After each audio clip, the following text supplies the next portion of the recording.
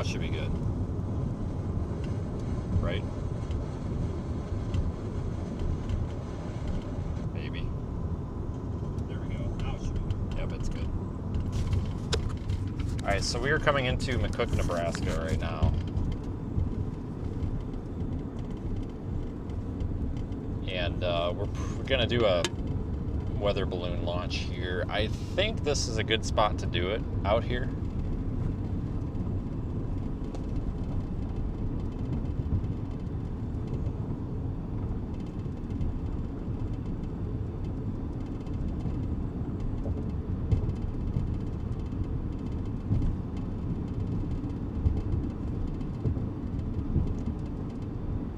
So I'm sure you've all figured it out by the fact that I am, you know, in Nebraska, that we have chosen the northern target. I'm sure that that's probably pretty obvious because I'm in the northern target. So that makes sense.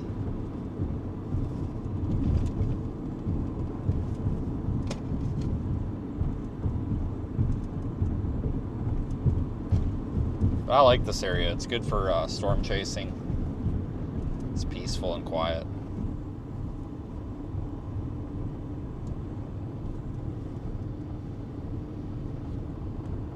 So we'll see what we can find or do.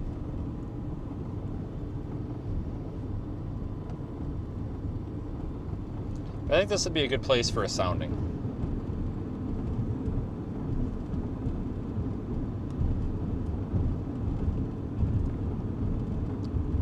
Kind of thinking maybe the Shell gas station there, right by the Walmart, might be blocked by the wind.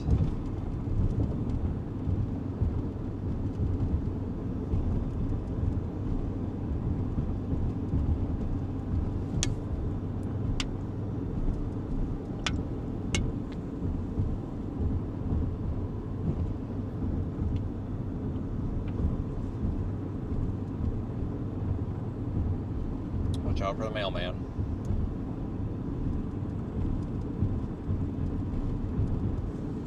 Just about into town. I think we'll probably head up toward Imperial eventually.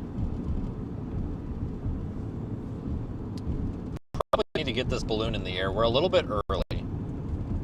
A little bit early. I would honestly like to hold off until about 2:45, but I don't think we can.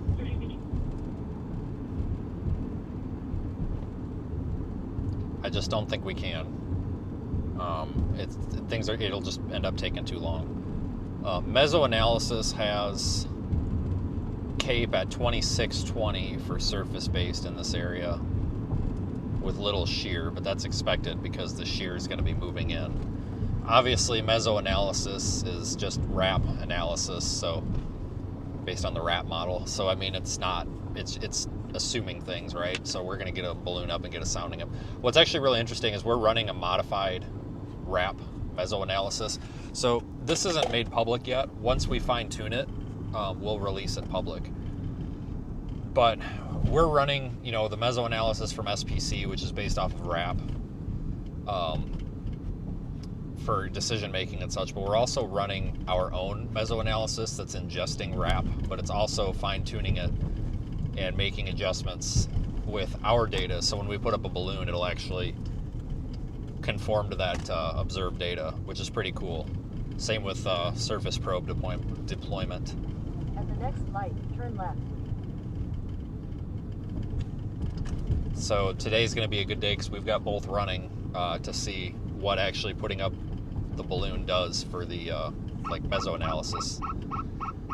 Obviously, it's not going to change a whole lot because we're talking about sampling, you know, one column of air versus, you know, millions of columns of air that exist in this area. You know, depending on how you define a column of air, obviously. But it's a use case. And imagine, you know, we've got multiple assets out here. We do more than one balloon launch simultaneously. Sometimes we can find things that models don't.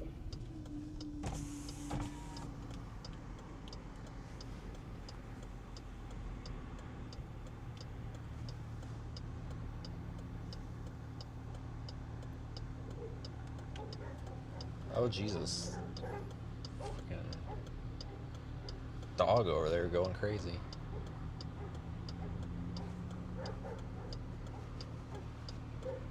All right. Well, I haven't been through here since... Was it 1039 Colorado? Oh, actually, we did come through here a couple weeks ago, I think. To go into Colorado. So I was going to say I haven't been here since last September, but that's not true. Me and Zach came through here.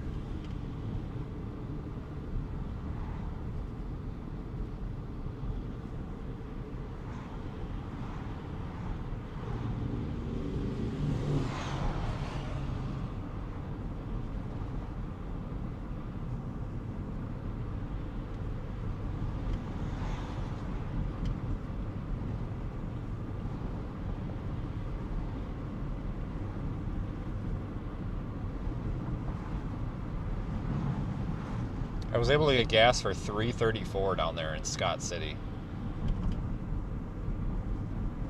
So I definitely took advantage of that because I'm sure, yeah, $4.04 up here. Typical. McCook's always expensive, so is North Platte. Even when gas itself isn't expensive. Well, we probably could have stopped for that, but we got through it. Oh well. I don't want the guy behind me to have to hit me, so...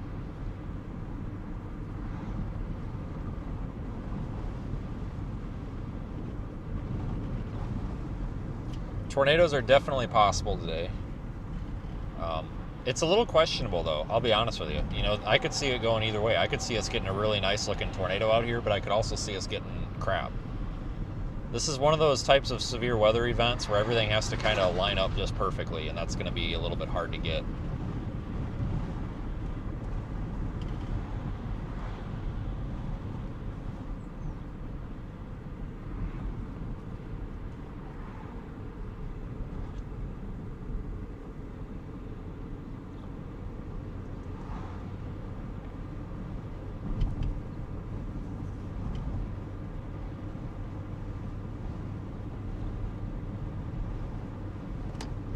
I'm going to stop at this Arby's and go to the toilet because I got to pee. And Arby's is a lot cleaner than those Casey's.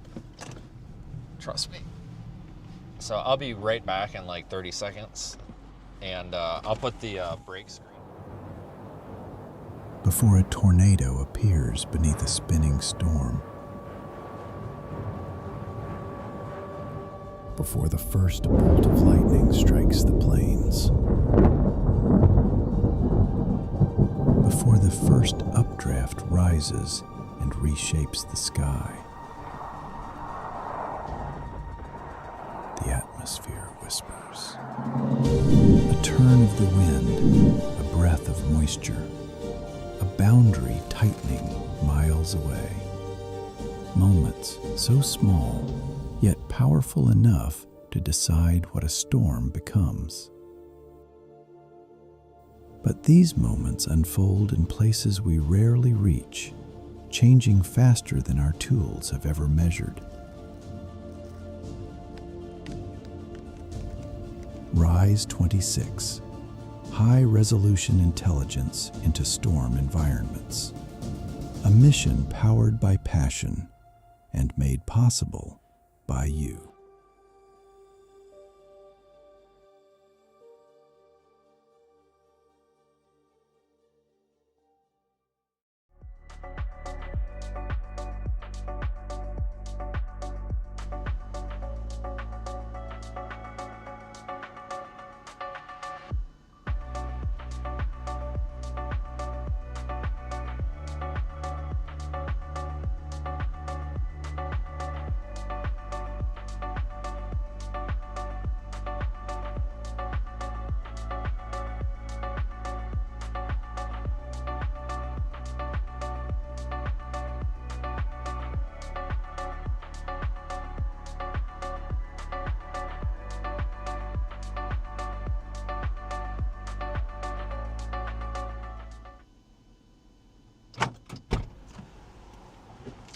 Okay, gross. Very, very bad bathroom. They should have their bathroom privileges revoked. That place is absolutely atrocious. That place should not be allowed to serve food. Somebody needs to come and demolish their bathroom. Like, literally just remove the bathroom from the premises. It is that bad. Absolutely disgusting. There should not, under any circumstances, be a bathroom allowed at this facility. They apparently are not capable of cleaning it, and or the people in this town that visit that Arby's are not capable of flushing a toilet or actually getting their toilet paper in the toilet, which doesn't seem to be too hard to do. But that place is absolutely atrocious, and they should totally condemn that bathroom, and nobody should be allowed to go in there ever again. Do not stop at the Arby's for a bathroom break in McCook, Nebraska. Like, that's sounding worse the more I talk about it, isn't it? Like, it's sounding like I kind of made that mistake on my own. So we could stop either here or at the Walmart. Honestly, it might be a little easier here. Yeah. No. Well, yeah, I mean, we can. But I'm afraid it might get caught on something. Let's go to the Walmart. I was going to stop there because there's that little retaining wall. And it blocks the wind, but I think we're going to get tangled on something.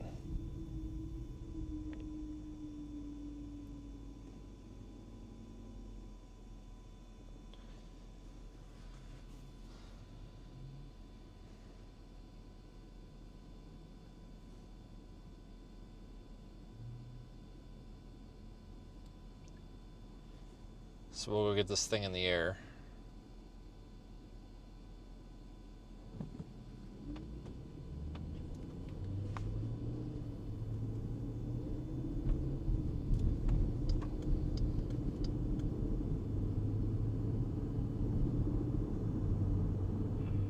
Haze 1044. Haze 130, 1044. 1044, 36 eastbound, all plus 115. Gonna be with the white Genesis passenger car. Wisconsin 46390, Adam Frank Tom. 130, 36 at the 115 eastbound, Wisconsin, 28 on a white Genesis. Come on, man. What are you doing? Ain't gonna get any greener. I can promise you that. I know this light's really short. It seems like it gets stuck in all the time. It is 23. A lot of memories at this Walmart. Exit the parking lot. Alright, let us see which direction the wind is blowing. And then go somewhere. Okay, so if we look at the flags, it appears that the wind's blowing that way, which is over there. So let's go on the side of the building. US 34 West, US 6 West. Let's just go on the side of the building, because that'll block the some of the wind. Because I'm a one-man team today, and you guys know what a miserable pain in the balls it is to try to get one of these filled and launched in the wind, especially in a public place like this where everybody's coming up. And because let me tell you, you know, it's great that people ask questions and want to be involved in this and want to know more about it. I think that's fantastic. But let me tell you, it makes it really hard to concentrate and actually get one of these up in the air when people wait until you're actually busy. Like when you're in a spot where you really can't talk, that's when they wait to come try to talk to you. And then they get like, a lot of times they get kind of pissy or almost rude. Like if you tell them that you can't talk, you got to wait. So most of the time people are understanding, but I always tell people like, hey, you got to give me a minute. But sometimes they're like, well, that's rude. And it's like, well, as you can see, I'm inflating a ginormous balloon right now that's the size of my car in a, tropical storm force wind gusts here. Can we just hold on 2 seconds? But otherwise, most people are, of course, just fine.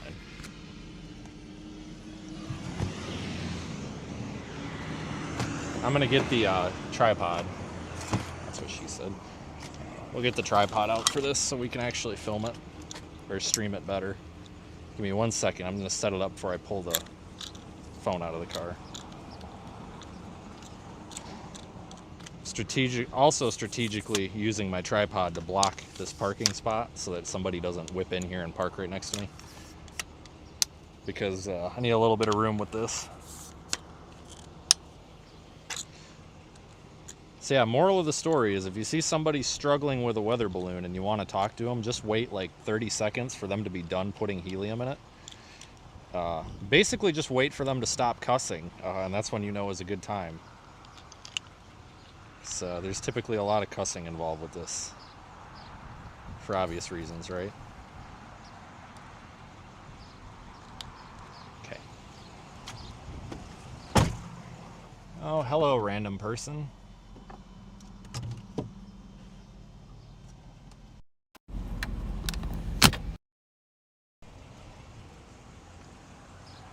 See, nice wide base so it doesn't flip over. Oop. Well, that needs to get adjusted, apparently. Hello, other random person.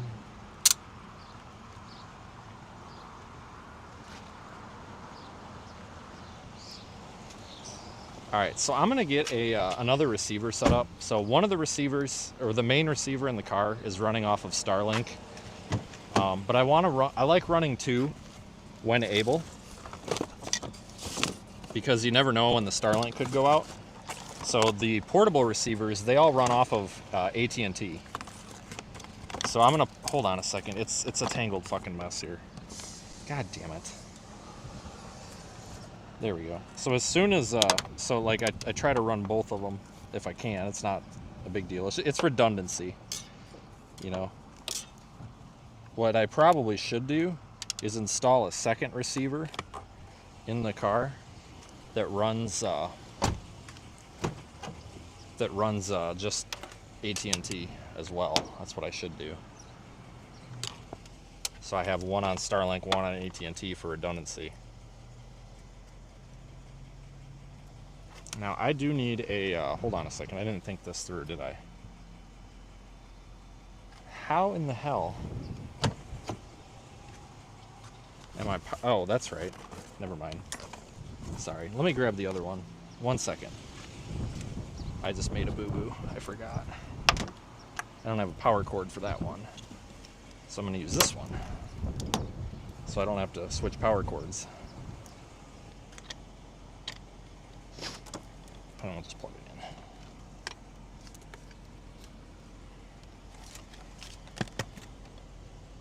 in. Just simple redundancy. Great way to reduce possible failure modes, like the Starlink losing signal for a sec.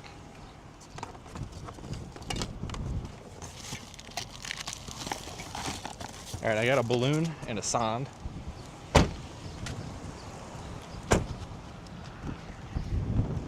And of course, now the wind is changing directions. Why wouldn't it, right?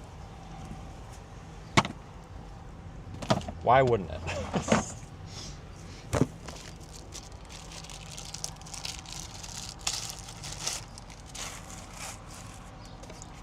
It would just make too much sense for the wind to go one direction and stay one direction.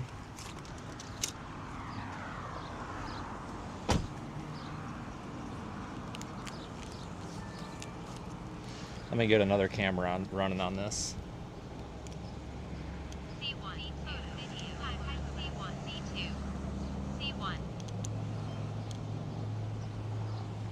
Okay, another. So I'm gonna get the sonde powered on because they do take a minute to boot up, and then if we have a problem with the sonde, we'll know. We'll know right away, and we can switch off of it.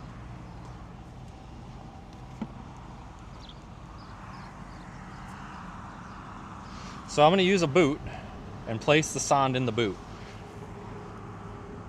That works really well. I was going to 3D print something, but nope, we're just going to use the boot. It's great because it's it's radio transparent. It's not an issue. I'm on the right mic, right? Yep. Okay. So we use the boot now. And honestly, I couldn't be happier after doing it this way. So we'll just keep an old boot in the car. It honestly works great. No complaints.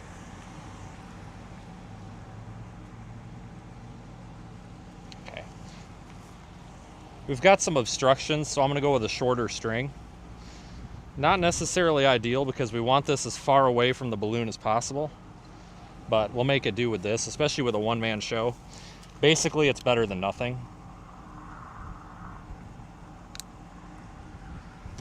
A little bit of a compromise, but that's okay.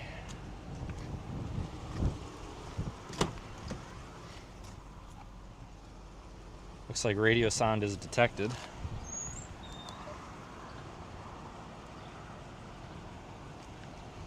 I'm showing 88 over 58, so I'm good with that. So she's, ow, god damn it. So it's probably working just fine. I need some helium. This will take a second because I gotta switch the helium cylinders. I forgot to do that, so just one moment. I gotta switch which one's got the lid on it. Oh shit! And are you serious right now? Can I seriously not get this off of there? Oh, there we go. I was gonna say, you're kidding me. Is it really stuck? Yeah, it is actually stuck. Are you serious right now, you dumbass? Why did I do this? Ah, fucker.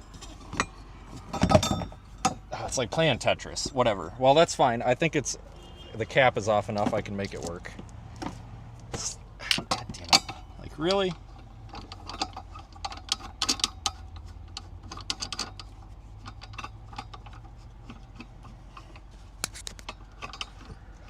Just gotta put our fill hose here on and get that tightened down.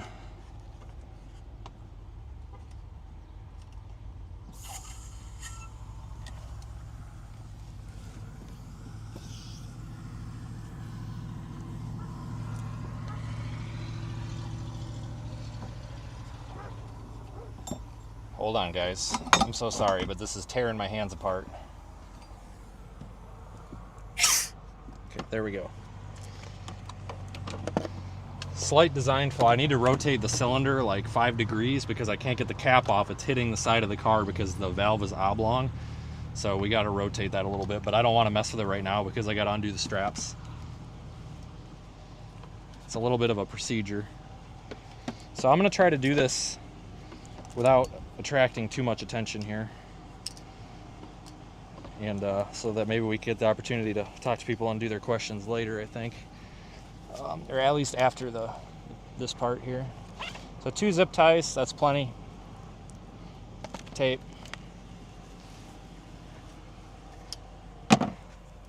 I've got the weight. So I know when we started doing this, a lot of folks, you probably heard me talk about how we need to use duct tape and not electrical tape. Everybody recommends electrical tape. Everybody that does this in the field says use electrical tape. And I was like, you know what, duct tape's better. And it was better until I really started using electrical tape. And the electrical tape absolutely is better. So that's why we switched. Duct tape works fine. Duct tape is nice because you don't have to wrap it as much.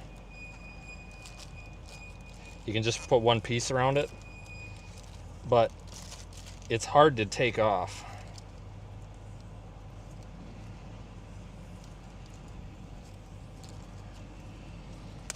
So we just run some electrical tape around it. I know it's hard to see, but I don't know if you can see this or not, but we just tape it to the hose. It seals the hose just fine, but this keeps it from flying off on me when I don't want it to fly off. All right, so Sand and the boot are going over there. I'm gonna try to do this on the ground. I don't have my moving blanket with. I really should go get, if I had a moving blanket, we could do this easier. But I want you to understand, folks, this is going to be an absolute fight. So there will be some cussing. And this ain't gonna be ideal because this absolutely is gonna be a fight in this type of scenario, because of how we're sitting here.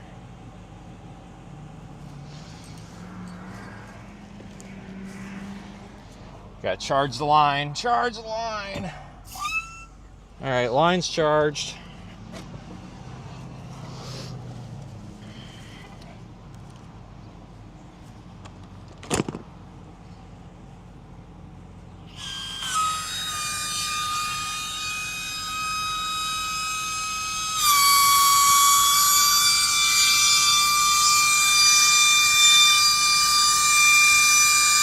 Pray we don't have any wind for a minute. Nice and calm right now.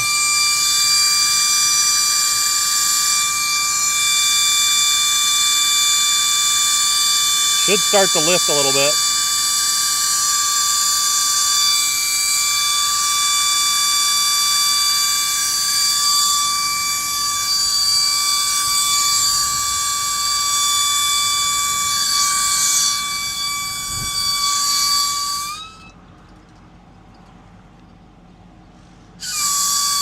My hose fills a lot slower than Zach's. Smaller diameter.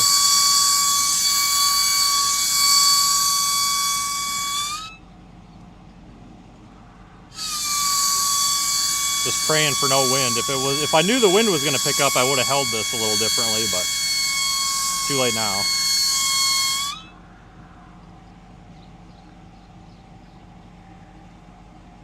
A little more.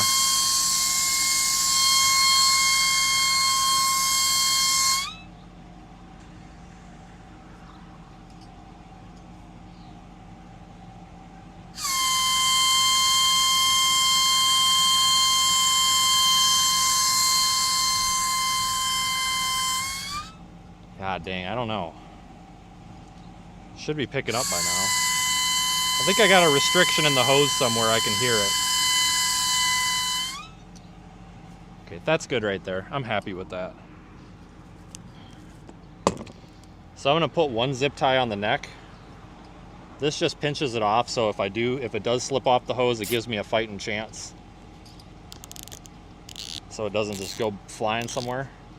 Now the right way to do this, honestly, is with string, because these zip ties can be abrasive and potentially could rupture your balloon, but there's only, so many ways to do something, and when you're fighting in the wind like this, see, it's not much we can do. The ideal way to do this doesn't always work when you're on your own, and kind of is what it is.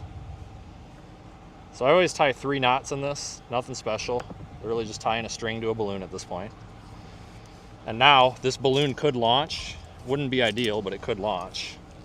And I don't know if we got enough lift in here, so this one actually, god dang, I hope I got enough lift in this one. Oh yeah, we do. So it could launch, but I like to fold the neck up just like that, which is the part that we fill. And the reason for doing that is it covers that other zip tie so that it doesn't poke the balloon as it expands. But it also kind of pinches that string, and that string really can't go anywhere unless it were to actually break. So even if I tied a bad knot, it could slip off, but it wouldn't matter because it's captured in the neck. The reason that I use zip ties when doing this is because I can't hold this and tie a knot at the same time. What does that sound? Watch possible. Okay, so we're gonna let this thing take off. But we are gonna confirm before we do anything that it's working, because we made that mistake last time.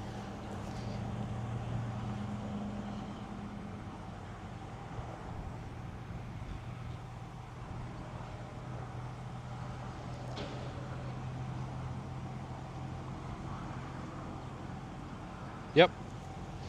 Oh. All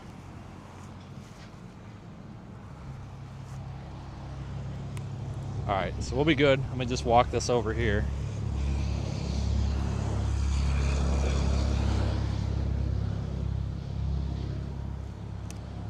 Straight up. Whoa, look at that. Jesus Christ.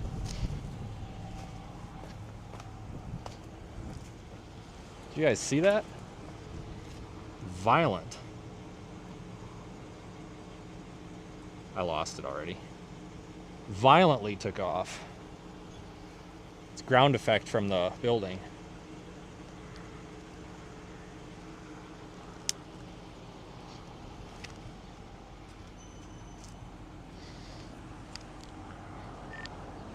Launch is good in the air.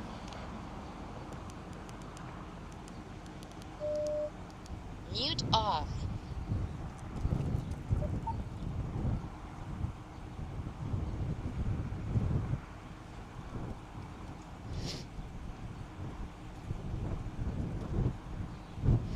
All right, so now let me get this stuff kind of put back.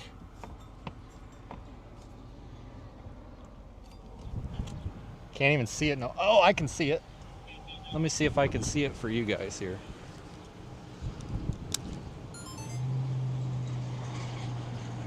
Hold on, let me find a reference point. I can't see the fucking screen here. I don't know if you guys can see it. I'm trying to find it. I can see. Nope, there it is. There it goes.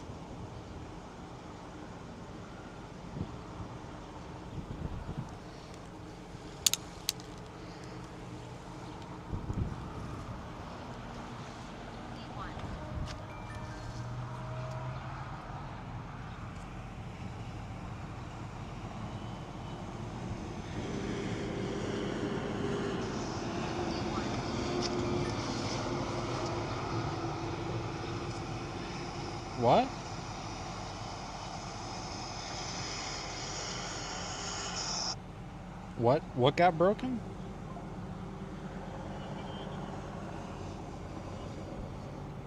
No, I do not need to. Guys, I'm actually not even going to have the discussion on the FAA right now. I go through this every launch, folks. We are not in violation of anything, I promise. Oh my lord. Every day. Anyway, so I got to get this thing, this hose purged. Loud noises.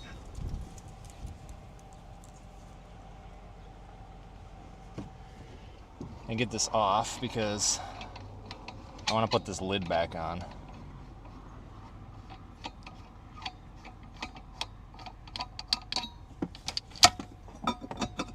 I don't know if I can put it on. There we go.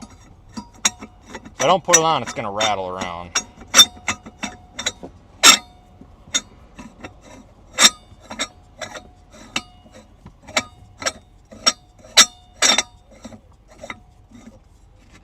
Alright, let me get this. Got a lot of things to do here in a short amount of time.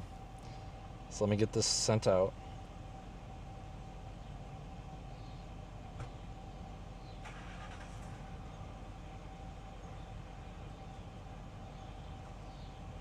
Let me just get this put together. Give me like 2 minutes here, folks. All this should take. Way to do this, honestly, is with.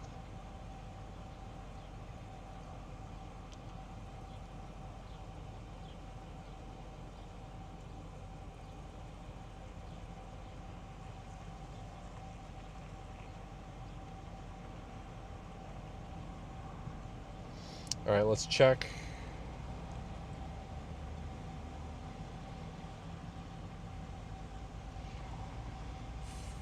Wind, it's actually a little bit windy up there. We got 40 to 50, 45-ish mile per hour wind at times up there. So we are getting some low to mid-level support.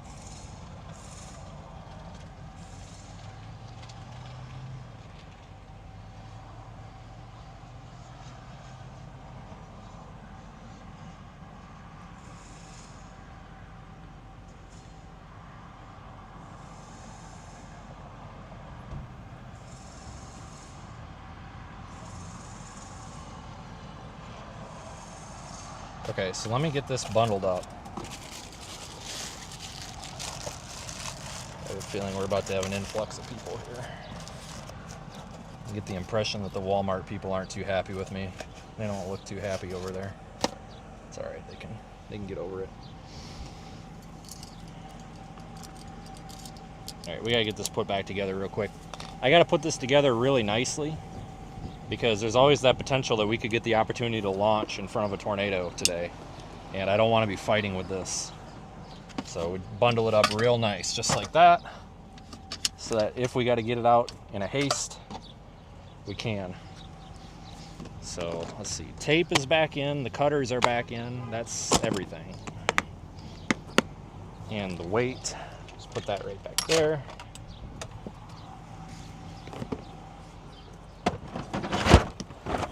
All right, so that's it. Let me get my boot. I'm telling you, people, the boot method works fantastic for those.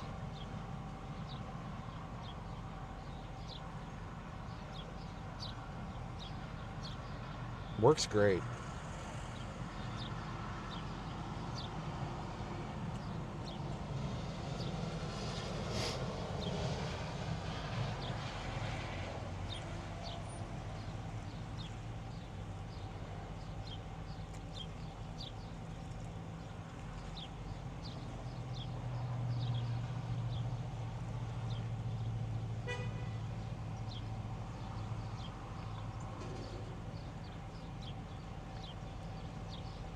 All right, I'm just trying to get this posted here on Facebook now. All right, there it goes. And let me check the data. Okay, so we're at 10,000 feet. It's coming in just fine.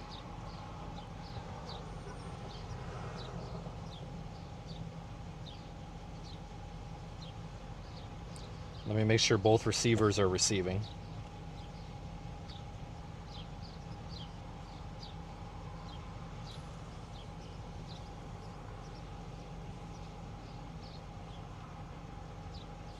I think so.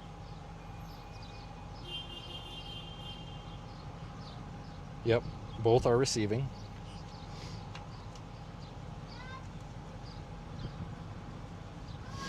All right, so we're good. We got our data coming in just fine.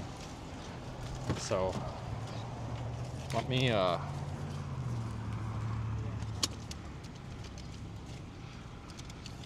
get this crap put back together.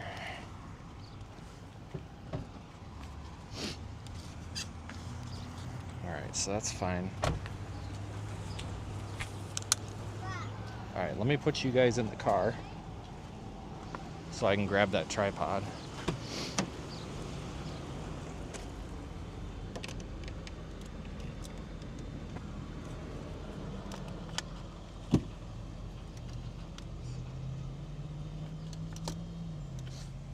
Okay, you're in.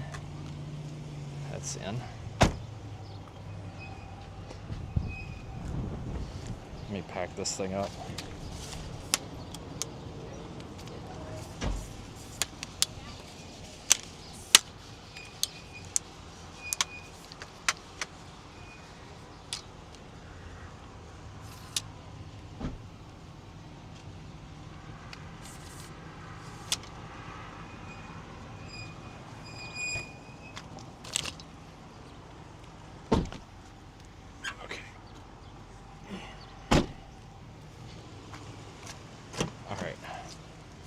So that's up. All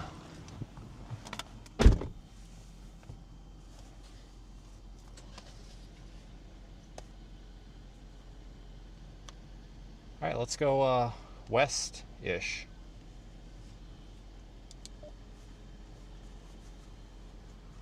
Before a bunch of people show up, because I think there's a bunch of people. Yeah, the Walmart guy does not look happy with me. I don't know why. But I imagine that this is probably suspicious to them. He's just over there like mean mug. Like, he didn't look like he was observing. He looked like he was like one of those people that's gonna be like, I'm calling the cops on you. No trespassing. Okay, man.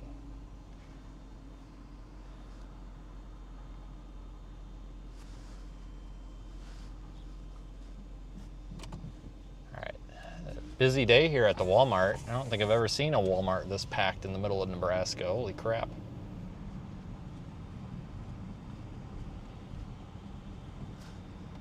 I tell you what, that balloon took off violently though. I know you probably missed it, but holy shit.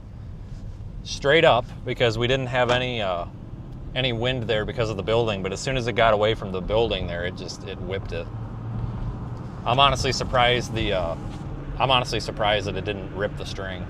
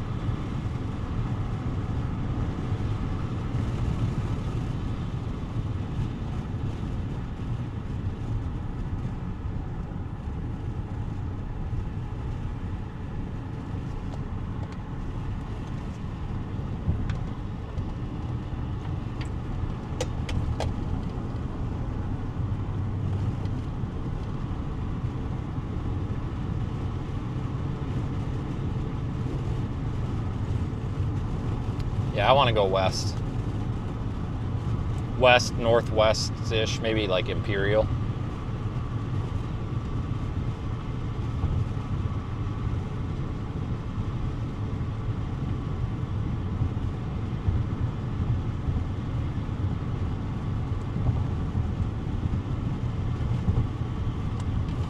I don't know if I told you I was 10-8, but I'm 10-8.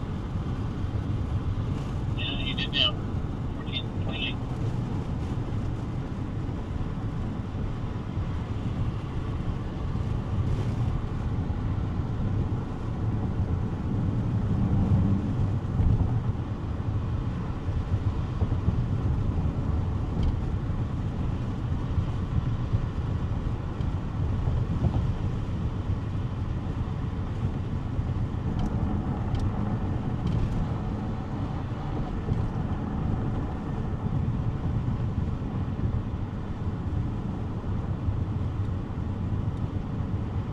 All right, so sounding's up. You guys see the data coming in? A little bit of, I don't know, it's a little dry at the surface for my liking, but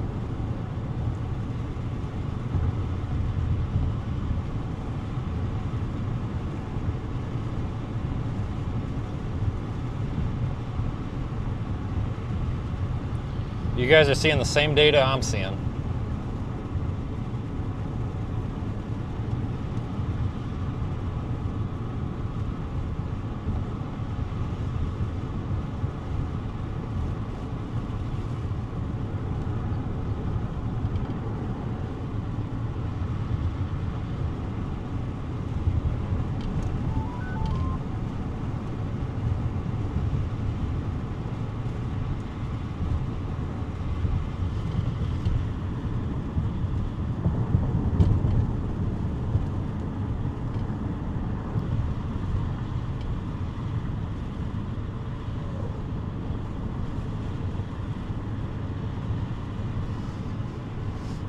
Yeah, so we're kind of misfits here because we push the limits a little bit with what we're doing. I mean, we literally just shoved a radio sonde in a boot to launch it from a Walmart parking lot. But that's what I like about what we do is we don't really have policies and procedures outside of the ones that we have to protect the integrity of the data.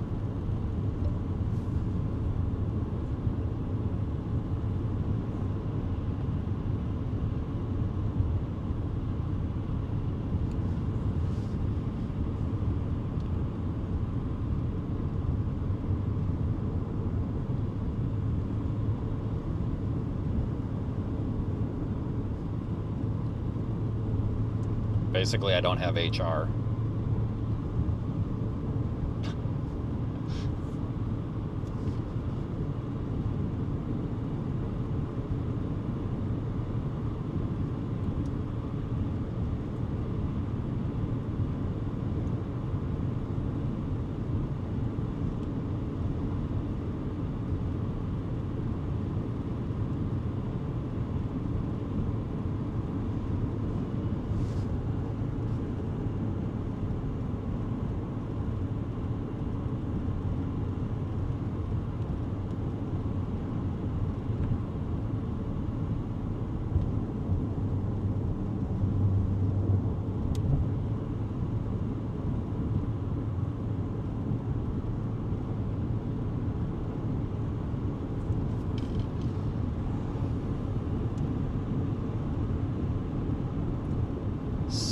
So, I think Imperial would be a good spot. We might be getting a little too picky here, honestly. It probably doesn't matter.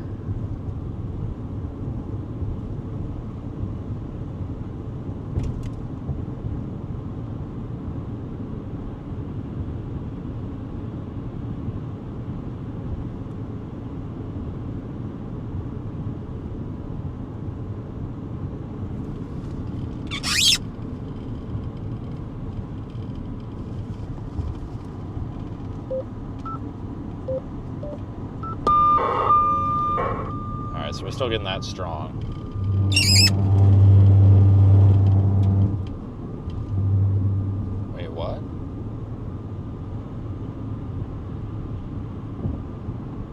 What's wrong with it?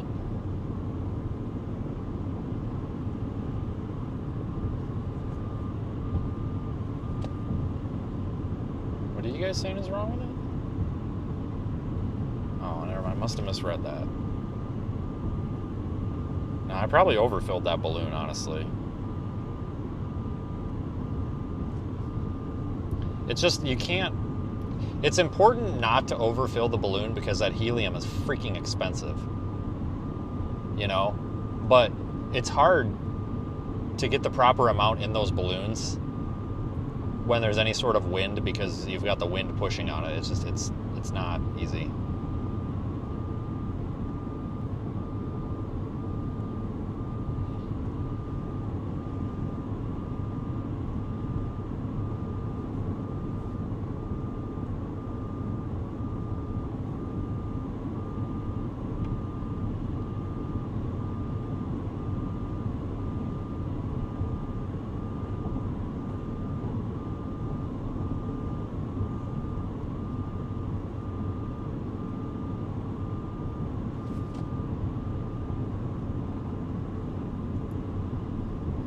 Today will be interesting because if we do get a tornado, we're going to have a nice sounding to attach to it.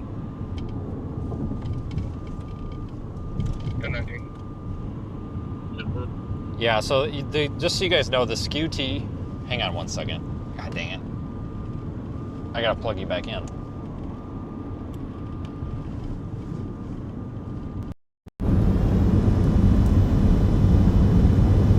The skew T that you stream is about 60 seconds old.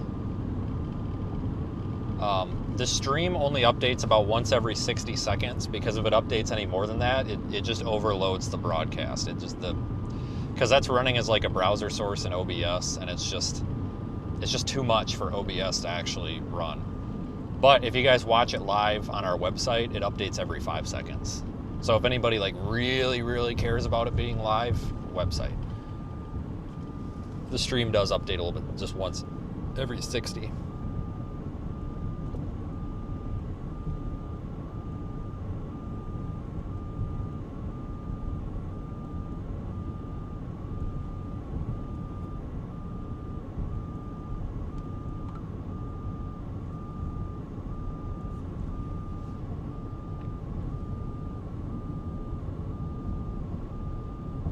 Yeah, we just launched a radio sonde carried via a weather balloon out of my boot.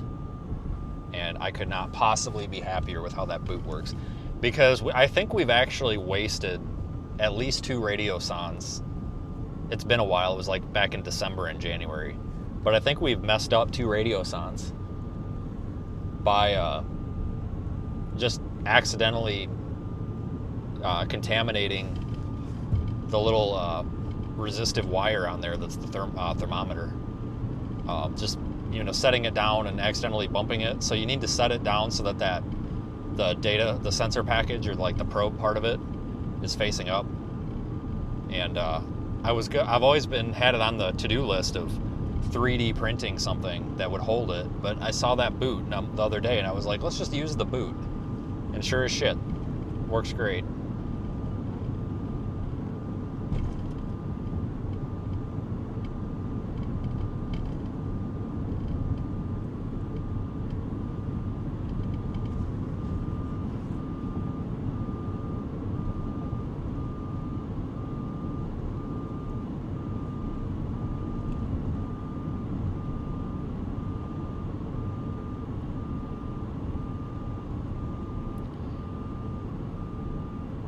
Pressure's at 437 up there at 22,500, give or take.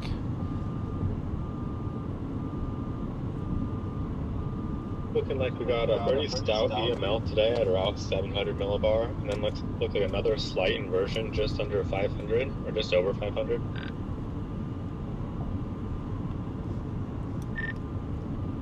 All right.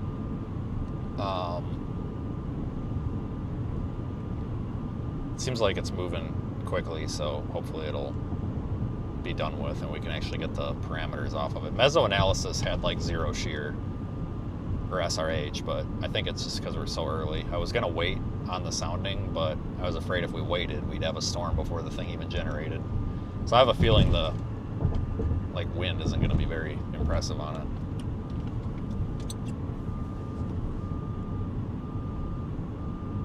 it. Interesting. Yeah, our ascent's been pretty perfect this whole time, hovering just at or under 5 meters per second. So yeah, hopefully we'll get our data pretty soon. Yeah, maybe we didn't overfill it.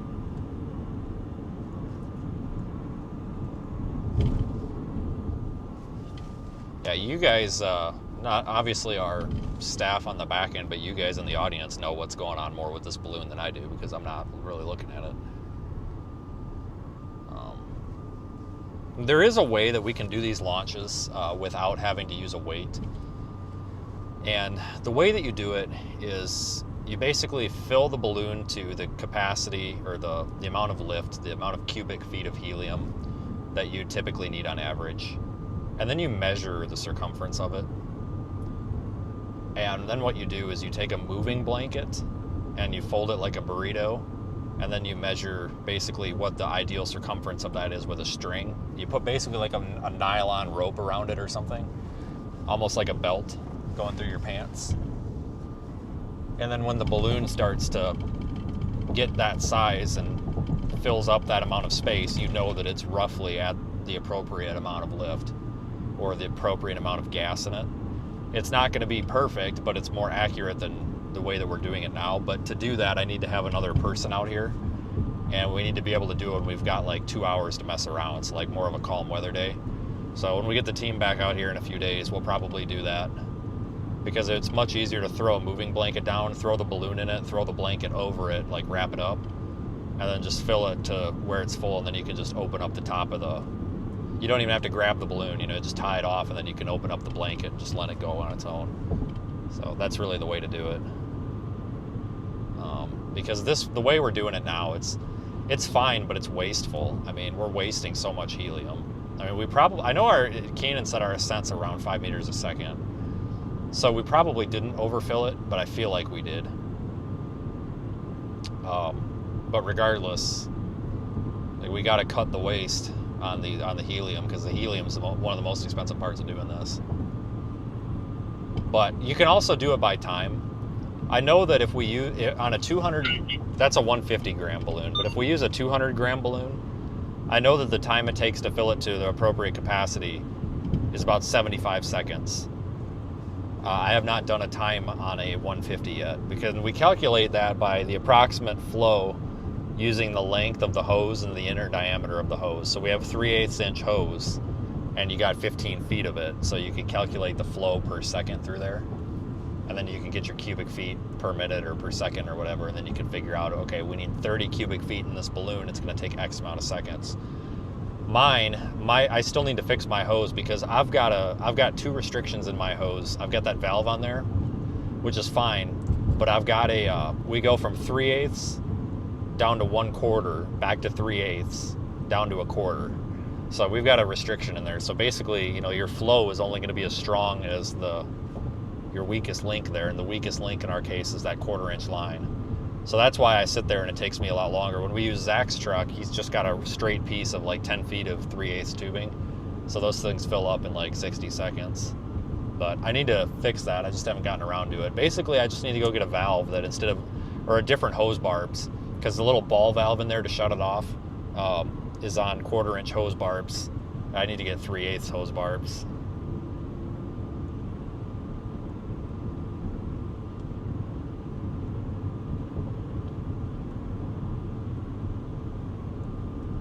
But doing it by time is a little bit easier. Honestly, all I need to do is just go buy a stopwatch and we'd be good to go. It's probably what I should do.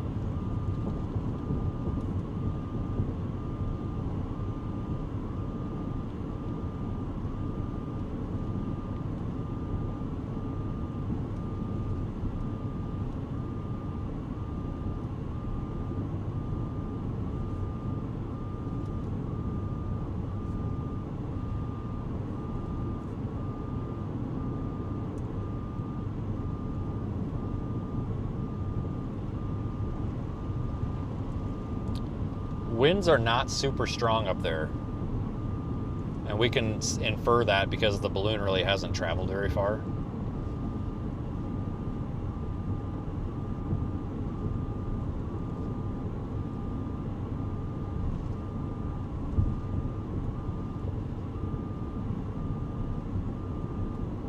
I mean, I'm showing, yeah, max wind speed has only been about 45-ish knots, or miles per hour rather.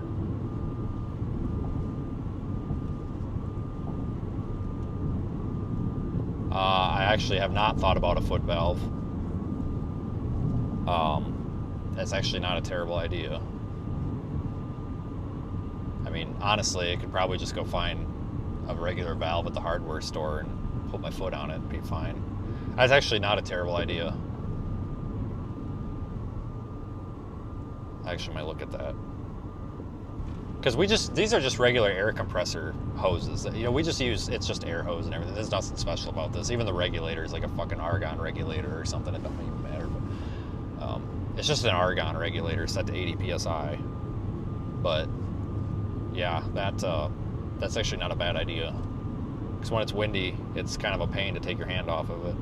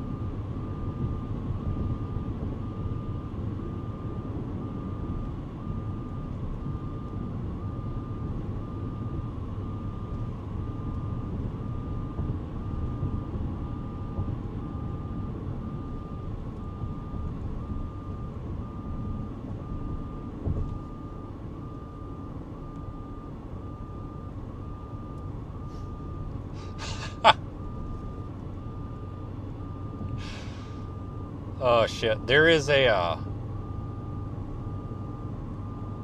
Jesus Christ.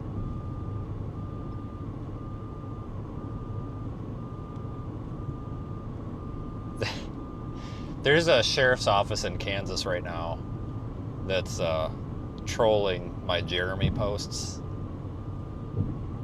They've gotten on like 4 of them, and I don't think they like Jeremy, but now they're offering these. They're like, hey, we're friends with Jeremy, but I know the good that you've done, so we'll buy both of you lunch. So I responded with, I'll counter offer you ice cream, but Jeremy's got to buy his own. And I'm pretty sure I know who's behind the social media account too. I think they're the ones that helped me out like 3 years ago. I had a bunch of like brush. I went down a road that I probably shouldn't have went down. It was way too wet, and I ended up with a bunch of brush stuck under my car, and it was actually the sheriff that showed up and helped me pick the brush out from underneath. Like, so I was honestly afraid the exhaust was going to start on fire. And they follow. I'm pretty sure that it's that one.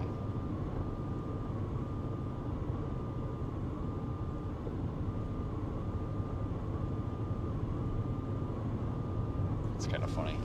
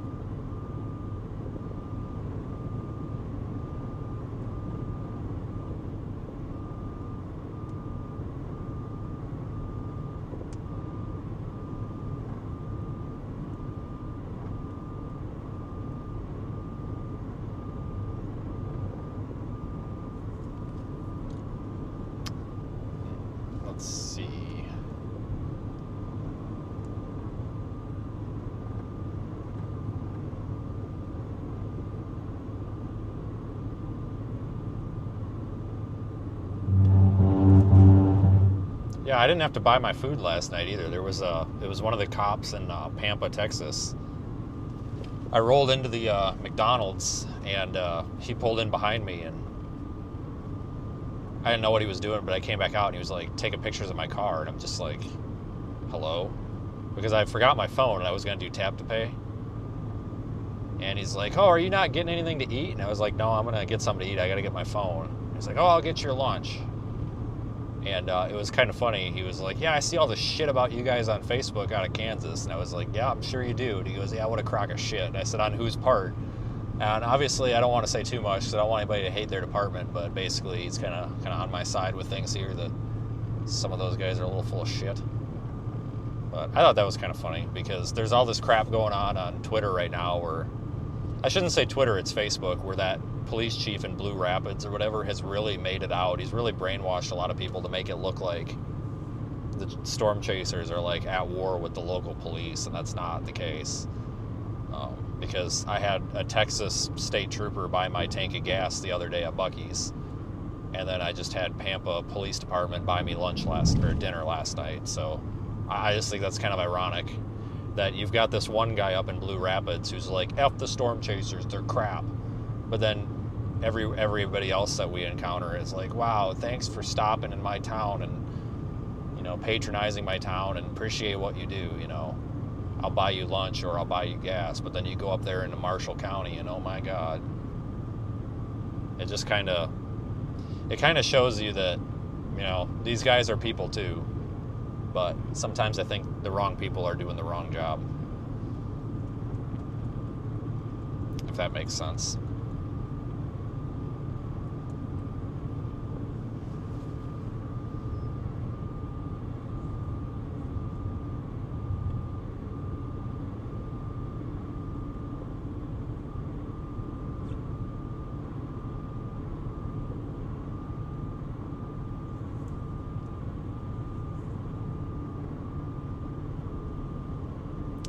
Correct, I do not like that Jeremy guy. I sure don't. But he doesn't like me, so it's okay. We don't like each other, it's mutual. It's okay. I kind of needed something to go off about, so it's a good thing that he gave us that attention there. What in the hell do we got going on here? Is this like a giant street sweeping conga line here, or what do we got? What in the hell?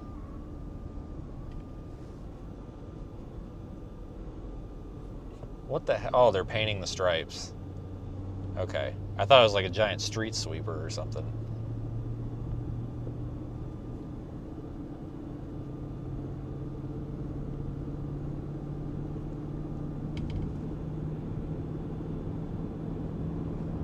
Well, that's like Keenan was saying about the balloons popping. Or small. I would love to use a smaller balloon, but the problem is when it's windy, that radio sound is just too heavy. Like, we really can't go smaller. It's really a predicament. Honestly, I need to invent a lighter weight radio sonde. But the amount of not only building, but then you have to do calibration and testing and stuff. It's like, I mean, you're talking probably 5 years of work.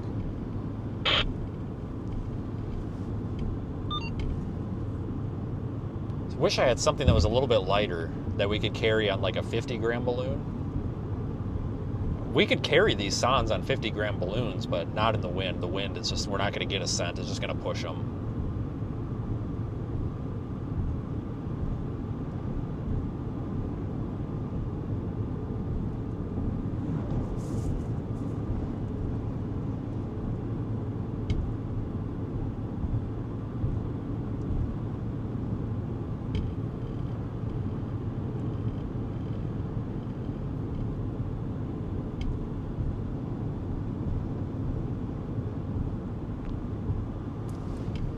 There are some really ultra lightweight radio sondes made by Medio Modem, but they're in France and there's like import tariffs or something. God, it's just so stupid.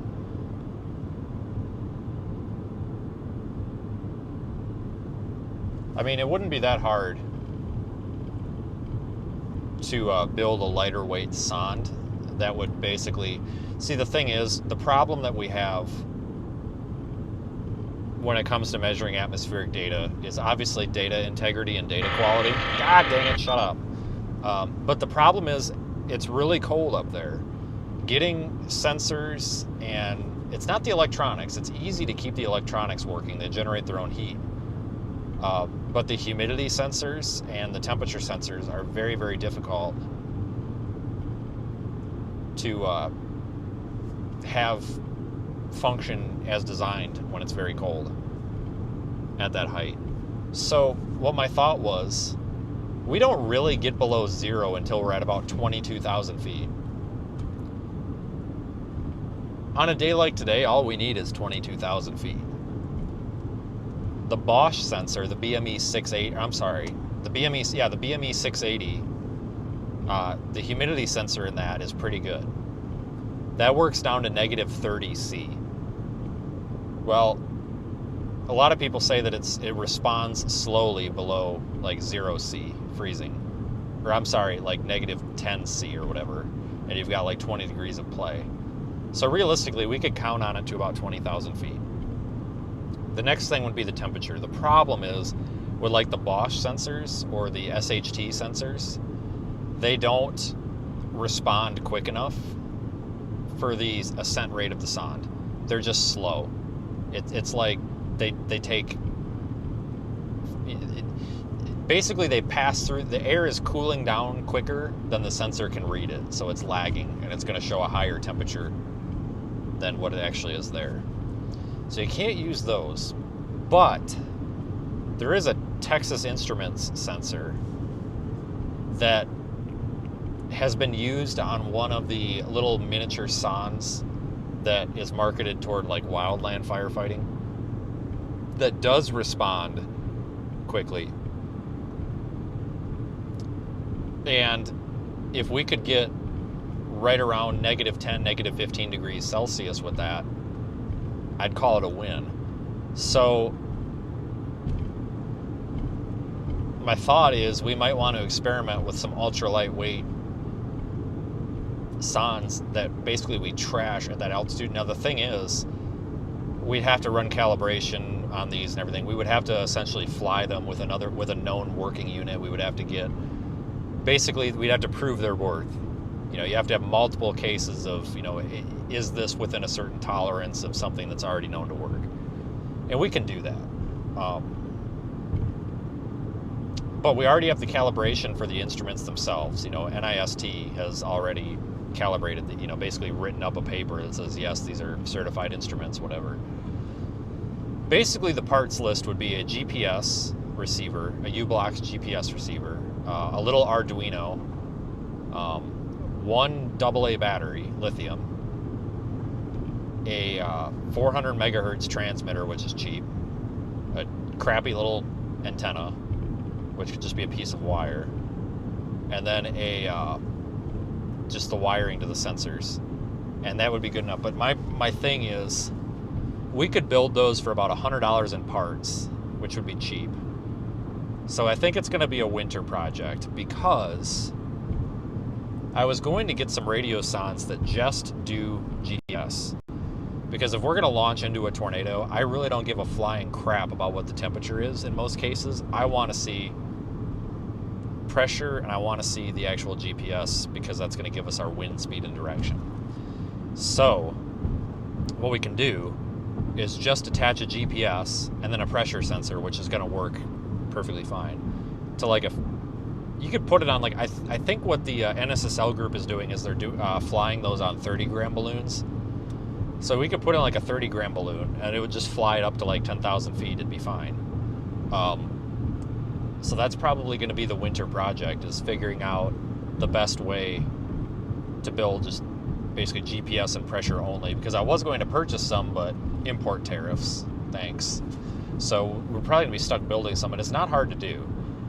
Especially with GPS and pressure, because it's not even really the pressure that we care so much about. We know there's a pressure drop. It's the wind fields, which just comes from the GPS. I don't need to calibrate a GPS. A GPS is a GPS. So I don't need to put that sonde through 50,000 ways to Sunday to prove that it's worth a damn. It's a GPS. It's no different than flying a cell phone with Google Maps on. So that's going to be the next. That's going to be the next thing that we look into. Because I messed around with it over the winter, and I was able to get one that it weighed about 90 grams. Now, if we get rid of the plastic case and use some sort of biodegradable fiber, so like anybody who's bought plants, you know how tomatoes, if you go buy tomatoes, a lot of times they come in those like almost like recycled cardboard type things, like that contain the roots. We'd want to get some sort of material like that and basically just sandwich the electronics between two pieces of cardboard and just hot glue the shit out of it. Honestly, maybe cardboard would be the way to do it because it's disposable. And we don't want to, I could put it in styrofoam, but I don't want to be littered in styrofoam everywhere. Cardboard would dispose or degrade, biodegrade itself. So that's kind of the current thinking. That's the current route that we might go experimenting with things. But that's not high on the priority list. But it's one of those things that we'll get to for next year. Would be great in hurricanes as well.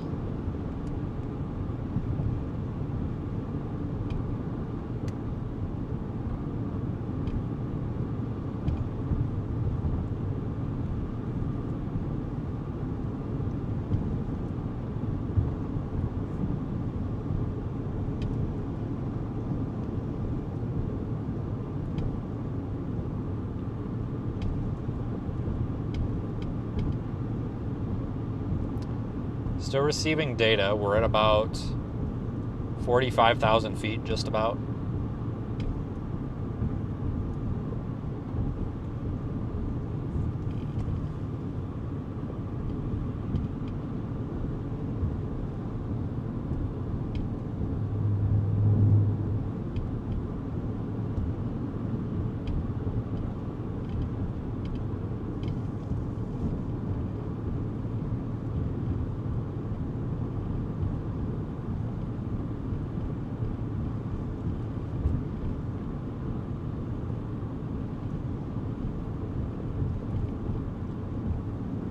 So we'll wait for this data to fully come in because we're not going to get that generated sounding that's going to tell us cape, shear, lapse rates, which is buoyancy. We're not going to get any of that until the balloon is popped because it is taking into account the entire profile.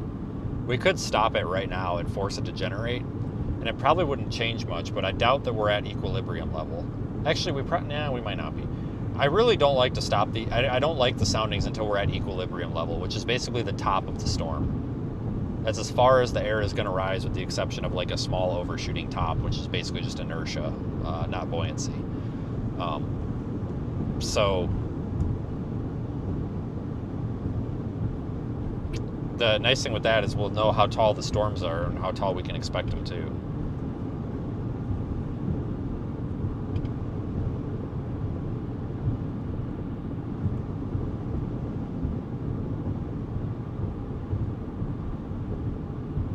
But our little low pressure center, our surface low, is off to the southwest, just tucked up there in northeast Colorado.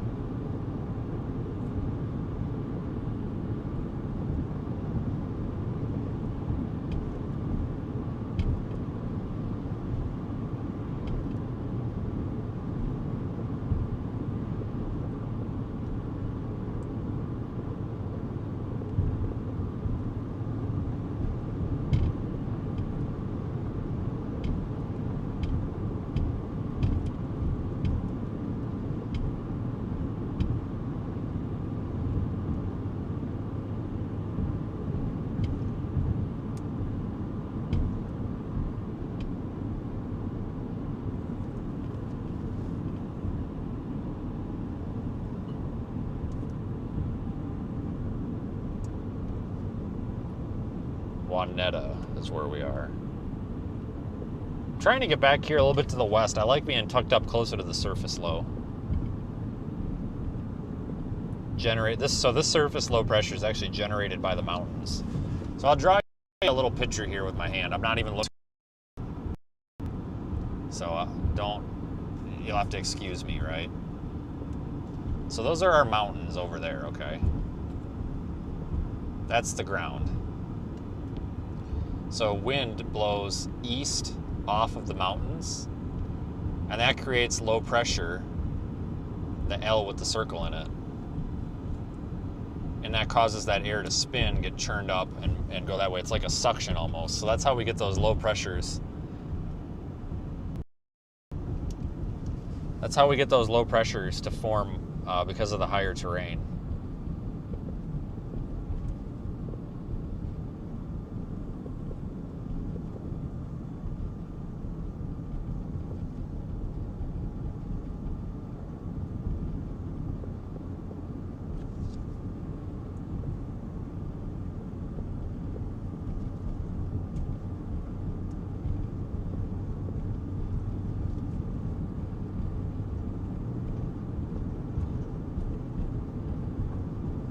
About 20 miles from Imperial.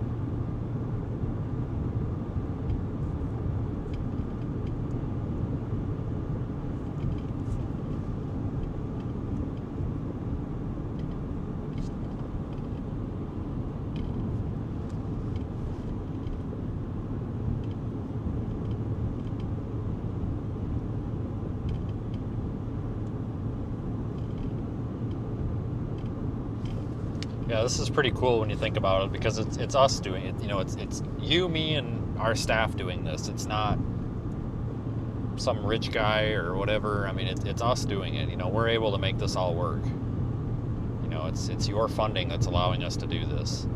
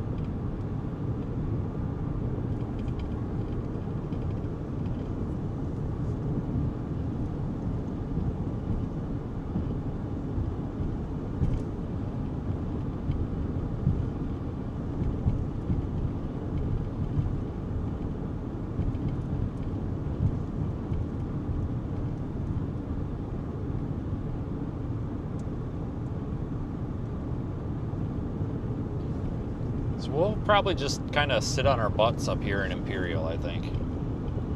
Because we can move around pretty good out here. It's nice and wide open. I'm still picking the sand up. As I would expect, it's pretty high up there. It's just the terrain's getting us a little bit.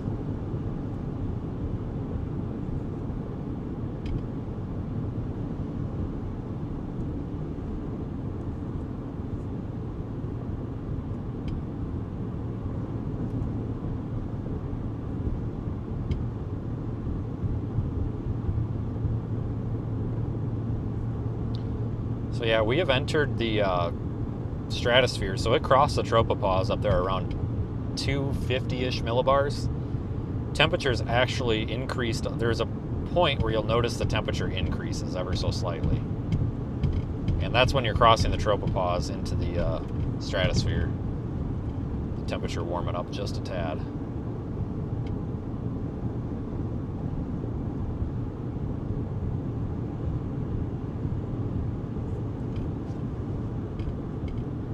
And when I say warming up, I mean that very loosely, because it might go from like negative 80 to negative 70, which isn't much, but technically warmer.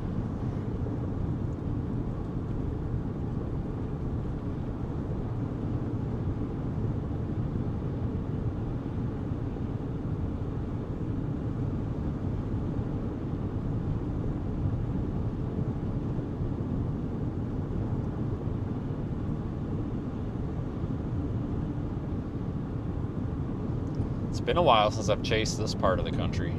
It's nice out here, though.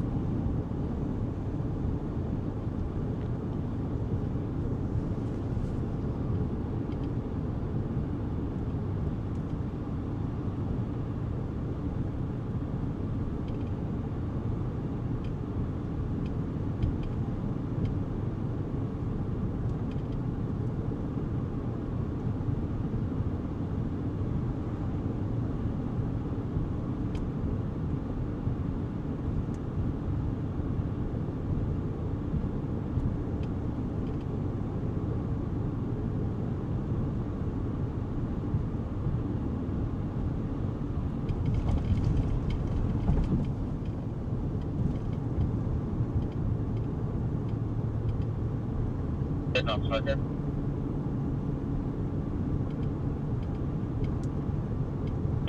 Start here, aircom.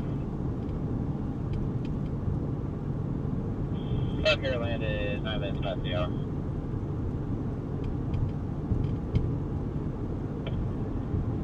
Sure, I have you down in secure 1509.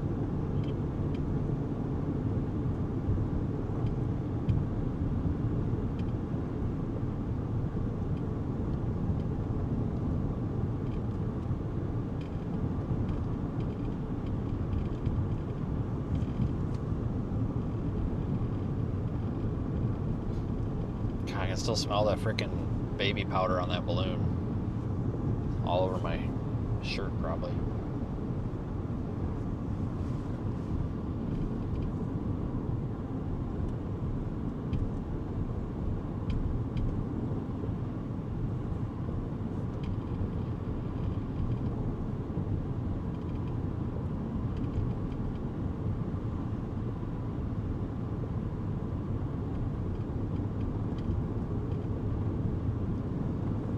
It's about 55,000 feet. I'd expect it to burst around like 75, 80.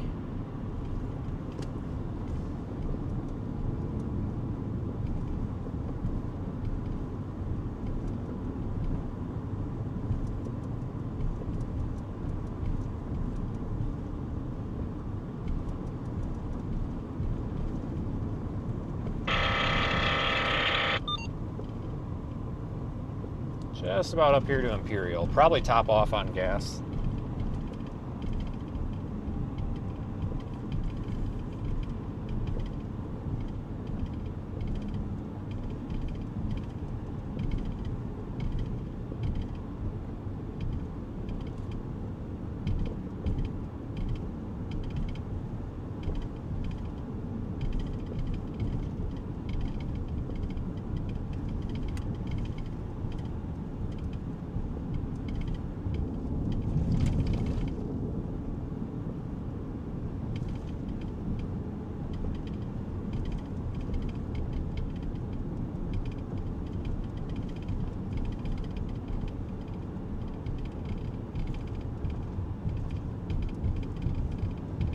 Seen a lot of really pretty storms out in this part of the state.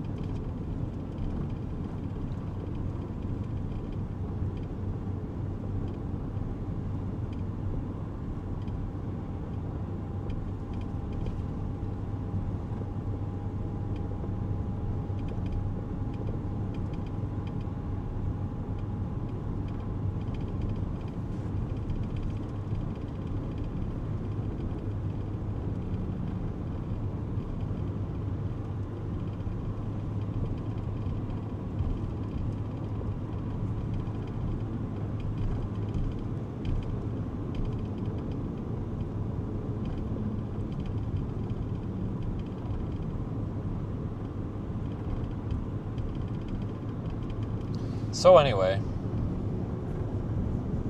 just anxiously awaiting our sounding here.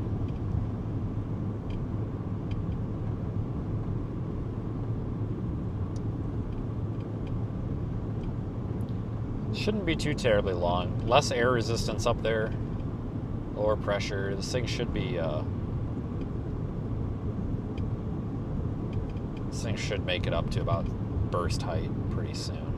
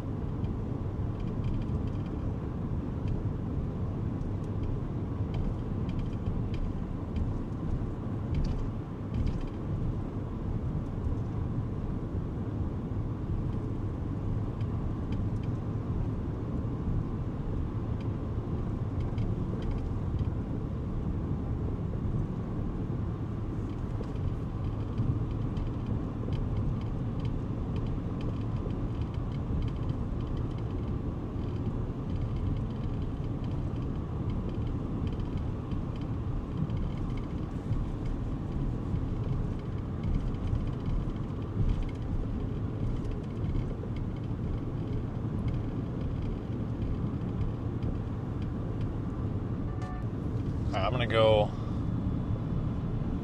back to full screen here.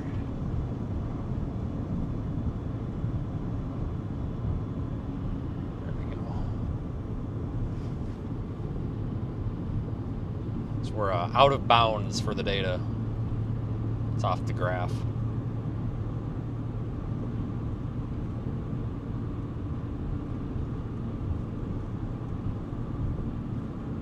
But you notice we got these cumulus clouds. We got a cumulus field out here.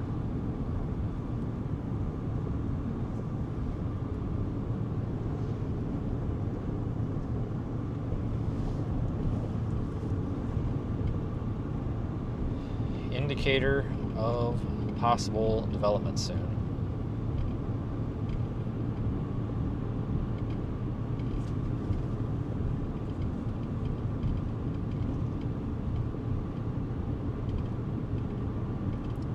I got 88 over 62.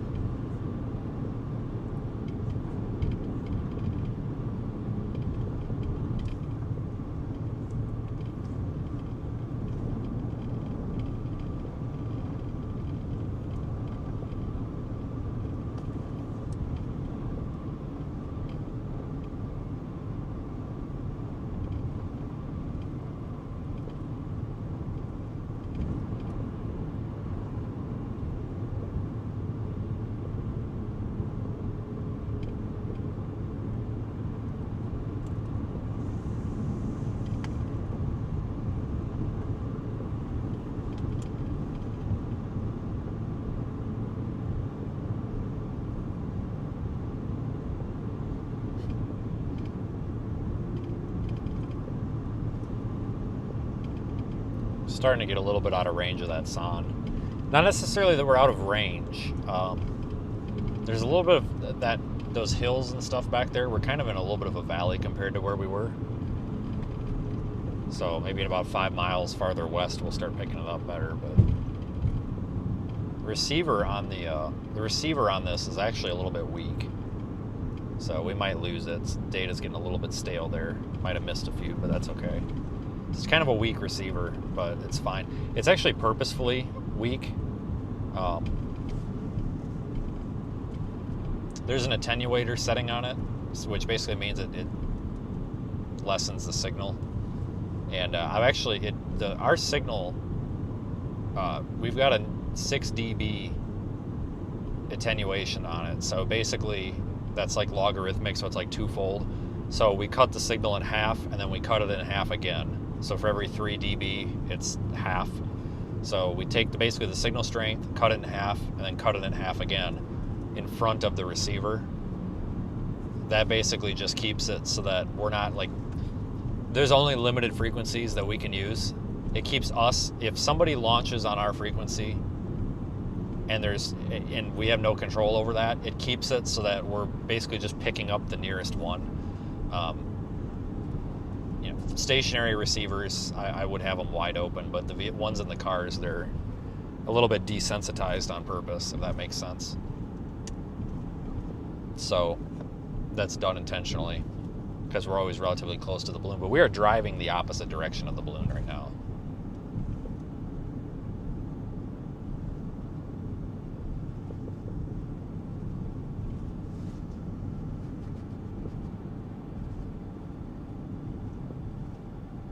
All right, this is Imperial.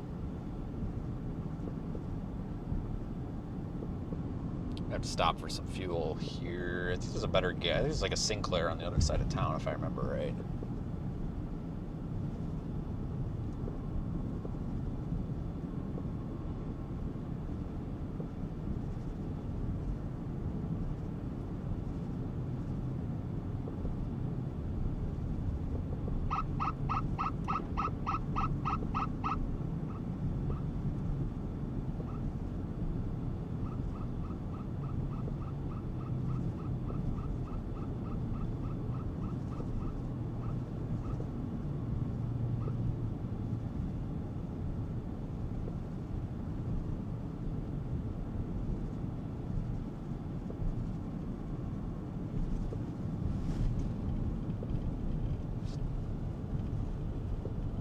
I think if you follow this road out to the west, I'm fairly certain that there is a better gas station.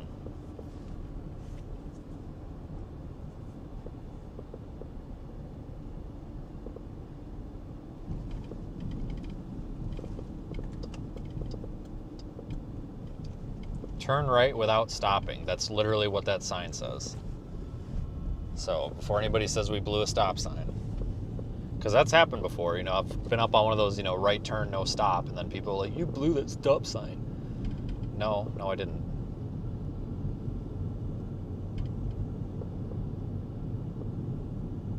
Right there is the Sinclair. Sure as shit. It's not where I thought it was, but...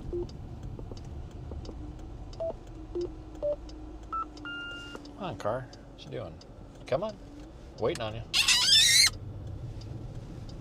Back to the Sinclair, because we just blew by it.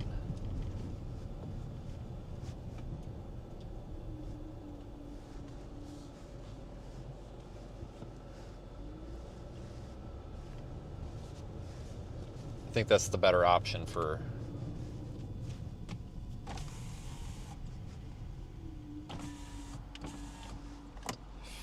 fuel.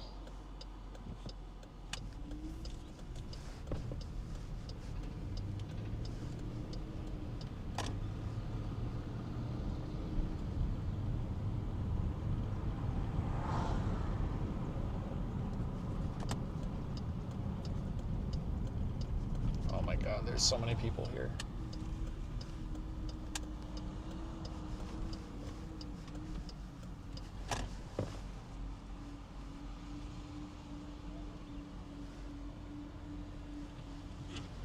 $469. Oh, 4069. Okay. Let me get some fuel just to top off, because I don't want to start this on a less than full tank, because you never know. So I will run this SOB out if I have to.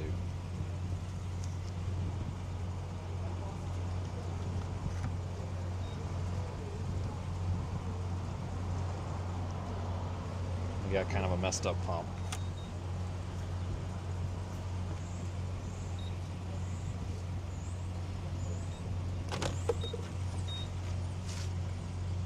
Shit. I just got the wrong. There we go.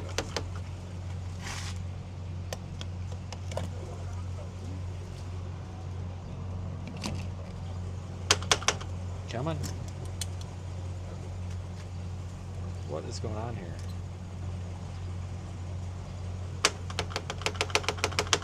Jesus Christ. All the time, man. Every time I want to get gas, it's always this. It's all...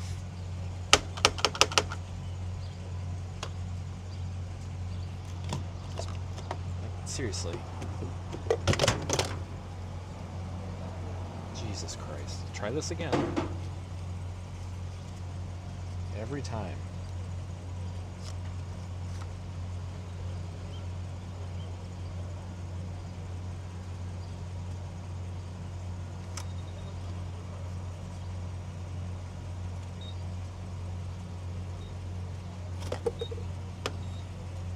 Now it's working. Maybe.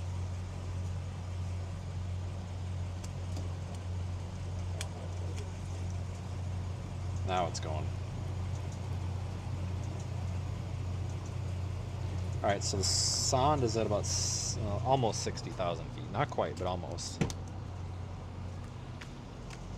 Let me offload this garbage.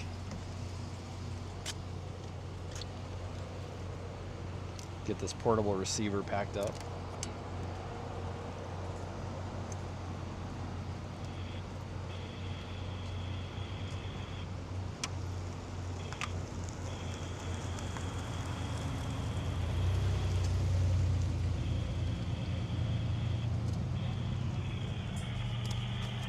Packed up and out of my way.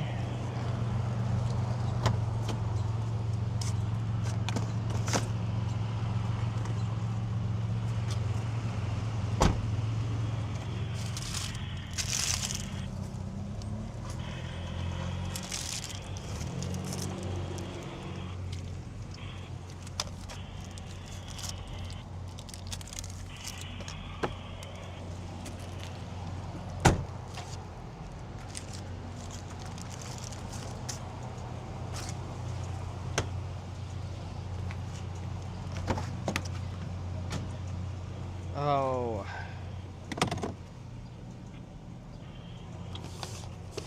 I gotta find my custard. There it is.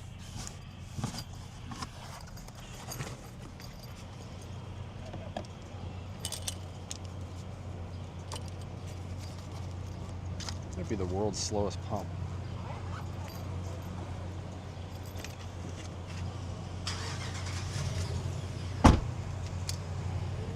I'm stopping the pump there. Anything more is ridiculous. Alright, let me get this crap from the launch out of the back.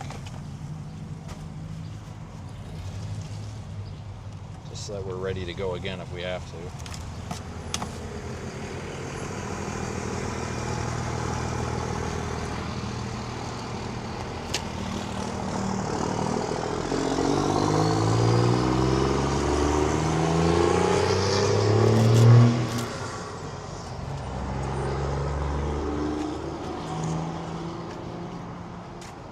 What other crap is floating around in this car that's going to get in my way? Nothing? Just this.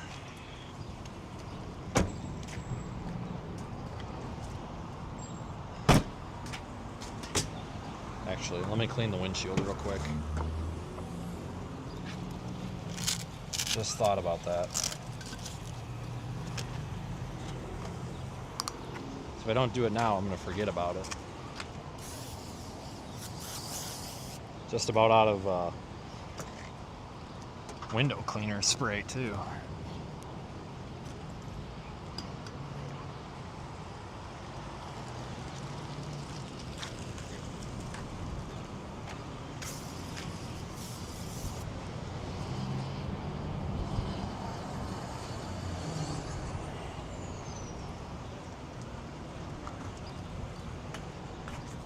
So that's that.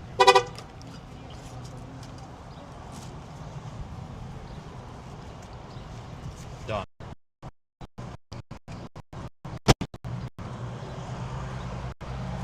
Alright. What do we got?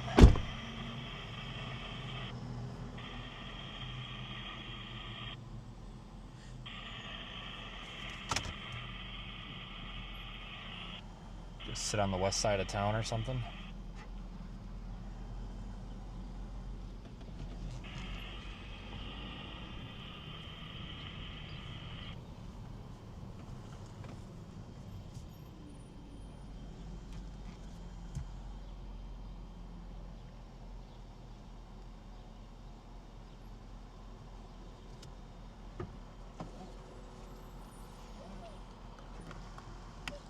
bunch of cars here. Holy smokes, man.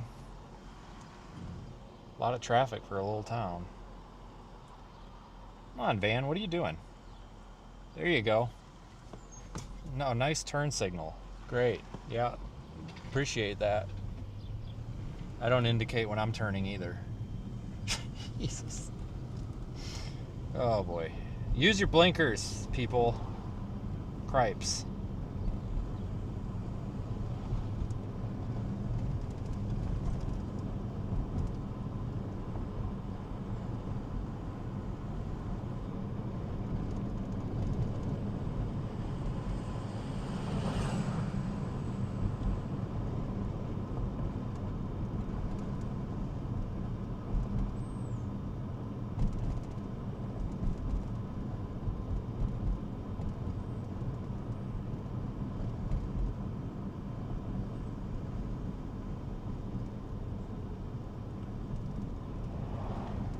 Alright, our balloon has burst.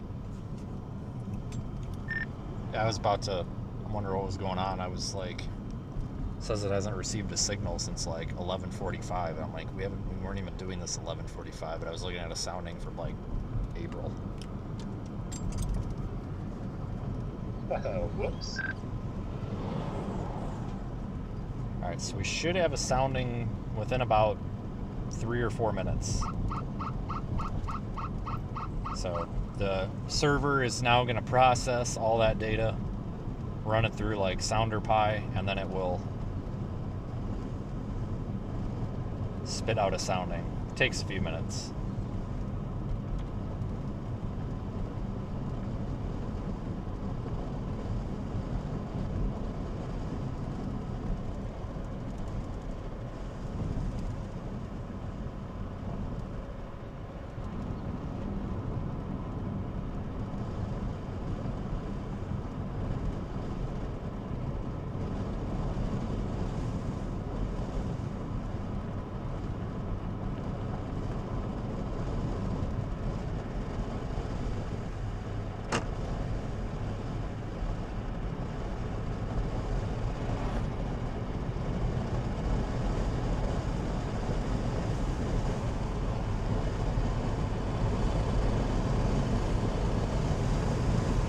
Find a spot. Alright, looks like the sounding just generated.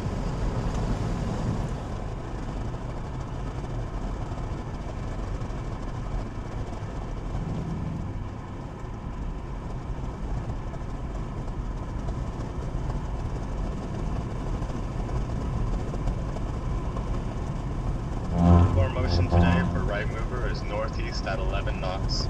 SRH between 0 to 3 kilometers, 131 meters squared.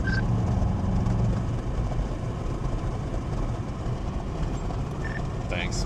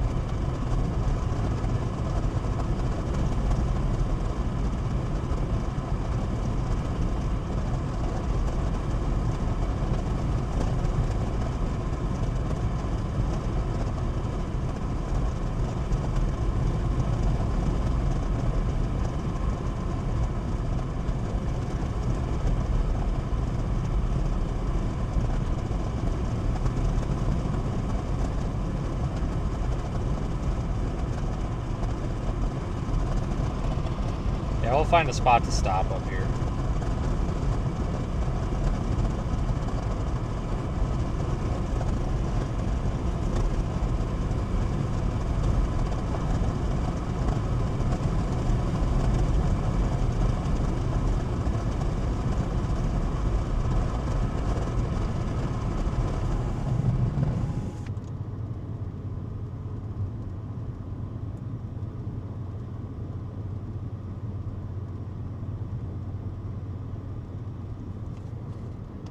All right, well,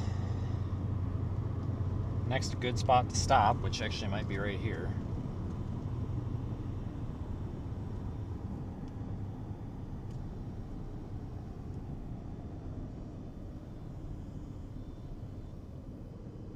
Left or right? Well, this says dead end. Well, yeah, this way.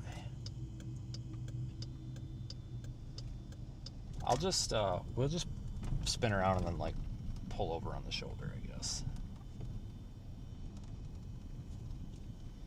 Actually, there might be a little driveway down here. Hang on.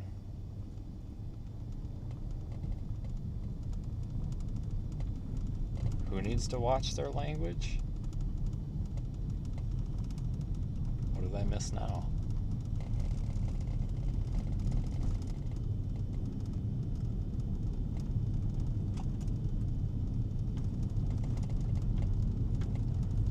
Oh, I thought this was a driveway, but it's not. Well, maybe it is. Yeah, it is. We'll use that.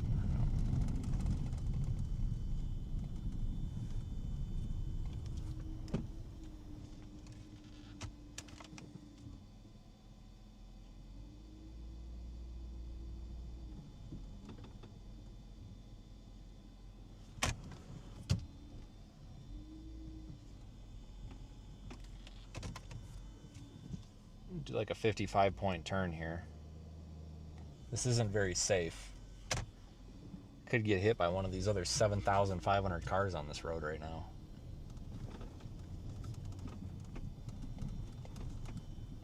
Just stop right here.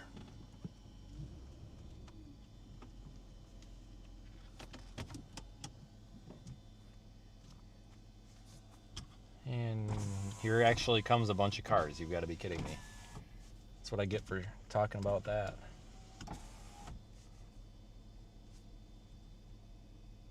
So let me look at, I want to see what HRRR is showing. Not that I really care about the HRRR this close to an event, but I just want to see if it's picked up on anything.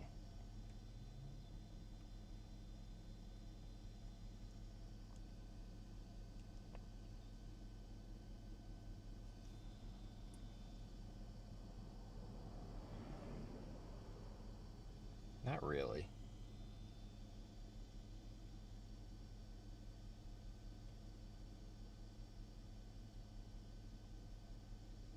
I mean, nothing new, just convection here in the next few hours.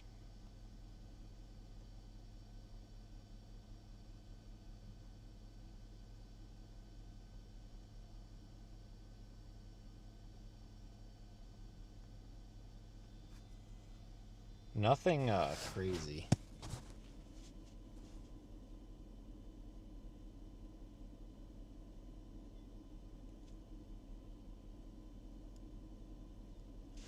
I'm sitting crooked. Let me back up and get level.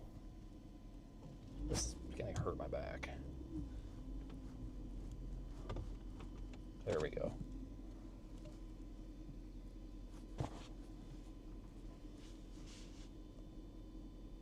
Let me see.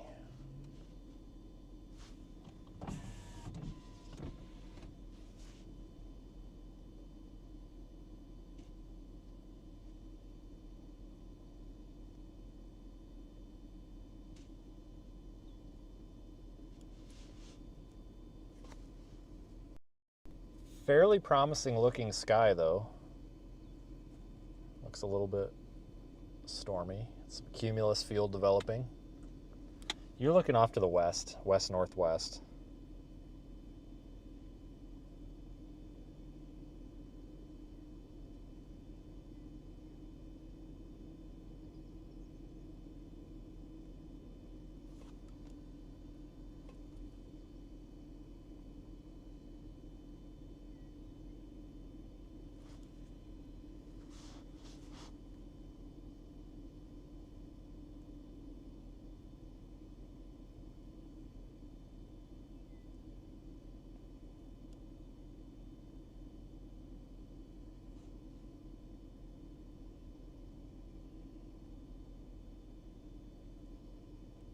Checking a few things over.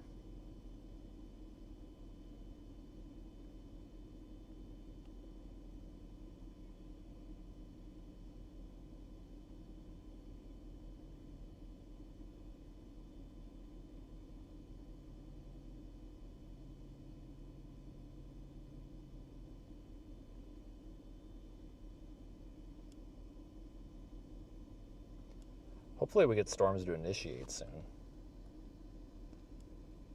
Gotta be, these are gonna go fast today. So we're gonna have, like, the first thing that goes, I think we need to jump on it.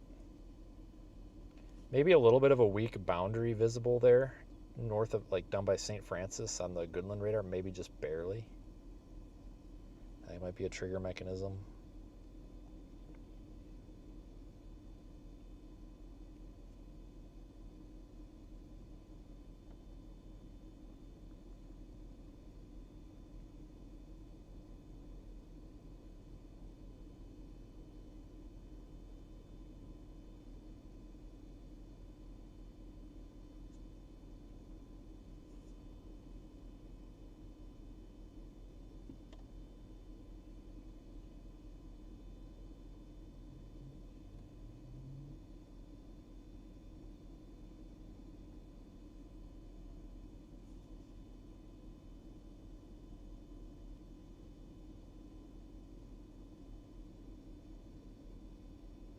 Well, I get the impression we're going to do a lot of nothing for the next half hour. There are some storms going up in central Kansas. That's not our target, though. I mean, that could be a target, but there's also storms going up north of Denver, just off of the front range of the Rocky Mountains, but I'm not. That's kind of a separate thing. We're off after these ones that are right by this, like, surface low, which is basically right here.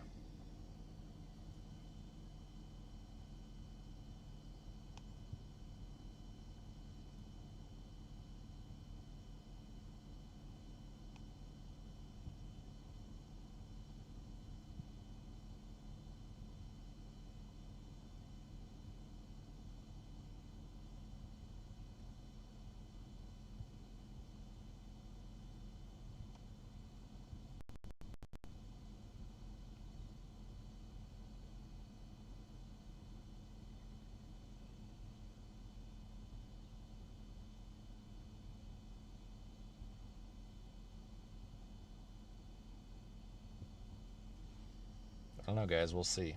It might be a good day today. Be surprised. Sometimes, I mean, I've had plenty of really good tornado days.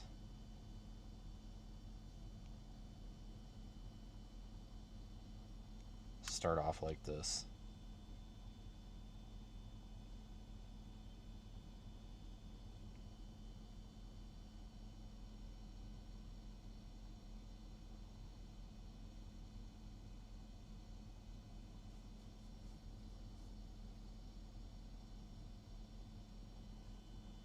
There is another slight risk out tomorrow, but I don't think tomorrow is really much of anything.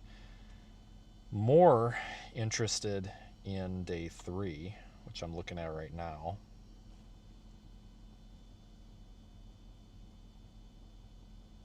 I guess there is no slight risk tomorrow. I swear wasn't there a slight risk tomorrow? Or I swear to God there was.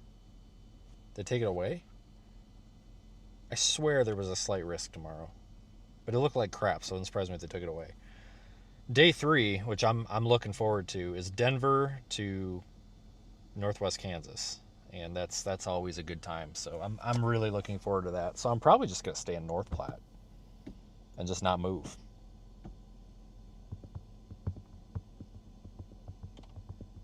There was a slight, okay.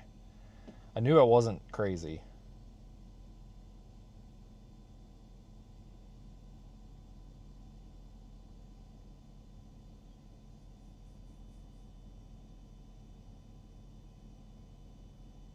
They took it away. If you look at the HRRR, you'll see why they took it away. That's for damn sure.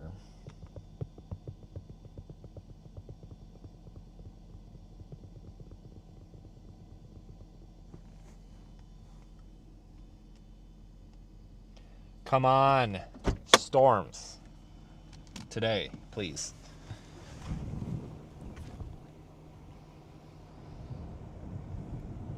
Tomorrow, today. Anytime now. Let me get the scientificsales.com Kestrel out. See what I did there? And I don't trust the probe or the data reading up because the data probe is up there by the camera. And I don't trust it right now because it's got the heat of the car. It's got like a little heat island because we're stationary. So I'm going to walk over yonder, get away from the heat from the car. Let this thing equalize. I want to see what our surface observation is because it feels a little cool out here, which might actually be our saving grace. The dew point is a little bit low today, so there's not as much moisture as I would like. There's definitely sufficient moisture, but a little bit less than I'd like. But with if the temperature is a little bit cool, then that can be our saving grace.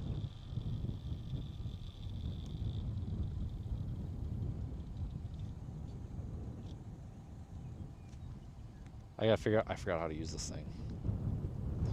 82 degrees over 51. Oh no, that's the percentage.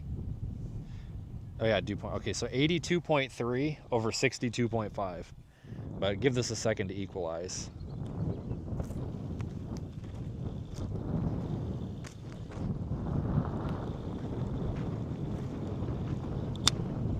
$82 over 62. So I'll run with it. And there's a guy with a corn planter coming down the road, so I'll give him a little room here.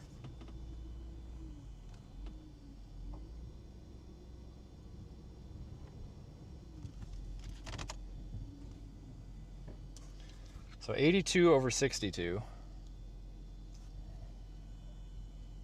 Not bad.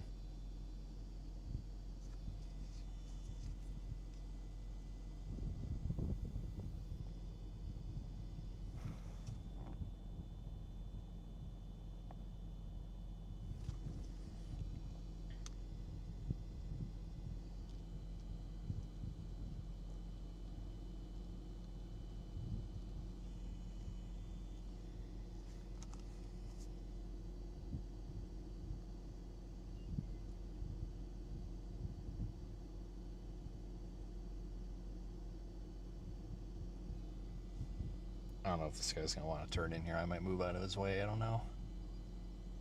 So he's only going like 1 mile per hour, so it might take him the next hour and a half to get from there to here.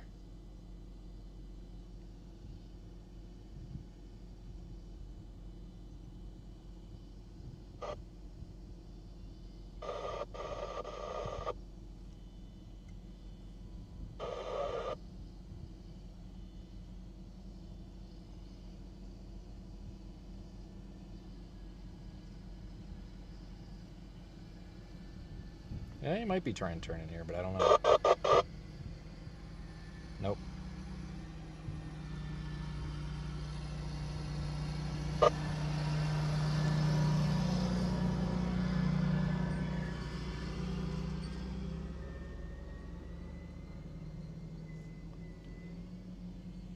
And Grandpa's having the time of his life there.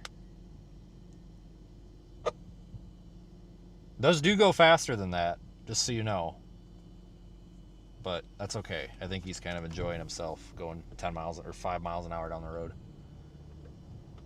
Let me get level again. I didn't know if he was going to turn in here. But I'm kind of surprised that Gramps didn't stop to talk. Usually, he looked like he might have been an antique. But usually those are the ones that they always tell you to go somewhere else because they know a better spot. Oh, if you go up, you know Jimmy's Road over there, and if you pass the red barn and then you find the tree with the branch hanging out of it, park by the mailbox, you can see better. And it's always like, yeah, I don't know where that is. And then it turns out that it's like 10 feet up the road. But they're always nice. I don't know, these old people are nice. They're never the ones that fight. It's always the young assholes.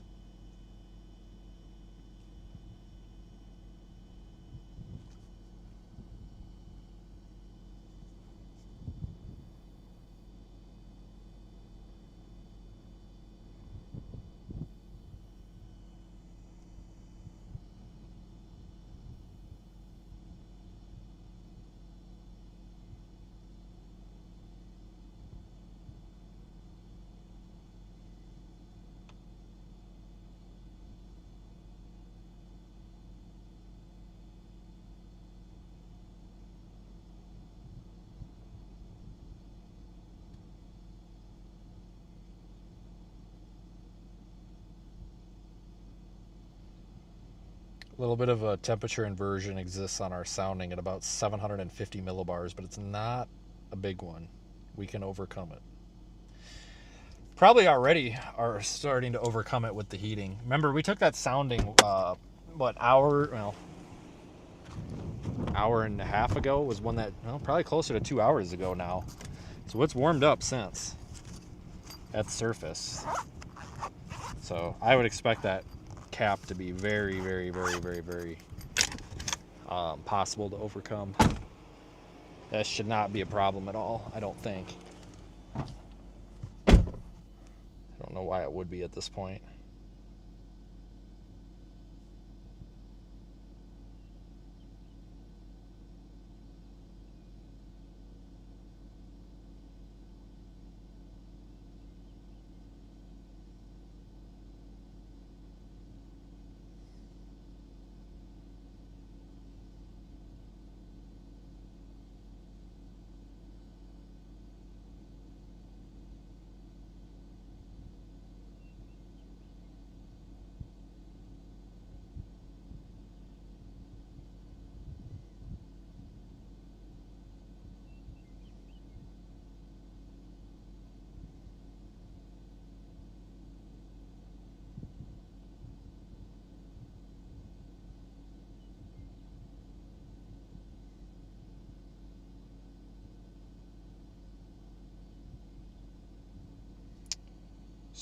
So,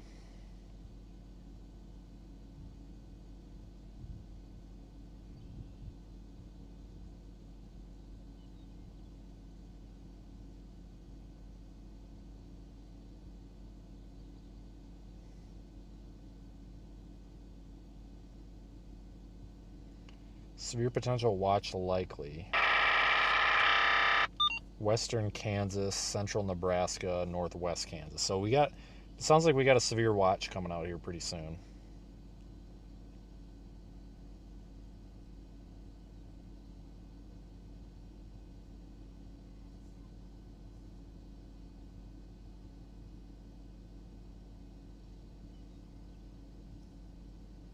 By the looks of it, anyway.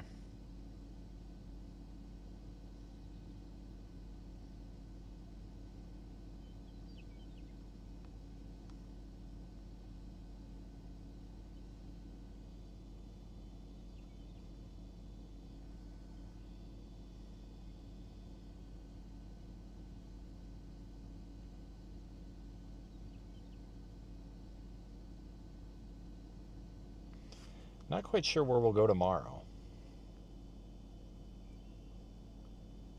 I think I'm going to stay out here tomorrow. I don't think I'm going to go east because we very well... you might have to go up to like Sioux City, Iowa tomorrow. Or wait a minute. Yeah, that's Iowa. Far northwest Iowa. And I don't really want to drive 350 miles east to drive 450 miles back west if I don't have to. So I hate to say this, and I know that this is really weird because we have not turned anything down in the past month. But I actually think I'm going to turn tomorrow down. I do. I think I'm going to turn tomorrow down and drive west and maybe go get a hotel in Sterling or Fort Morgan. So we can be right on top of this stuff on Monday.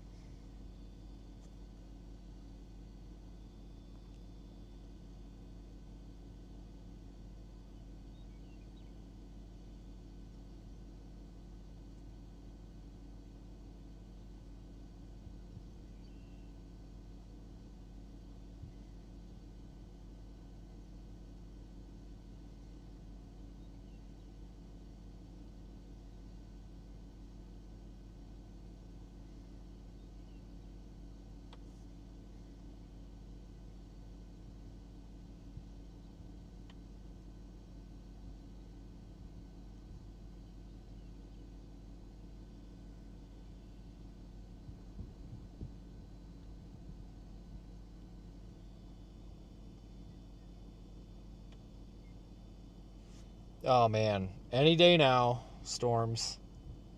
Should have explosive development here as soon as we get storms. They should just go off.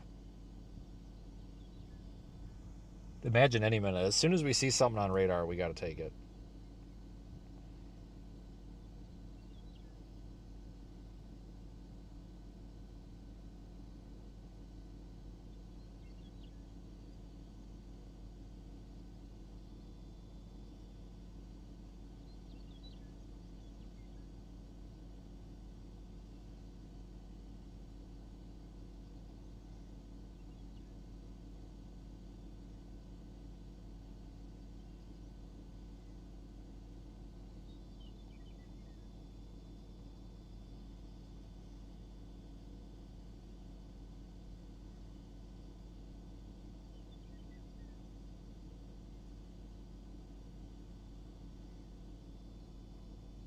Yeah, basically the waiting game.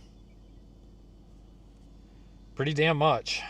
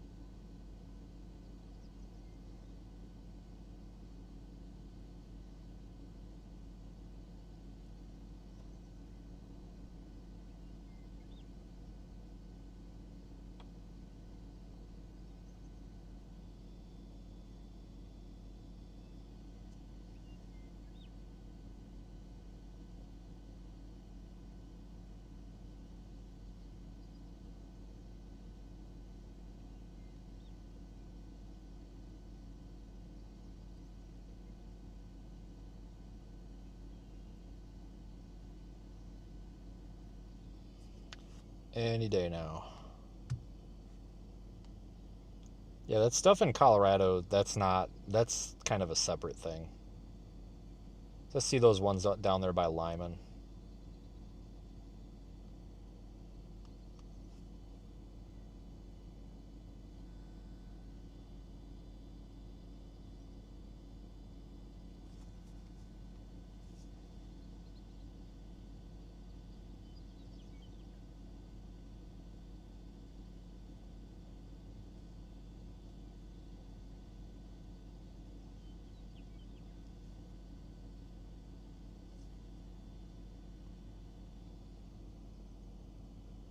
God dang, any day. I haven't looked at mesoanalysis. I don't know if our little...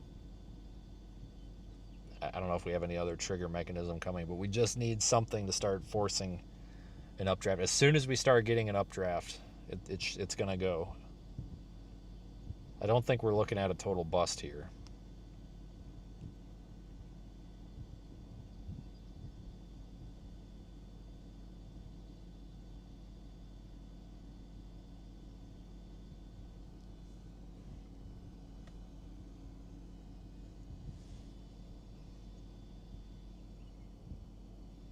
Probably should check satellite, shouldn't I?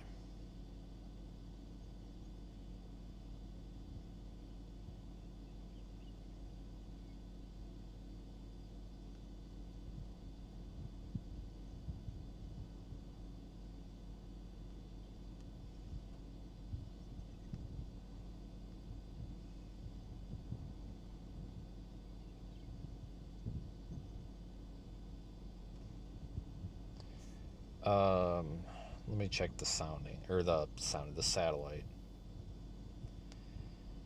Visible satellite, yeah, maybe. I mean, there's sort of some like cumulus and shit. Nothing that we can't tell by looking out the window, basically. At least not right now. Tab Brothers is 3 minutes on our right, but strangely enough, it says it's possibly closed today of all days. So we'll just have to see what's up with that. If not, other options in town. 10 for you. I just put it in and saw that too. That's very, very strange. Yeah, better file a complaint, buddy.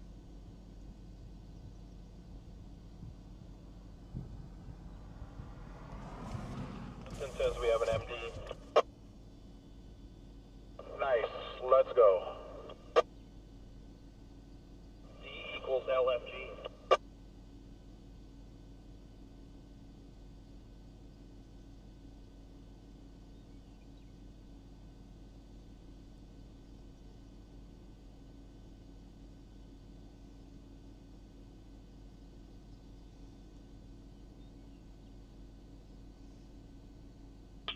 5 here, Aircom. Okay, gonna be picking up at the top of the hour with 3 on board. Got an hour and a half of fuel. Should take about 10 minutes to get back to base.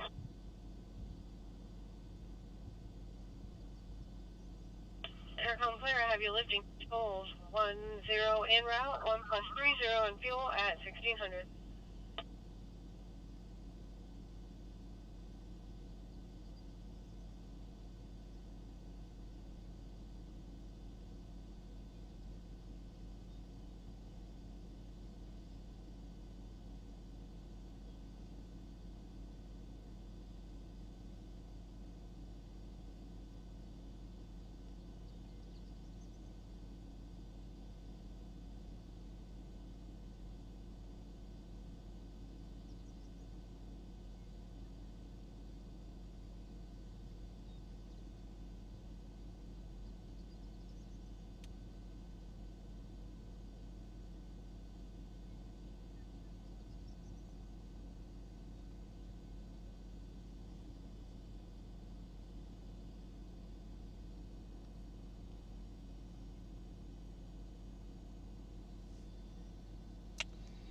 Well, now what? Let me turn you guys this way. We might start... Oh, wrong way.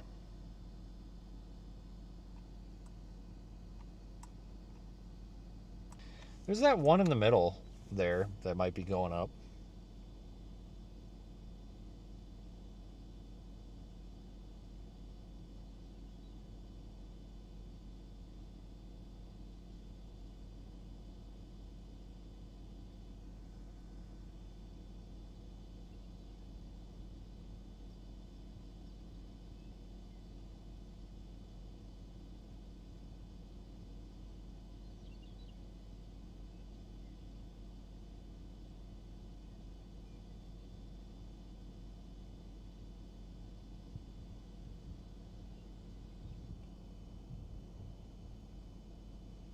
Right in the middle down the road. That one might go.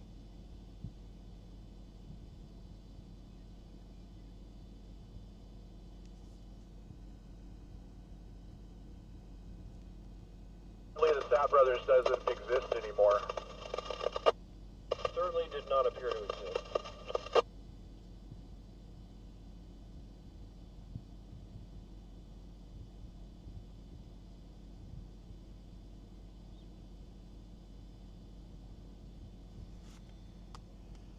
There's a tornado warning way down there in southeast Nebraska. Or Kansas. Of course. Go figure.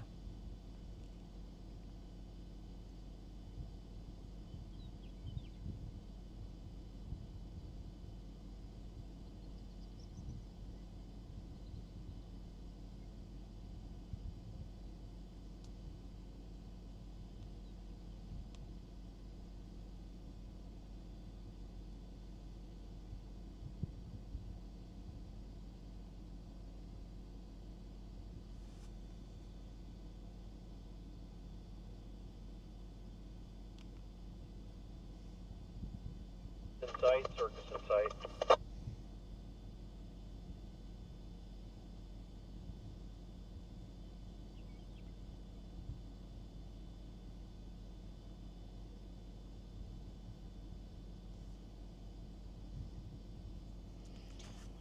Wow. This is the definition of hurry up and wait. I hurried up, and now I'm waiting.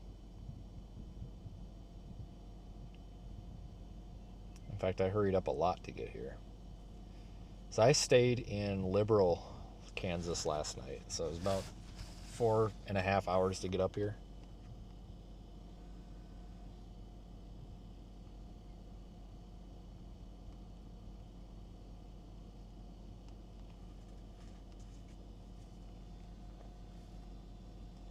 Yeah, that's not terrible, but still.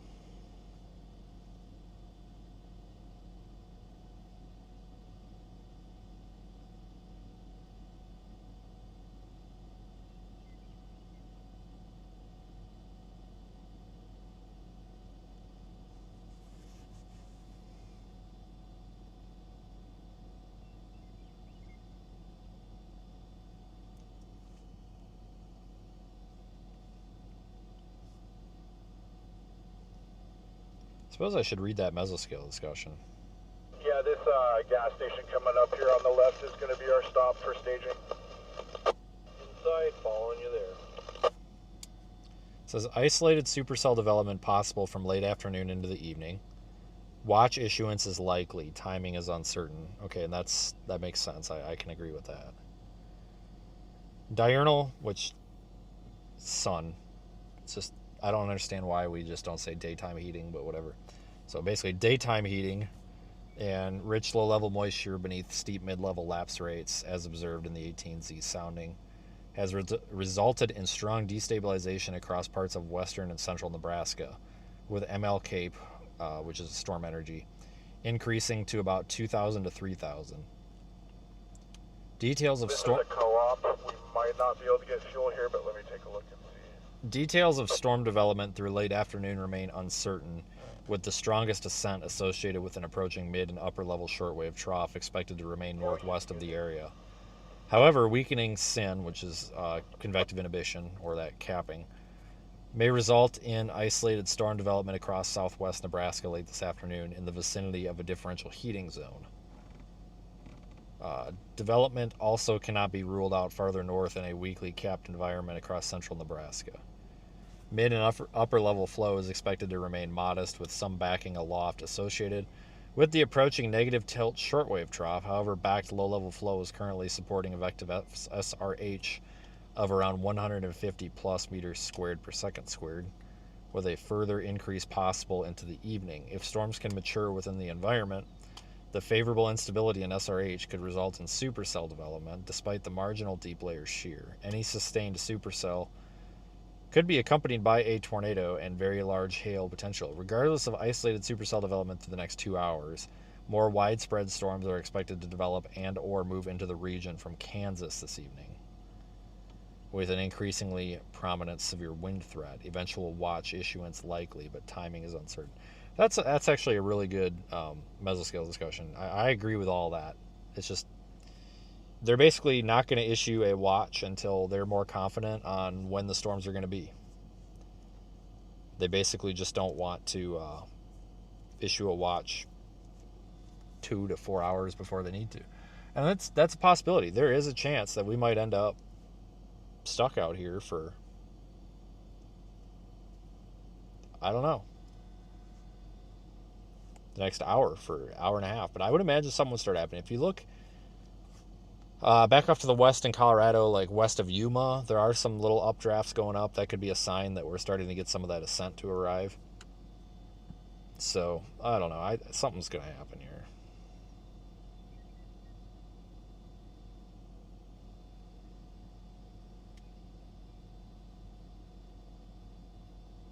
Just going to be a bit.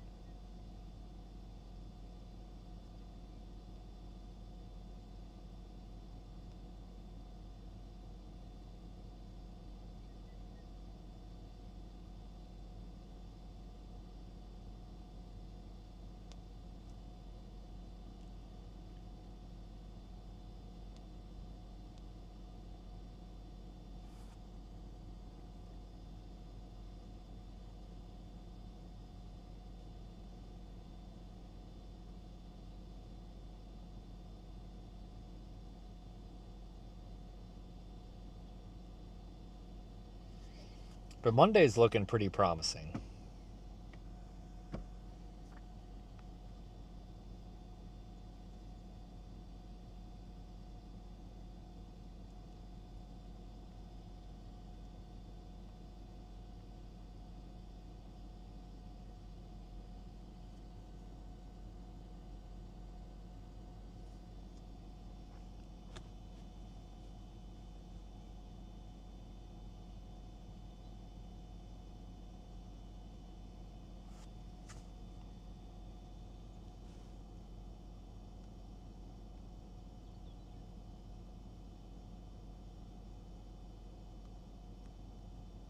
God dang, something's got to happen.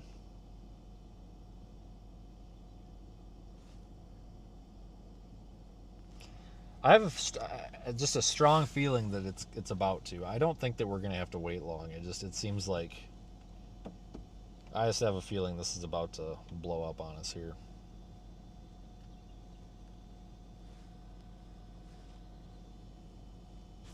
You see that updraft there? It's definitely growing, so.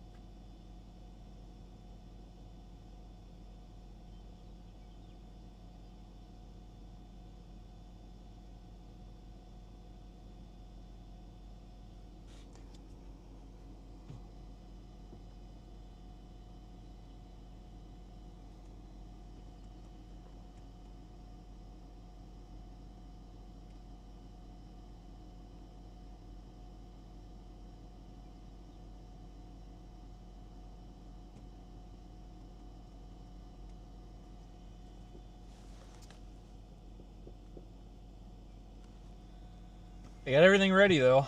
I mean, if we end up with the coolest tornado we've ever seen, we are ready.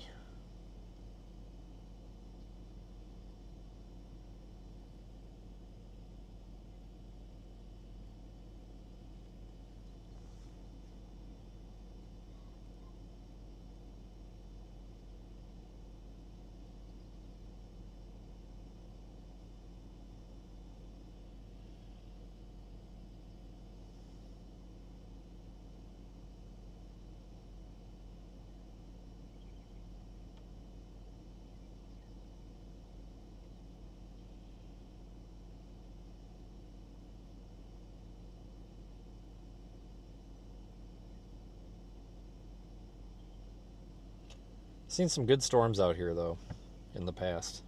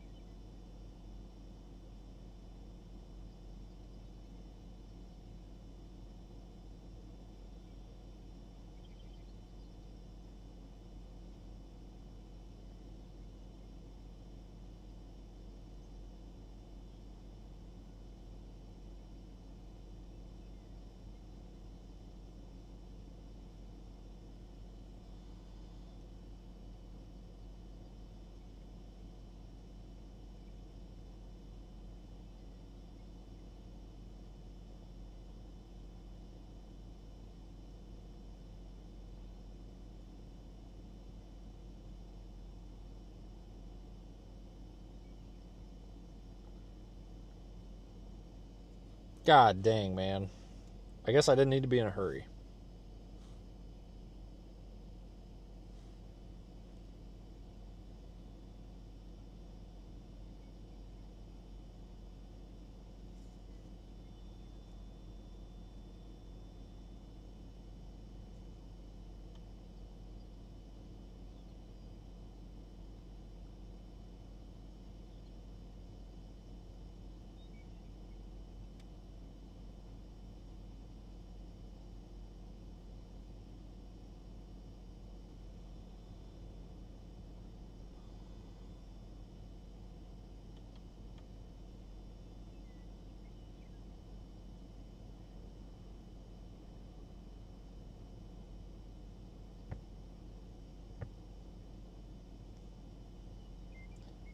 I want to see if our dew point's coming up at all.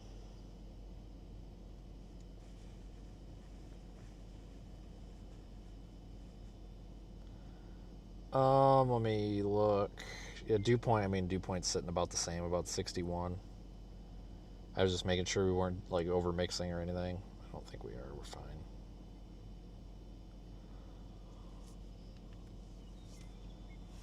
Just need a trigger mechanism, but I am watching that thing.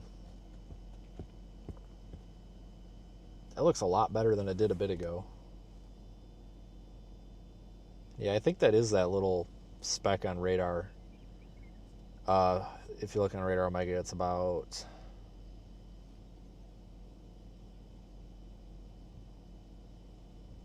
25 miles south.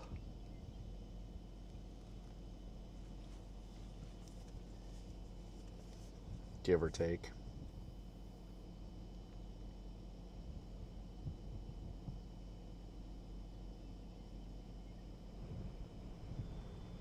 The breeze feels nice. It's not overly hot. It really doesn't feel that bad out here.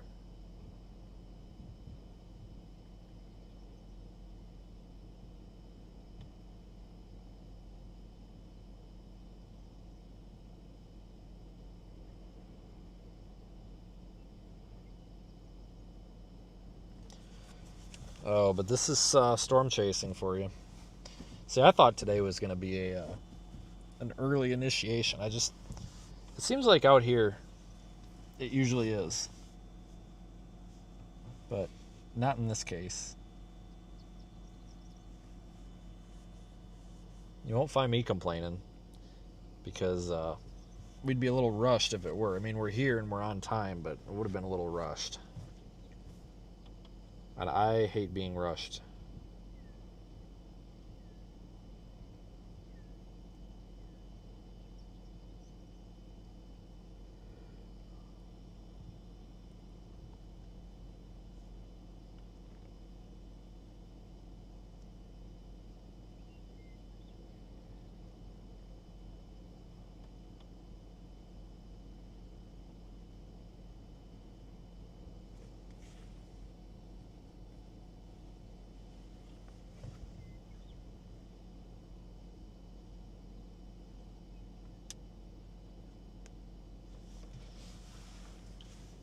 So, yeah, Monday is going to be, looks like northeast Colorado. So that's welcomed.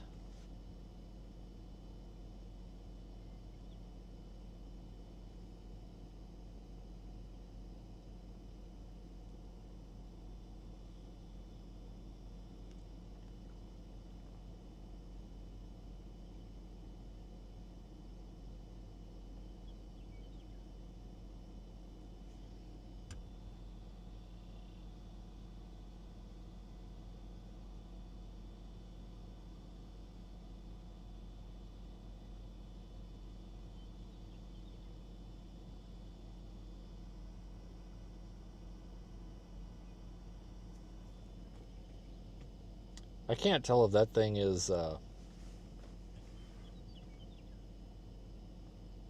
can't tell if that thing's going up or if it's hitting that capping inversion. I'm gonna go in and see if I can like scrub through the video and find out. Hang on.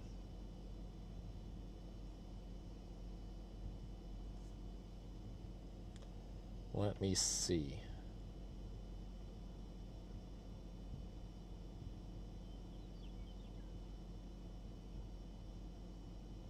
Oh yeah, it's definitely getting bigger, so cross your fingers, people. That might be it. 1-3 departing Columbus for Skylar pad. For 3 souls, 1 hour 40 of fuel, and a 627 dispatch.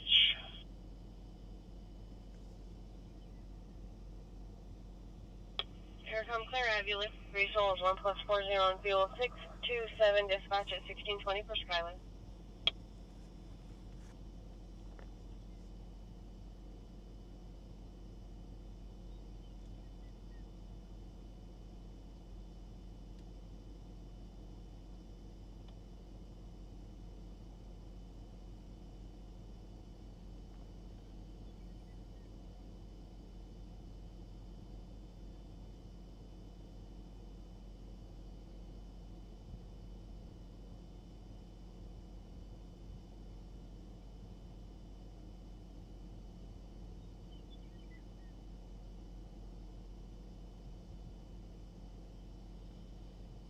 Anyway.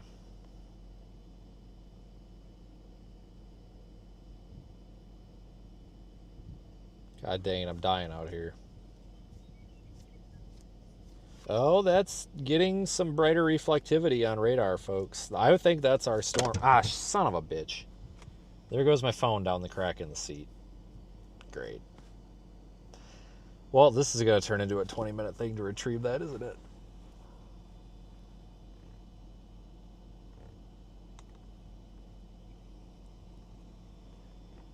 All right, well.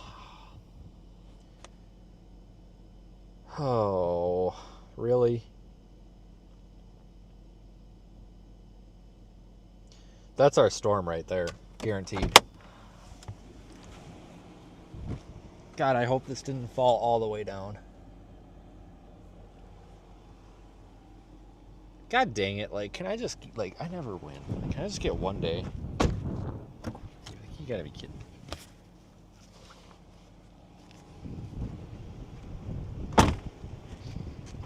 I see it, but I can't get to it. Oh, I hope I don't have to take this. I might have to take the damn seat bolts out and rock the seat back. Hang on. Oh. Nope, I got it. Barely, but I got it. Barely.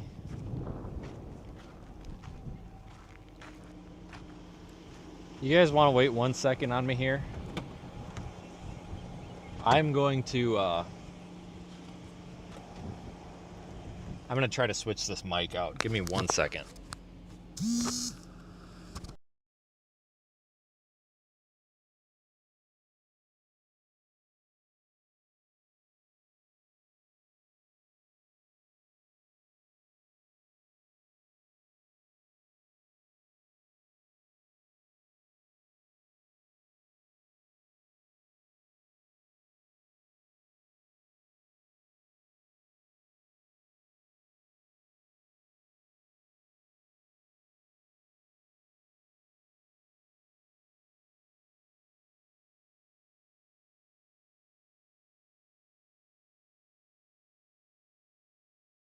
Okay.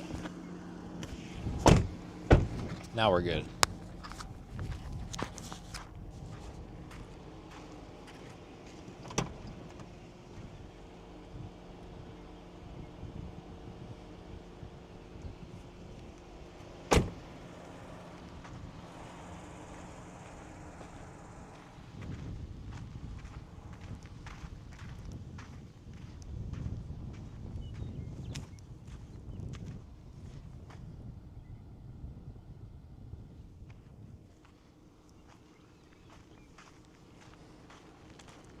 Not a terrible looking storm.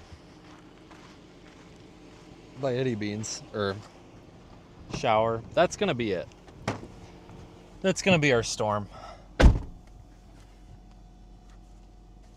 So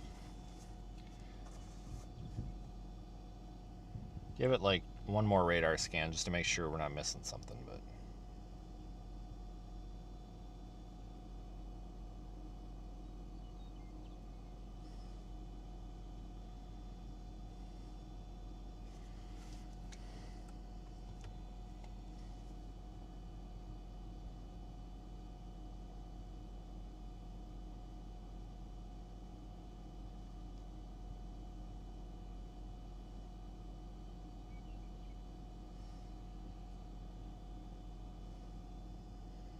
that's definitely our storm.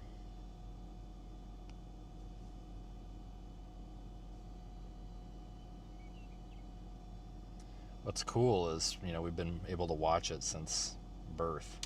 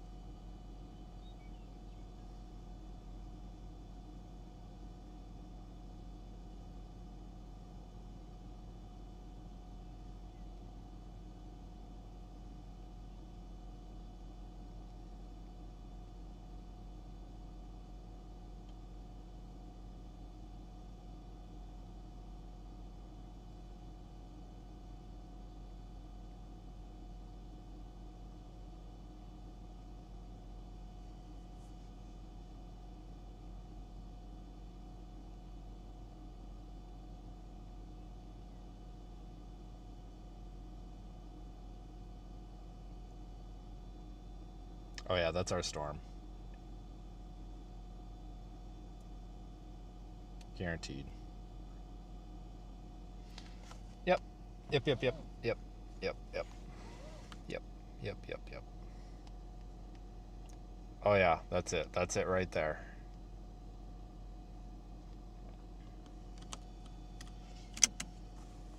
Yep. Yep, it's got a little base. Little updraft base. 84 degree. The temperature has nothing to do with the severity of a storm. I mean, we've seen F3 tornadoes in 50 degree weather. We've seen F3 tornadoes in 90 degree weather. The temperature's irrelevant because there's dew point, humidity, the difference between the dew point and the temperature. So the actual 84 degrees doesn't actually have anything to do with the storm. So there's a bunch of other moving pieces that determine a lot of that.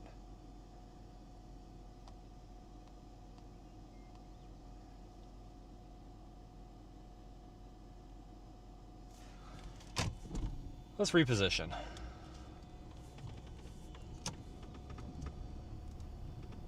Let's go to this next main road that's like 2 miles to the west. So if we want to drop down south, we can.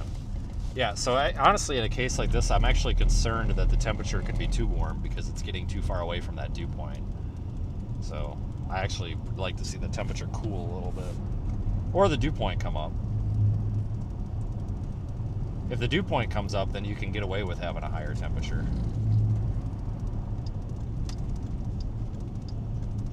So I shouldn't say irrelevant. It's just not totally super relevant, if that makes sense.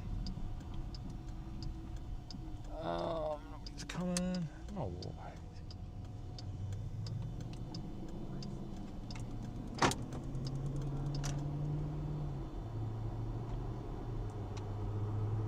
not bad, guys.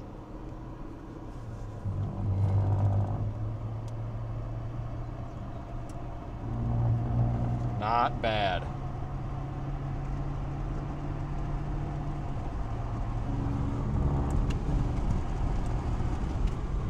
That's our uplift. That thing's just going nuts.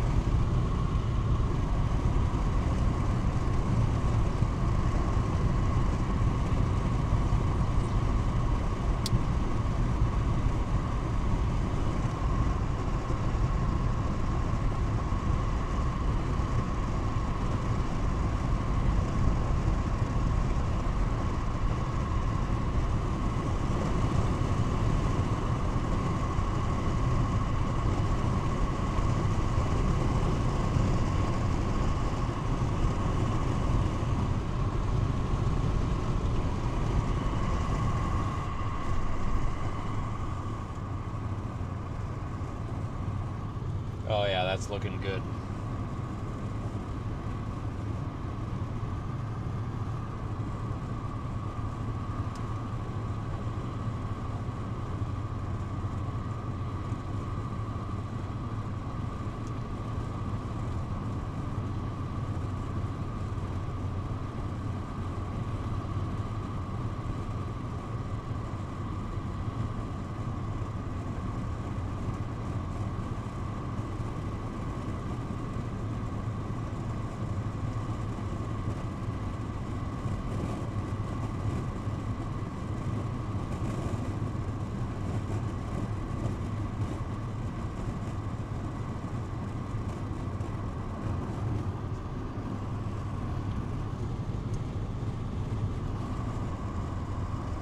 That is a good looking storm.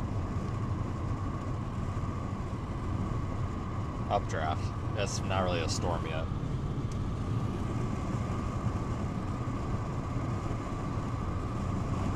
Well, that was actually my road. God dang it.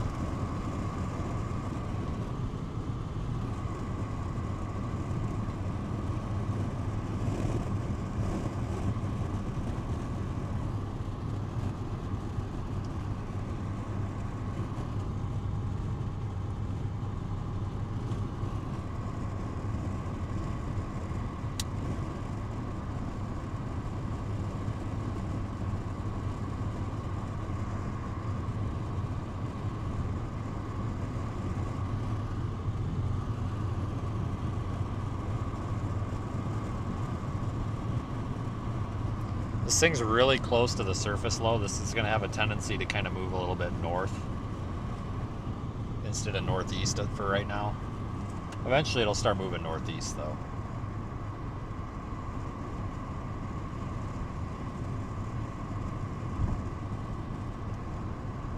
I might go back to that road because that was definitely the road that I want. God dang it.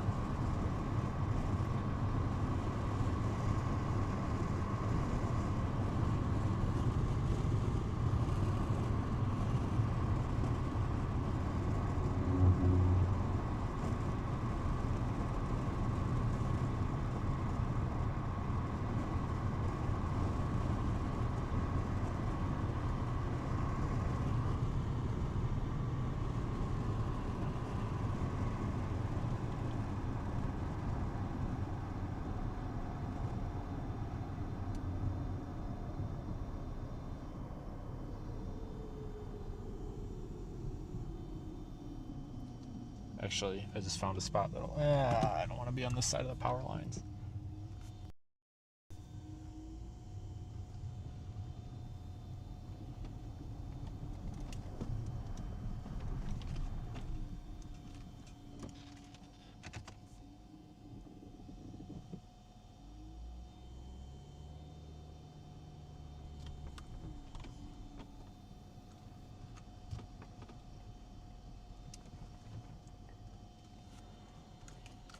Okay. I want to spin you around the other way real quick. There's some towers going up back over there too. But this is clearly the substantial one of the day for right now. This is the one to be on at the moment. For sure.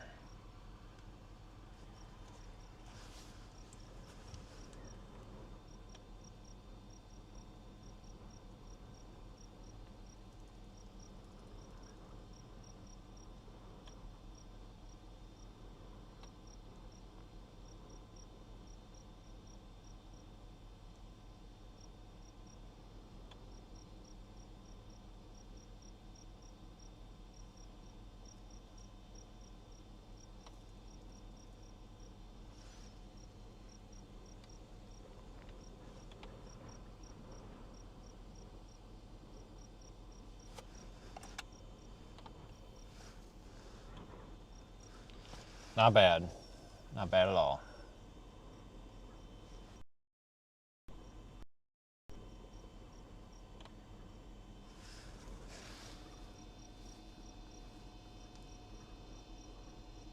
Well, I gotta check my recording settings. Guys, 1 second. I gotta drop the stream and then bring... It's just 1 second. Just 1 second.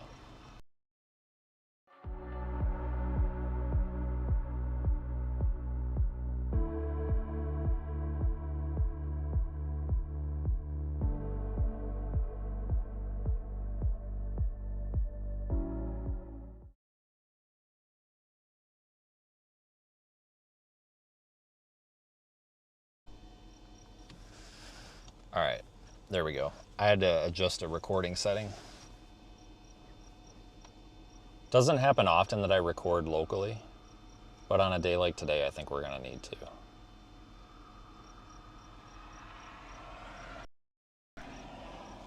I seriously think we're gonna get a tornado.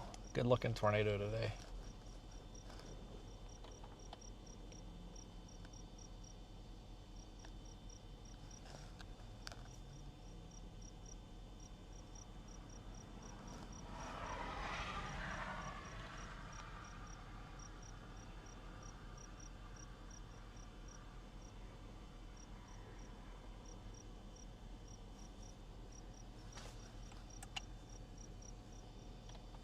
Nice flat base under it. Enjoy the peacefulness before the screaming crowd shows up. I hate to be that way, but any minute now you're going to see the frickin' Wild West show up, and it's going to be the Wild West.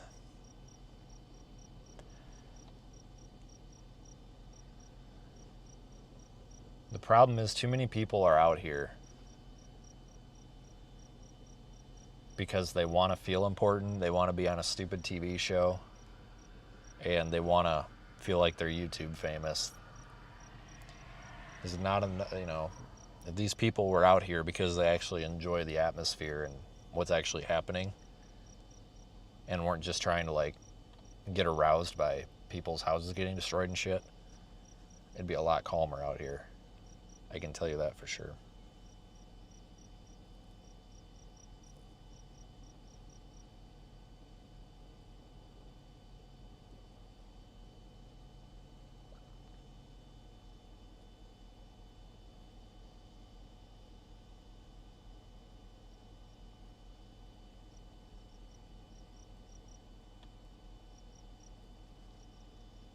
It's actually cooling down a little bit.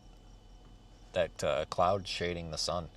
So I was just talking about the temperature dew point spread a minute ago, and it's possible because this anvil is shading the sun, it's creating a slightly cooler area out in front of the storm, which will bring the spread or that gap between the dew point and the temperature closer together. So like if our temperature is 84 and our dew point is 64, we want those to come closer together because that'll allow the bottom part of that cloud to condense lower to the ground, because the water vapor will condense into a cloud at a lower altitude or closer to the ground if that spread or the difference between the temperature and the dew point is smaller. So like if we were to get, not going to happen, but hypothetically, 80 degree temperature with a 75 dew point, that's pretty saturated. It's real easy for that cloud to condense lower to the ground, which is going to make it easier for a tornado to happen. It doesn't, we can get by with these temperature dew point spreads out here. We've got like a 20 degree spread right now. We can get away with that out here with this higher elevation. Not ideal, but we can get away with it. It'll still get it done. It has to work a little harder, but it'll do it. Let me get a reading on the scientificsales.com Kestrel here. I honestly do want to see, because it's noticeably cooler out. So before we take a reading, I just want to air this out because it's in the car. It's a very, very quick reacting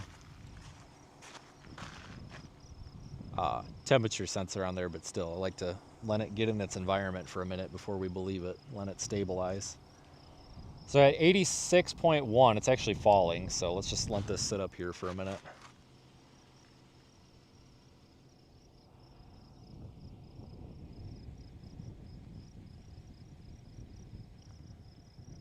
$85.8 over 63.1.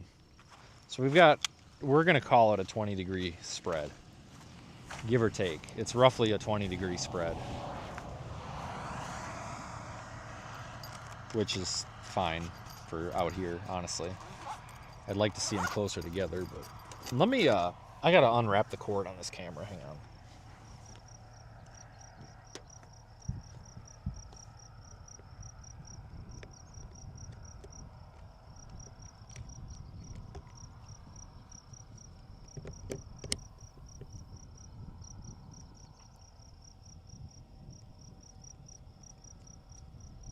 Should be a little better.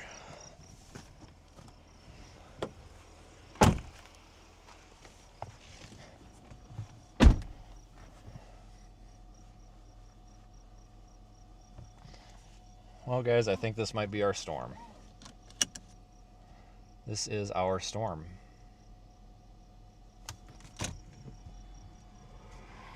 I wonder if we need to get on it.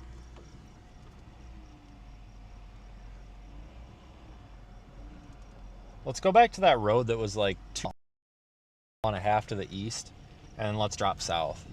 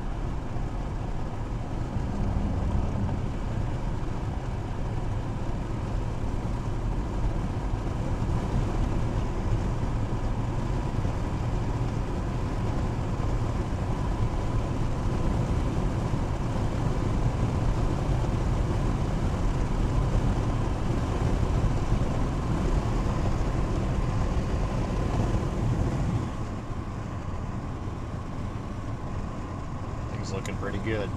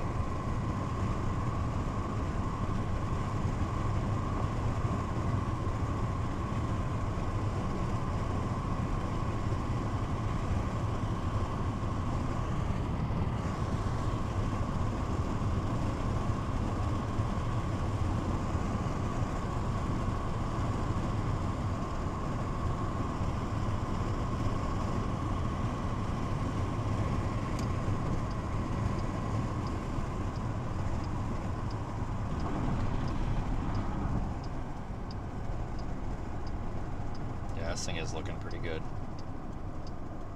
Is this my road? Yes, it is. Is it dirt? Seriously, this is dirt? I figured it'd be paved, but whatever. Well, I guess it's sort of gravel. I mean, I guess it depends on what you define as dirt. I guess to me this is a gravel road. Some people call it dirt road.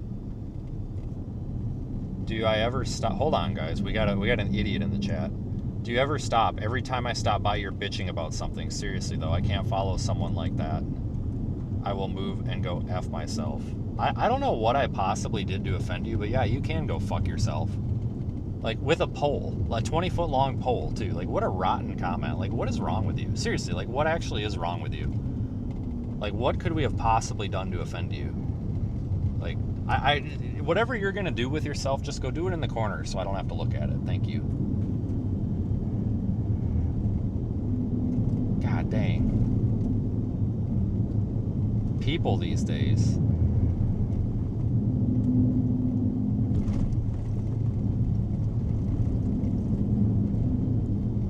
Dang, somebody's mom didn't smack them around enough when they were a kid.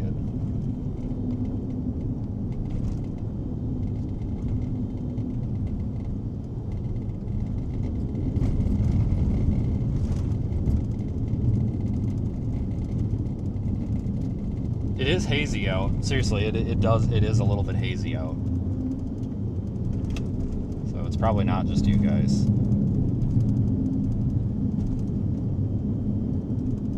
Yeah, Eric and I are on the same page. We totally could actually be offensive if we needed to be, for sure. Now, I have no idea what I've possibly done that's so negative today. I mean, all I've done is launch a balloon and stand outside my car and tell you what the thermometer says. That's literally all I've done.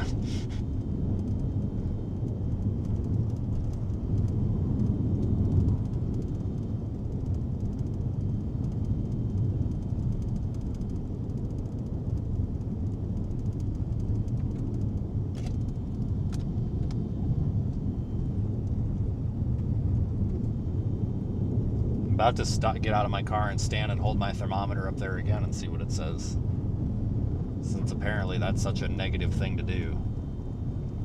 All I can assume is that person's upset because I was telling you guys a little bit about the temperature dew point spread and why it's not super favorable for tornado. I don't know, apparently that's negative. You guys, some of you folks, not all of you guys, most of you guys are really cool and I really appreciate you guys. But some of you guys that are so rotten all the time to so many streamers need to stop and remember that sometimes the reason you tune into live streams and somebody's all la la la rainbows and sunshine, it's all fake. What do you want me to say? Come on, chat, let's go. It's a big tornado day. Come on, let's go. Come on, guys, it's big F5s today. What do you want me to do? You want me to lie? Like, you want me to lie? Because that's a lie. Like, I'm going to tell you, and this is the only thing I could think that is so possibly negative here, is me telling you that it's not exactly like a major tornado producing day. Like, what do you want me to do? Lie? Like, it's not. I think we are going to see a pretty nice tornado today, but it's not like a tornado outbreak day. I mean, I'm not going to sit here and be like, come on, guys, come on, chat. If I get 700 super chats, we can get a tornado. Like, I'm not doing that shit. That's ridiculous. Like, we're running a damn atmospheric science mission, and if I did that crap, it would discredit everything to do. The one thing that does not discredit what we do is telling dumb people that they're dumb. I can get away with that. I've proven that.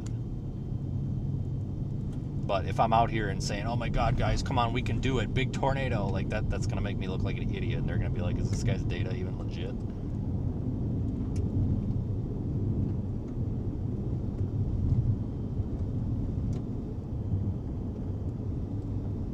However, our little storm, it might do it.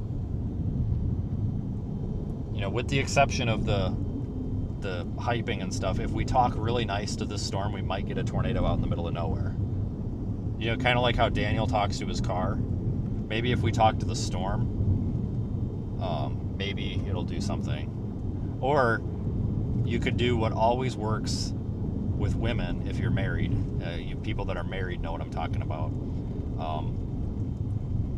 To like piss it off and get it to produce something, just call it fat and ugly and tell it looks ugly in its dress, and then maybe it'll produce a tornado. We did that once. I don't know if you guys remember. It was Amarillo, Texas, 3 years ago.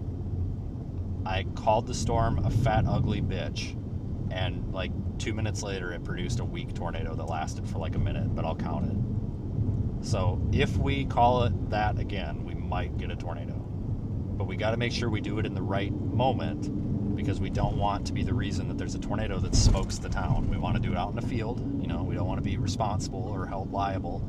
You know, next thing I'll know, we'll have insurance companies and people suing me saying I controlled the weather, kind of like that senator in Florida that's trying to make it illegal to control the weather. And it's like, lady, we don't. Oh my God.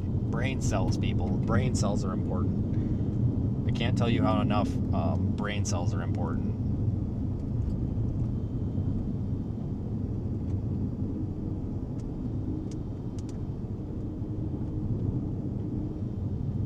The failure mode today. So I think the one thing that stops tornadoes from happening today could potentially be too many storms clustered in one spot, like storms clustering together. That could be a failure mode today.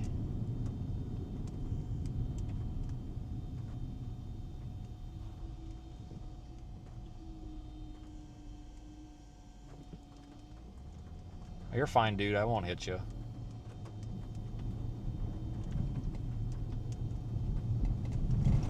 Take your time. Nobody's in a hurry.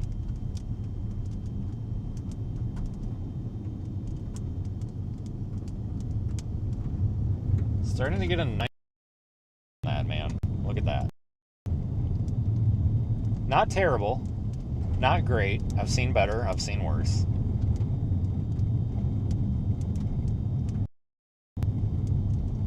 Not terrible, but not great.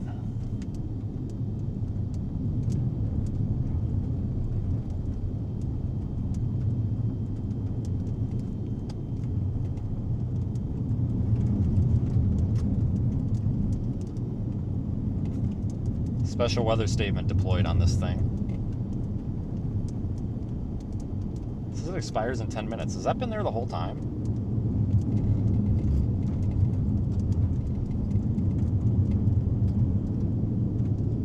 They issued a special weather statement for 10 minutes. You have a special weather statement. Am I seeing that right, that it's only for 10 minutes?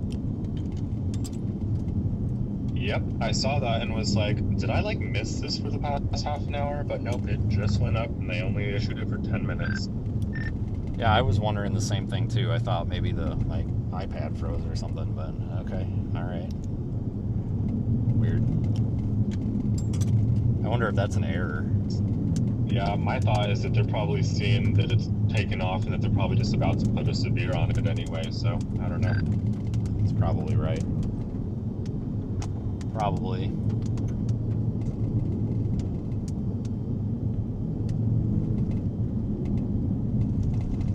Doesn't really say anything useful.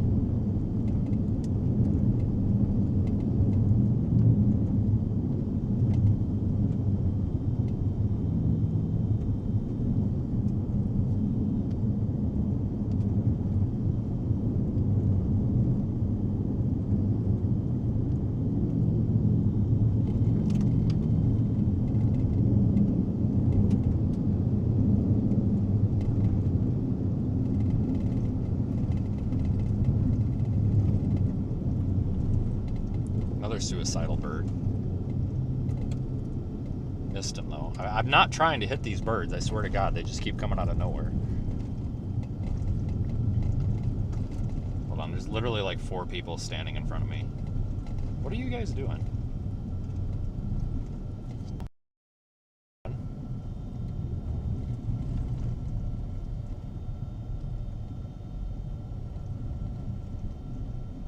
Okay. Sorry, I thought that guy was like standing in the road, like to block me. Like I thought, oh, maybe there's something going up ahead, you know. But I guess, I don't know, whatever. No big deal. For a minute, I thought he was like trying to block us. I'm like, why? What's wrong with the road here? I was gonna say that'd be my luck. Freaking road's blocked or something with something.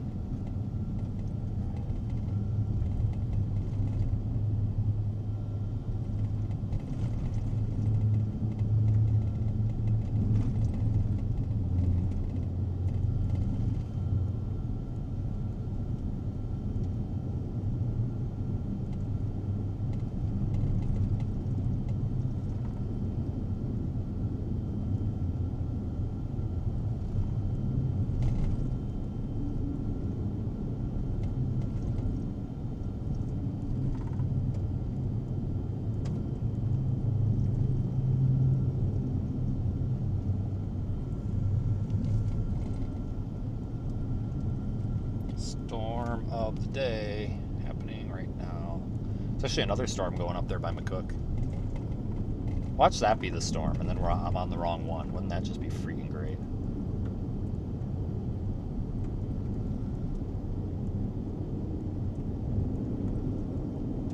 I mean, we could get back to it. It would just suck. It would just really suck if we found out that we put all this effort into this one, and then it ended up being a different one.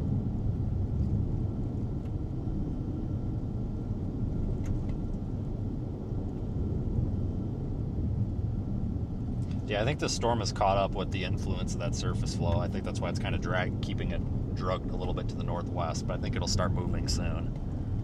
I think it's kind of stationary. It's just back building or whatever to the west. I don't know. But I think we're just so close to that low, which actually probably would help us, but it's going to have to start moving, though, I think, if it produces a tornado. I mean, usually stationary doesn't get it done. Well, I don't know if we're on the right storm anymore. I'm watching that one back there by McCook, which isn't that far away. We can get to it. If we have to drop this one and go to that one, we absolutely can. We're not screwed. We are not screwed. Yet. Not screwed yet.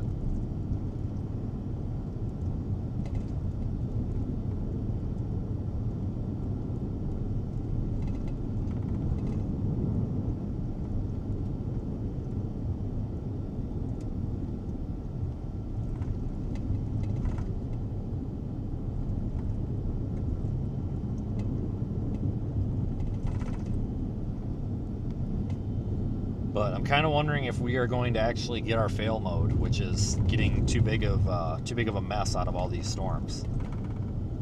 Too many storms in one spot, because it does look like this is going to have a tendency to blob and cluster.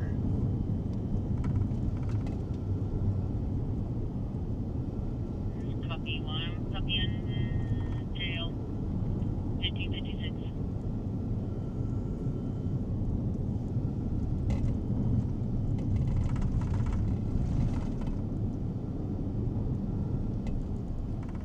I agree that this is the best that we got right now. We'll keep driving south for now. I expect this thing to start lifting northeast. The road's pretty straight, so. We got pheasant. Suicidal pheasant.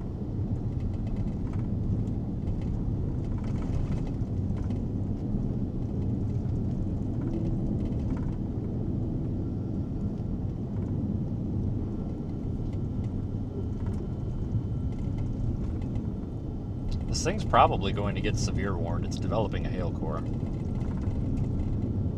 So I would expect a severe thunderstorm warning soon. Especially with the special weather statement expiring in 3 whole minutes. Still wonder if that was an unintentional error.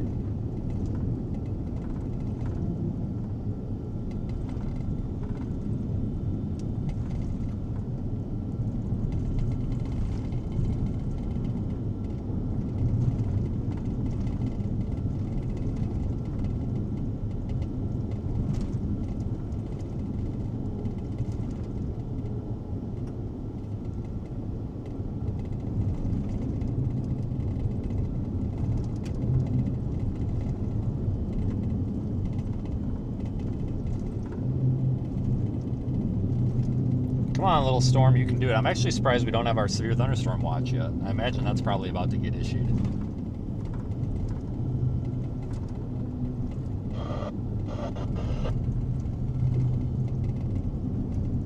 Oh, hey, they just issued it. I complained about it enough, they just issued it.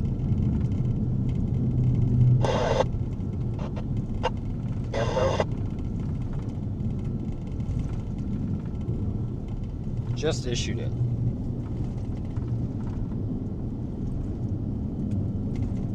Tornado watch until 11 p.m.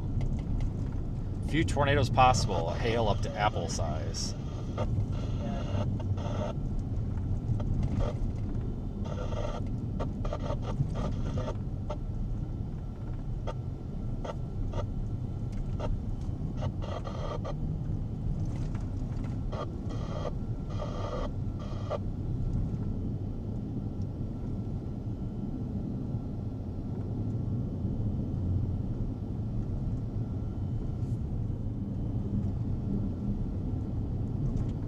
Is it a 50-20? Go figure.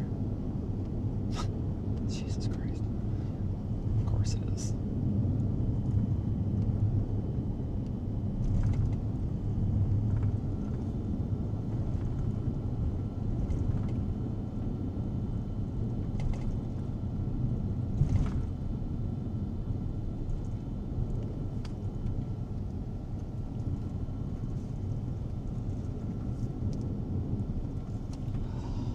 Turtle!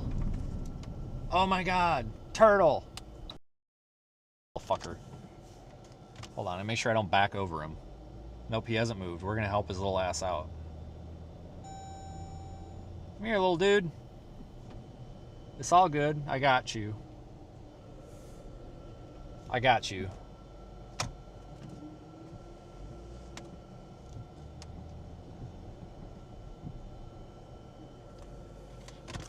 I got you.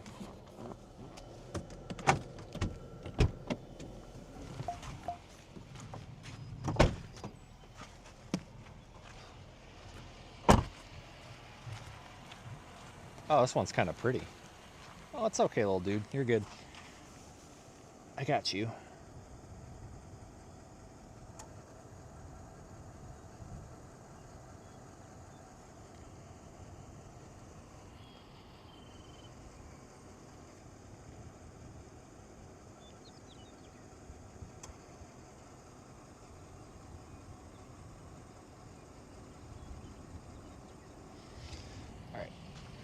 Don't worry, I'm going to move him. He had to have his photo opportunity. I'm going to move him, don't worry. I didn't do all that work just to leave his ass. Oh, look, here come the cows, too. Come here, cow. You want a turtle?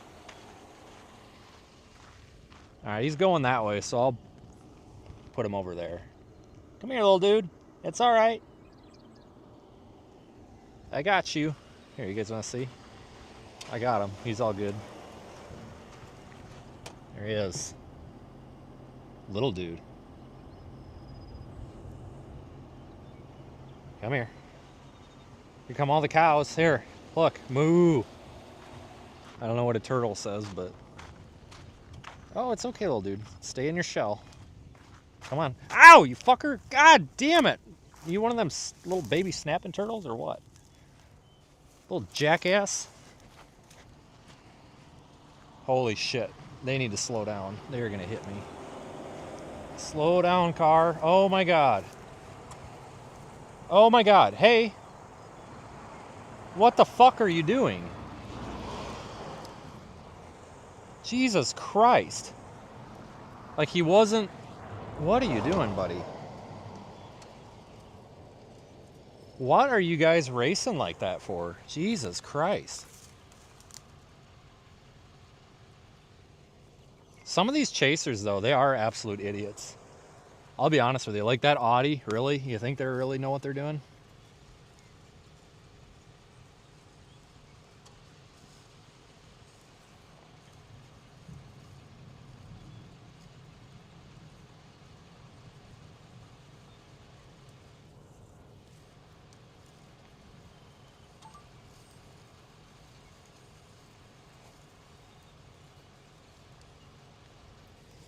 You guys see these cows? Look at it. Look at them.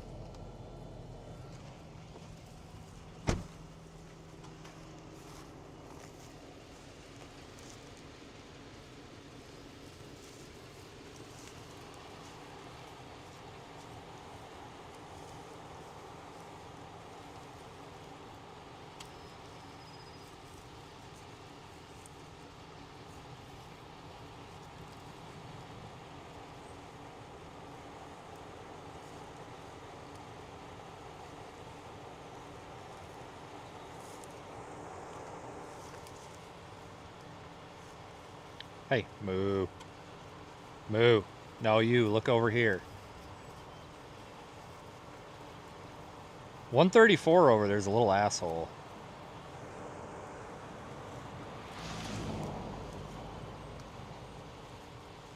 Yeah. Are you friendly? Or are you scared? Yeah, I'm looking at you. Right there.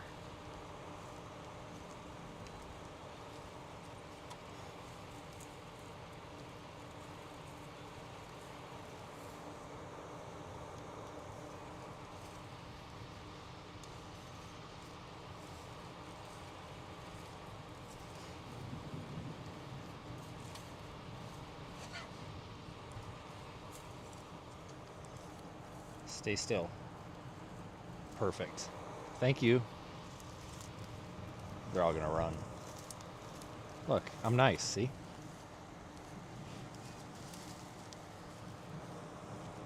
You're all stupid. Every single one of you. You're all stupid. Especially 134 back there. That one's a little asshole. What are you looking at? This one wants to fight. 134's got his nose up that other one's ass.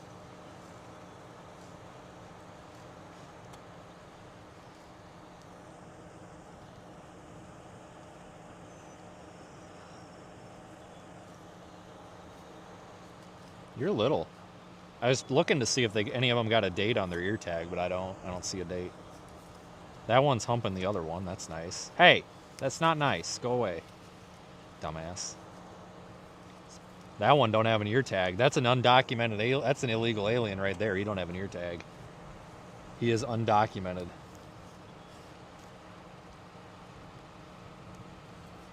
That one right there.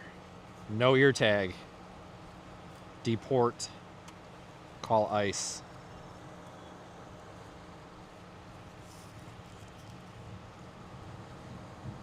Okay, goodbye. All right, somebody call immigration for that one. He's missing an ear tag. Goodbye.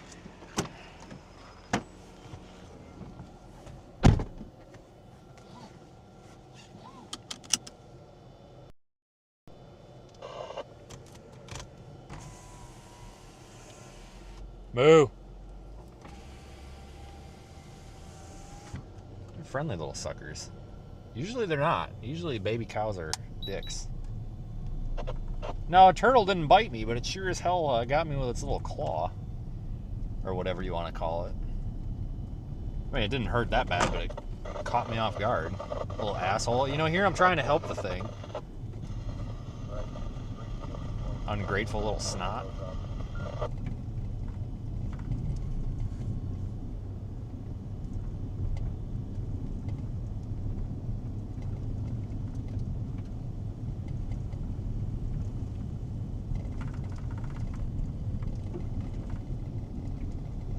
It's nice when the cows behave, though, and you can actually get a picture of them with the storm.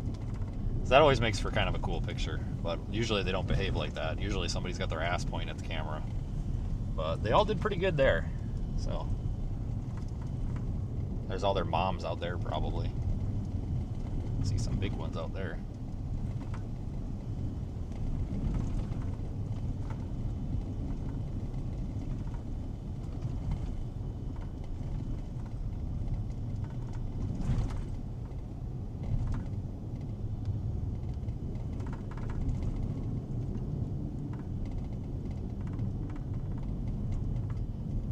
Looks like they extended that special weather statement.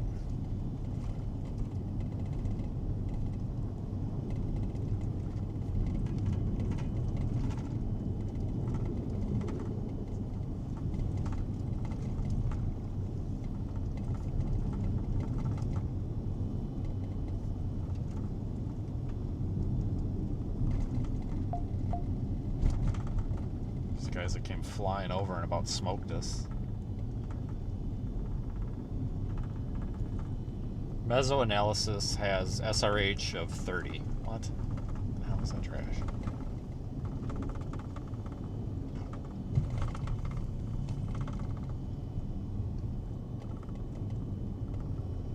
Wouldn't be on this road if it was wet, I can tell you that.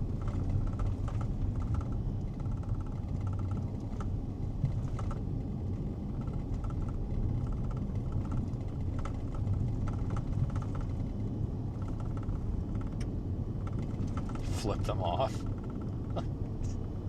Okay, I will next time. No, they came up on me so damn hot, and then they went around that corner, and that Audi was like sliding sideways around the corner. It's like, what is... The road is really sandy. It's like, what are you doing like 65 down a sandy road like that? I mean, you could probably get away with 45, 50. But it's like, what are you in such a hurry for? There's nothing happening. Good Lord. You about Baja wrecked your car going off of the dang corner there. Dang.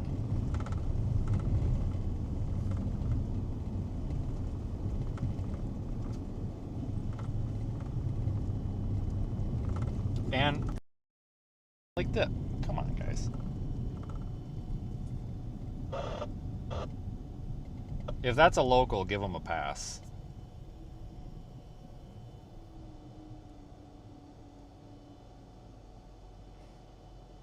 I don't think that's a local.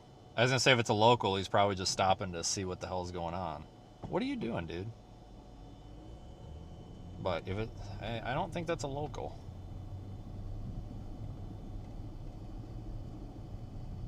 I don't know. I don't know what's going on. Like, that's just a really bad spot right past that hill there. So I hope somebody don't get hit.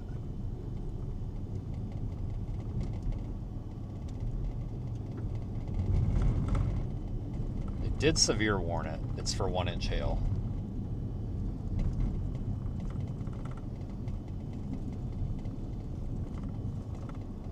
Beautiful storm.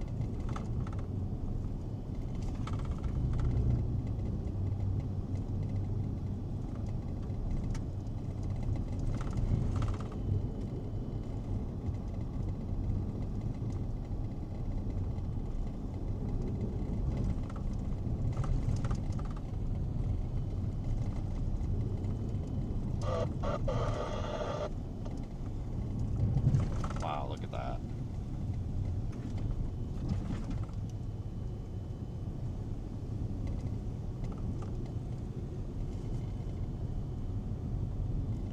We got the storm moving north 15.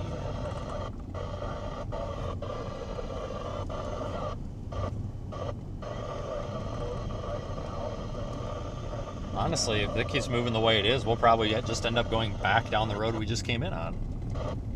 If it just keeps doing this north track. I'm just going to stop here. I don't see any reason whatsoever.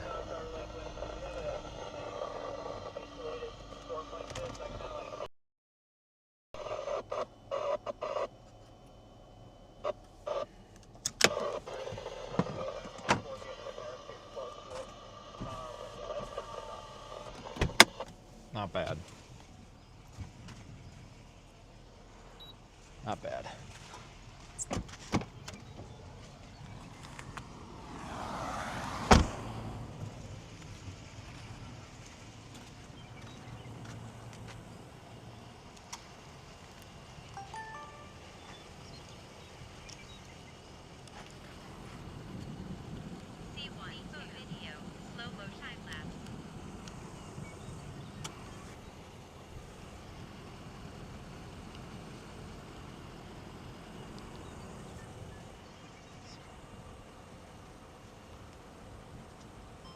This might be a cool shot right here.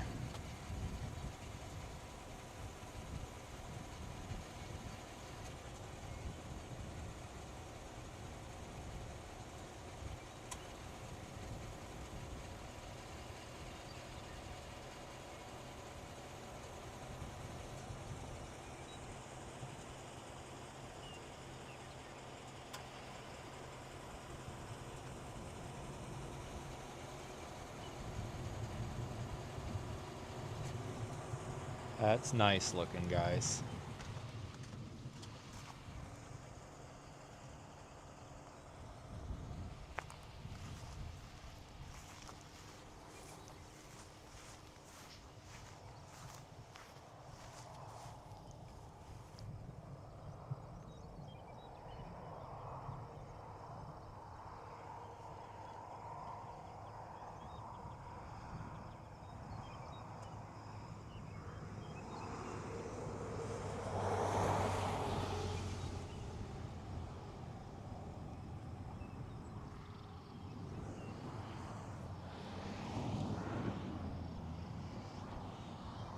That's nice looking.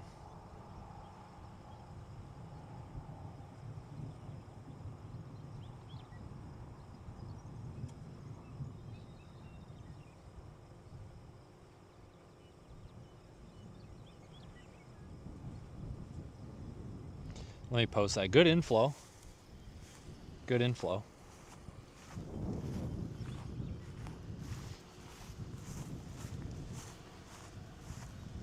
Not bad. Not bad. I'll take it.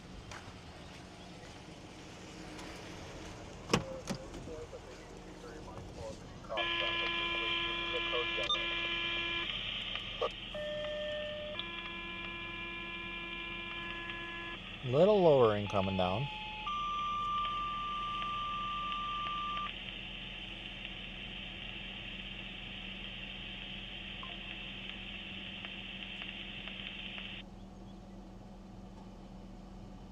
I'm gonna post this here. Oh yeah, the inflow's. I mean, the inflow going in feels good. So I think we got it made, guys. I think it's the storm. I think we're on the right one.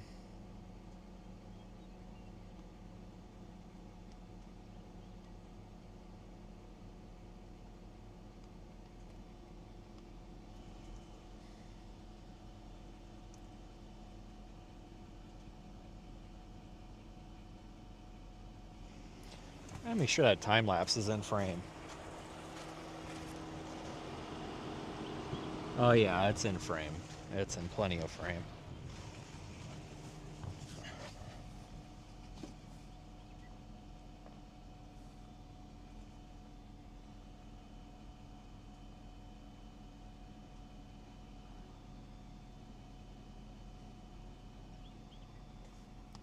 Southwest of Imperial.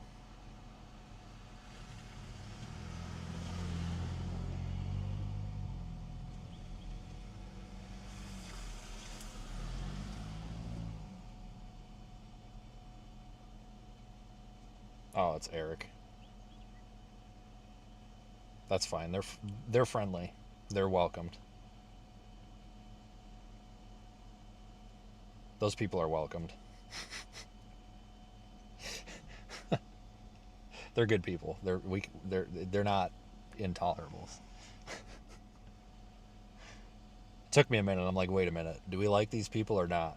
I'm like, oh, okay, no, they're all right.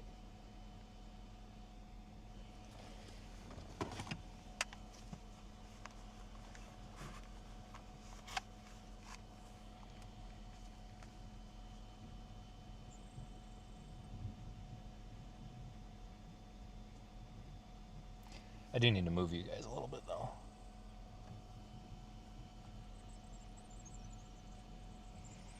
I probably should move the time lapse up on that. There's a hill off to my right. I probably should move it up on that hill, honestly, so it's looking more down.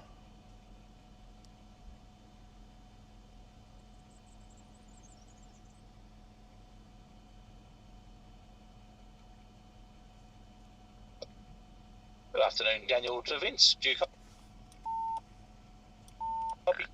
Go ahead.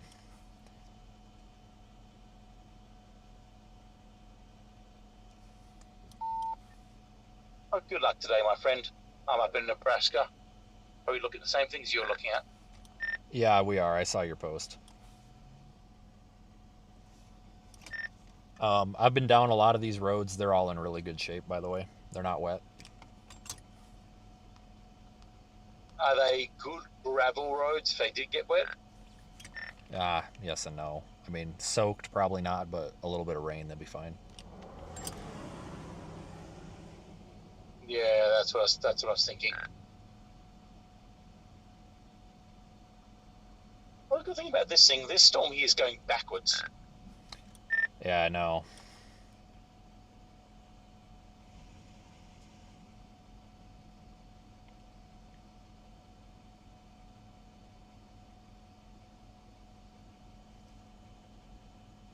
I wonder if we need to have a tripod ready.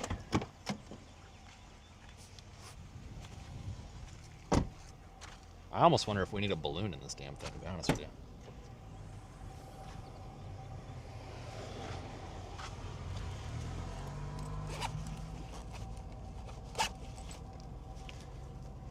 What do I got for mounts? Okay. I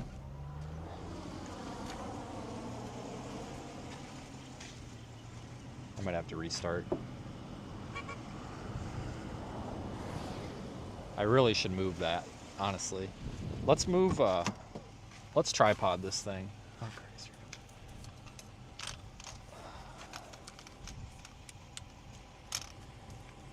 I have never done this in my years of live streaming. I have never, ever gotten out a tripod for a time lapse. Ever. Ever. This is a first. I have never done this. Ever. In my streaming days, I'm getting out a tripod. I've never done this before. Other than launching a balloon. You're witnessing history right now. The problem is nothing here sees over the fence.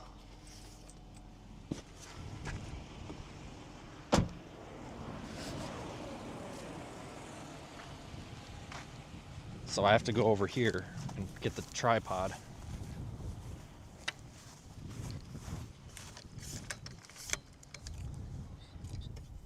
Mega tripod. This thing's got like a 6-foot spread on it.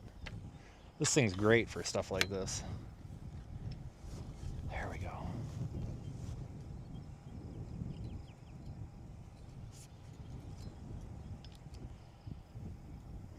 All right, how's it look the best?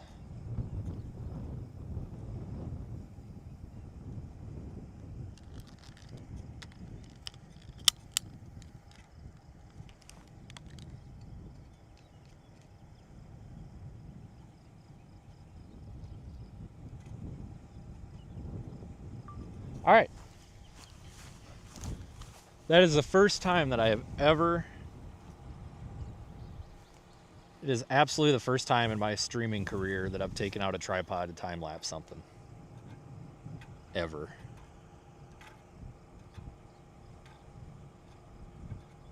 It looks like it might be worth it. That thing's about to produce a fucking tornado in there, I think. Look at that. Look at that wall cloud forming back there, guys. Oh, man.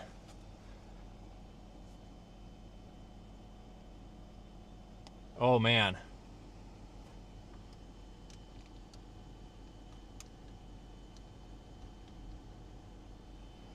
Wow. This is coming together.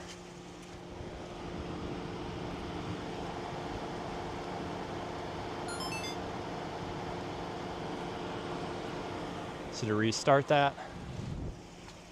So let me give you guys a little tour of operations. So we got time-lapse A going on up there. And then over there, we've got the mega, look at that tripod, guys. I mean, nothing's blowing that thing over.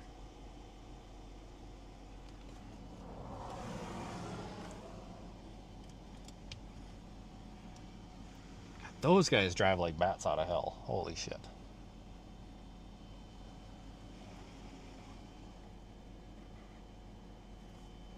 No, we're not in North Platte.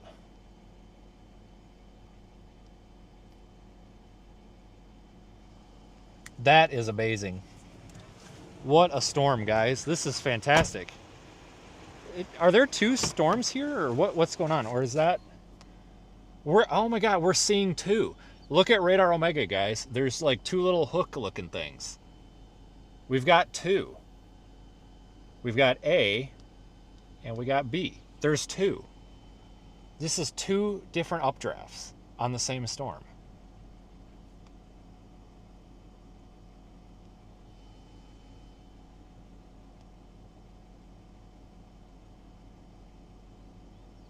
We need to get west.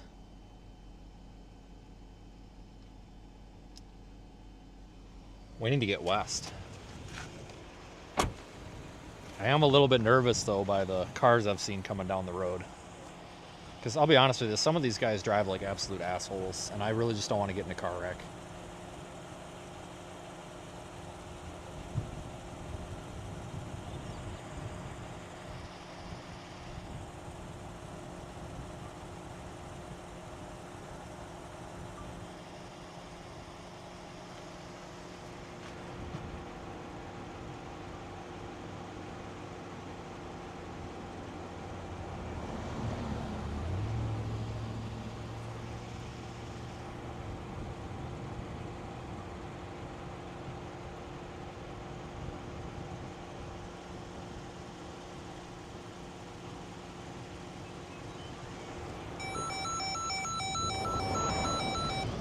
I think they just tornado warned it. Let me get a photo.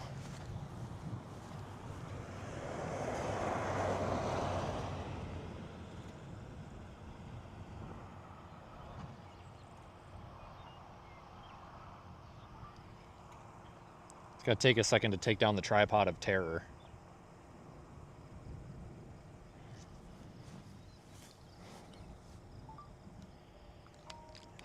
Now what? Damn, too many notifications on my damn time-lapsing phone.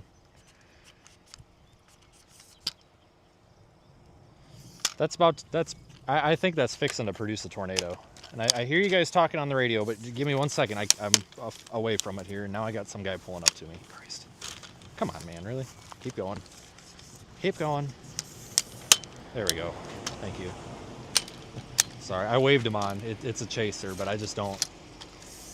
I'm really getting intensely concerned about this storm. I just don't have time to shoot the shit right now. And that's what these guys like to do. Now just ain't the time.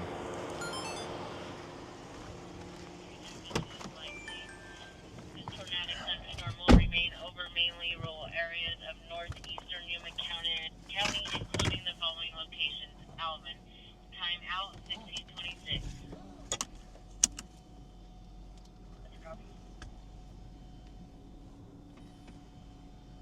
Well, we know we got this road if we need it. Slight confusion about the navigations here.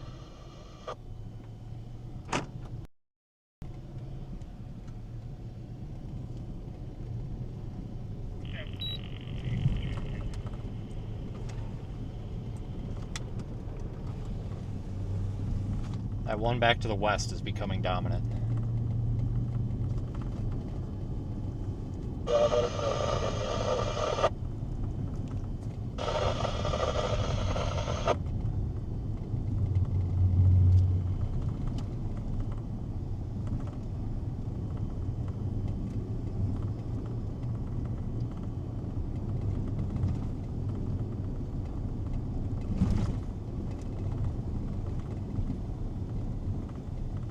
Well, we know this road's good, so if we got to come back this way, we've got this road. Keep that in mind.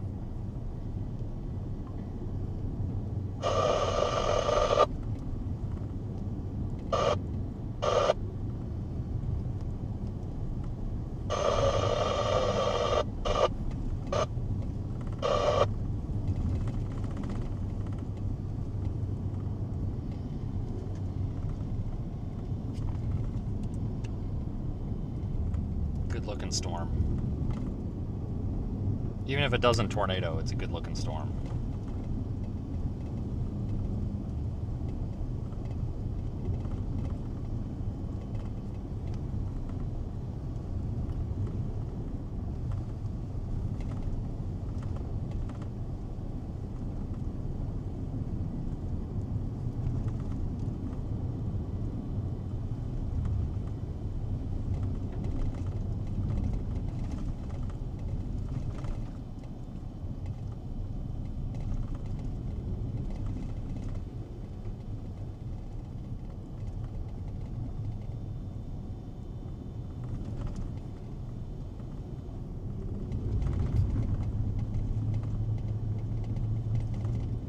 Yeah, we're looking off to the west.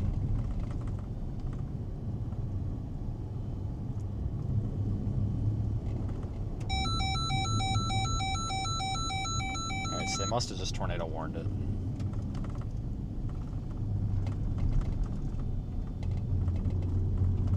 Again? Is that the other one?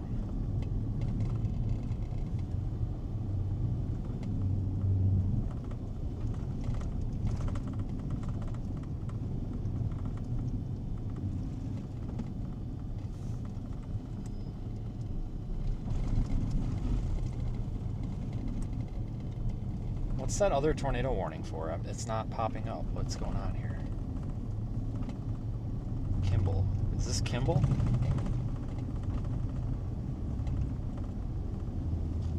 No, that...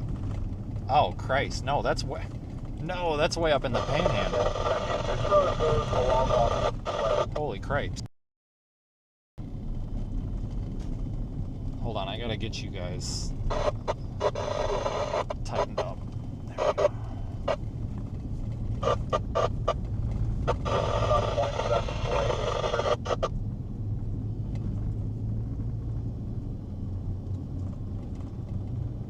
That's why I couldn't find it, because I didn't have the map zoomed out enough.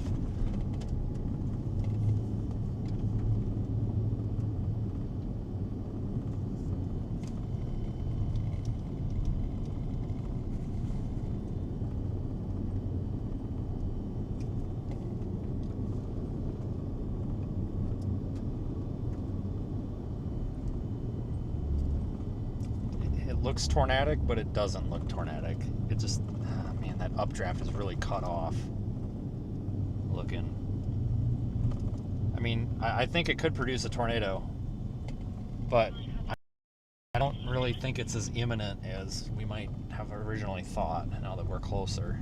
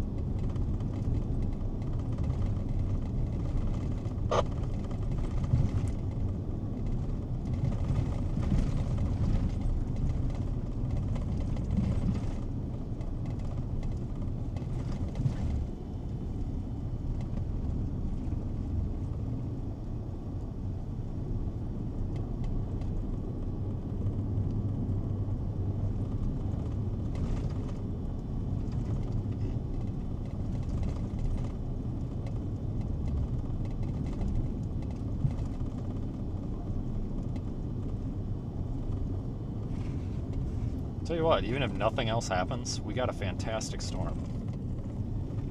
We've already won the game. Anything past this is just a bonus. You know? We already won. This is a great storm. We win. Everything else is a bonus.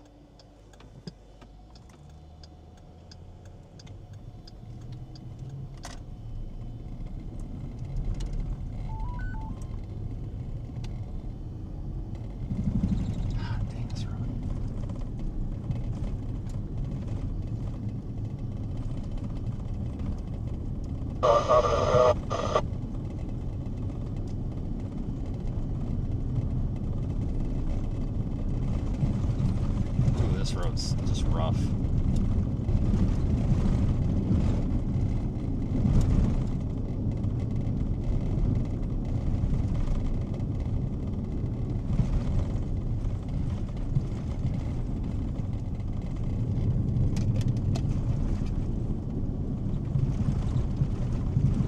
This road needs a road grader ASAP.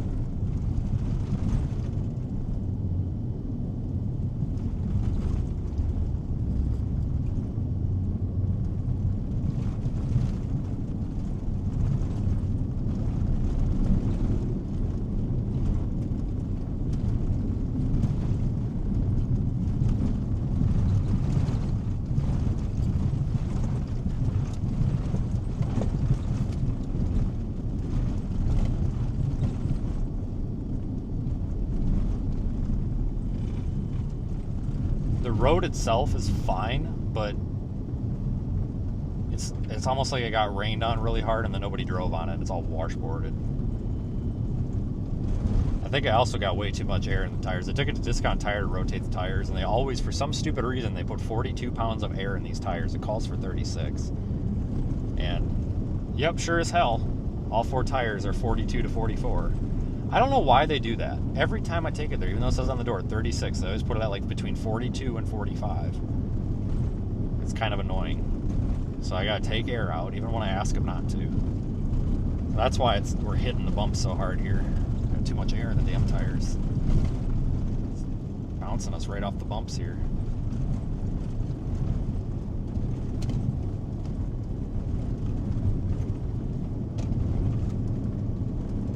I know this isn't the best angle, but we're going to be turning in a second.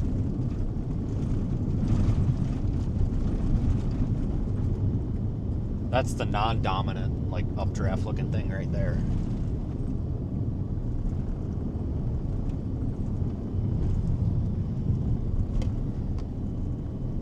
Definitely have 2 separate cells. Are we considering this a left split now?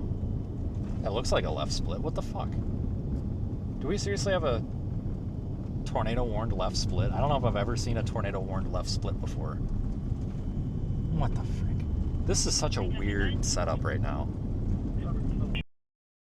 Tornado from emergency management. I'm in Holyoke now. I'm going to be in the area, just making sure there's no damage.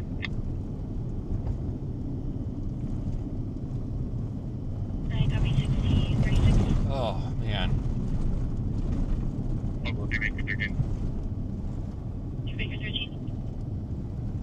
You can attach me to that.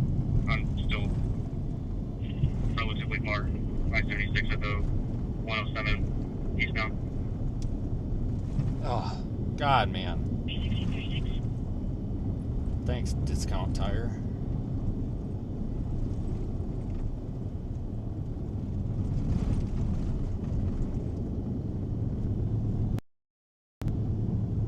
Look at that.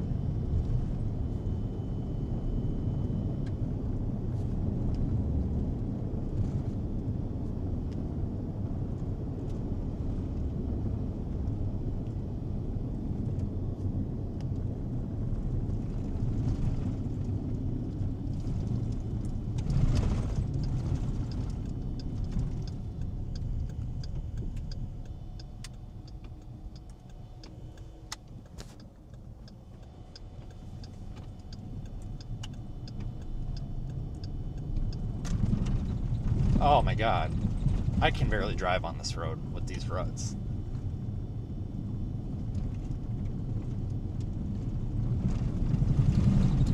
Oh my God. Jesus Christ. I'm gonna volunteer with their road department and drive the damn road grader for them. And we'll just do it tomorrow. We'll just come do this road for them.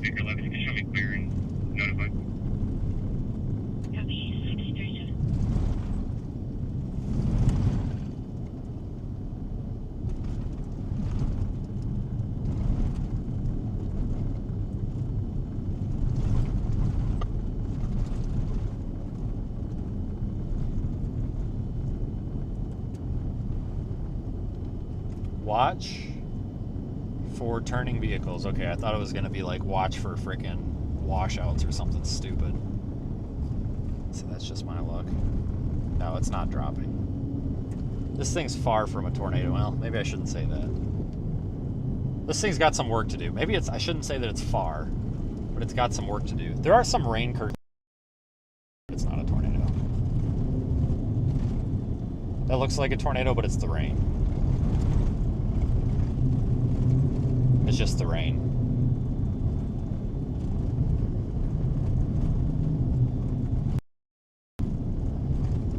Pretty though.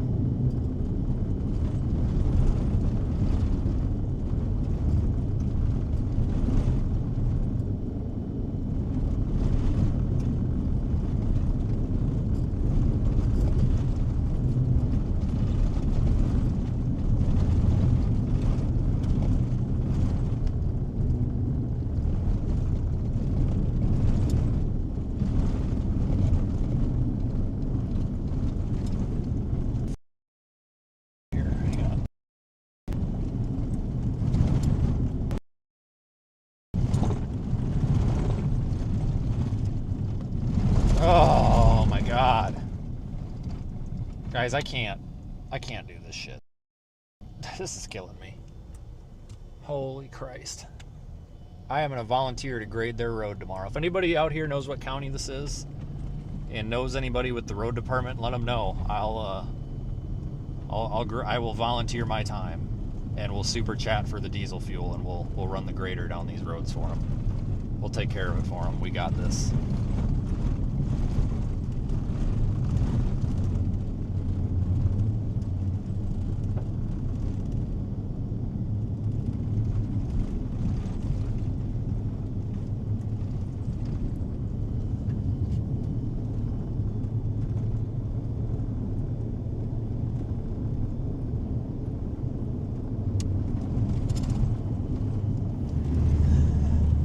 Good looking, but it's not great looking.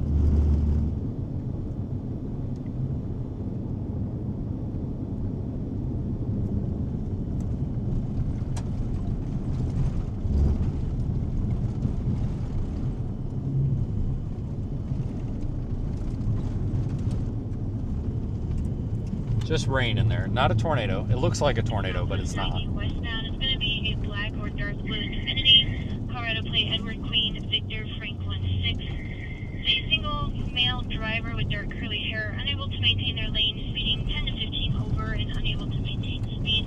RPS visual is an off-duty 2-acre trooper willing to sign. Last seen taking Hospital Road, unknown direction of travel from there. Uh-oh, we got a tattletale. Tattletale's calling the cops on the other guy. You can go ahead and attach to that. Somebody tattled. This guy's speeding. Oh, video 11. Copy motor assistant. 3 David 11. We're going to be eastbound 970 at the 302. Going to be Charles Nora Ocean, Paul 60. Next gentleman changing off flat tire.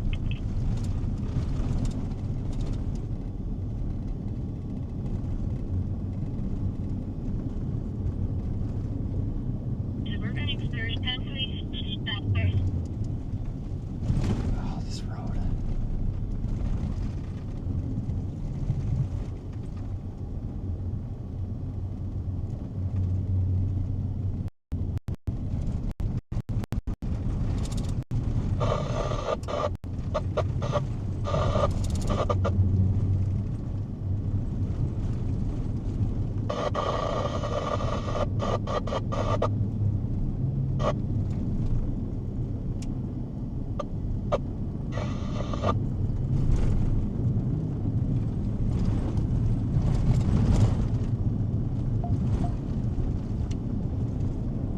Look at that.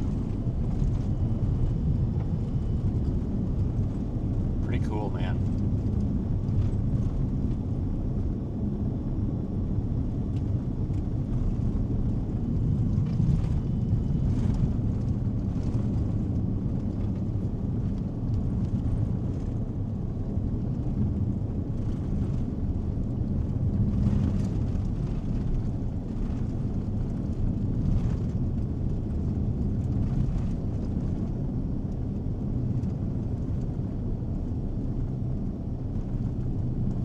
Like I said, this is just a bonus at this point. Everything's a bonus. Like, at this point, we already won. Like, we've won the game. Camera's crooked. I must not have clicked it all the way in place, but that's okay.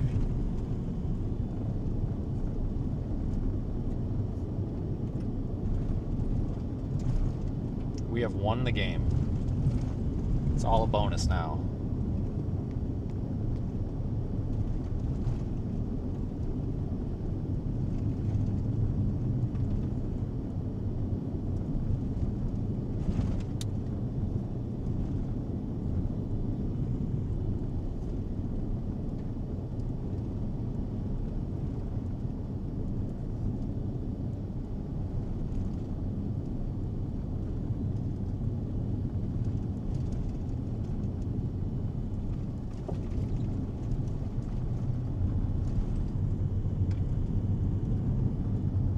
Doesn't look super tornadic.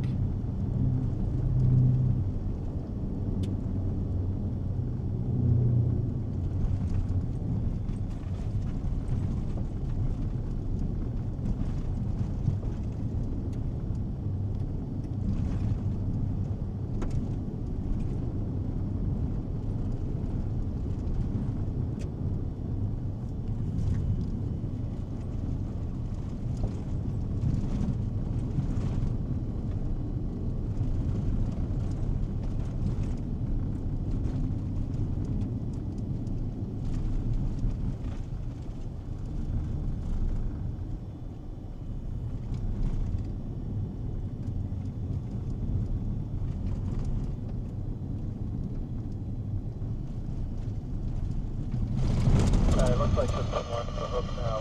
We're going to go about 5 miles up the hill.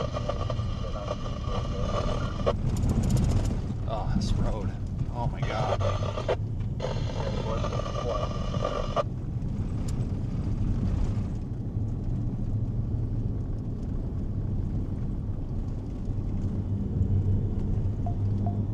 I'm gonna keep going north. I think that west one, like with it moving that way, I don't think it's gonna tornado. Not with that thing moving northwest, I just don't think that it's gonna tornado. I just got off the phone with RP. He just I find the vehicle he's willing to sign. He said his last exited Hospital Road, unknown what direction. But I'm gonna go to the address that that vehicle's registered under. Copy 1646. I think we want to stay with this one, honestly.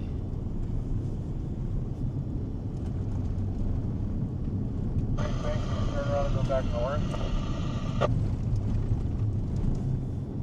Yeah, that's what that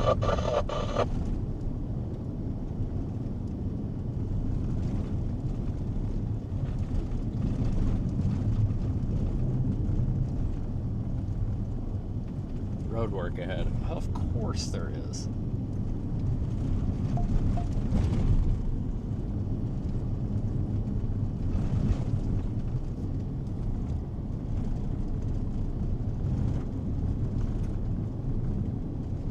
Neither of these storms look tornadic, honestly.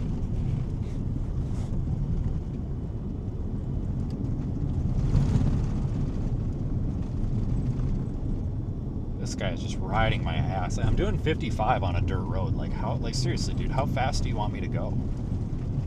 I mean, seriously. Like, what do you want me to do different here?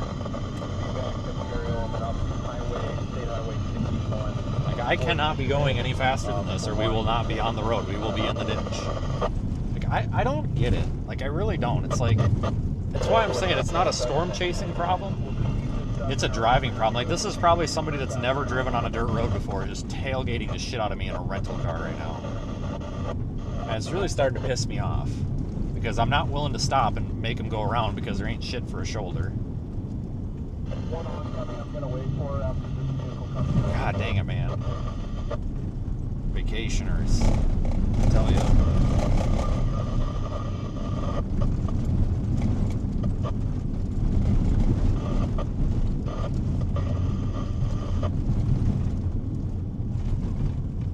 That's pretty, but it's not tornadic, I don't think.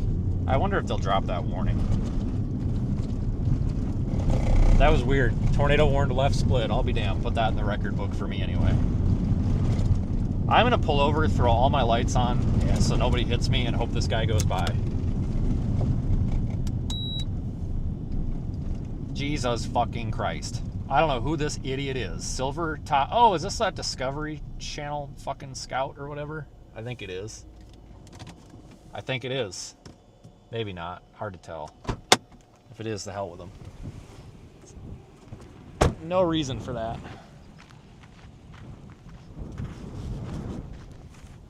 No reason for that.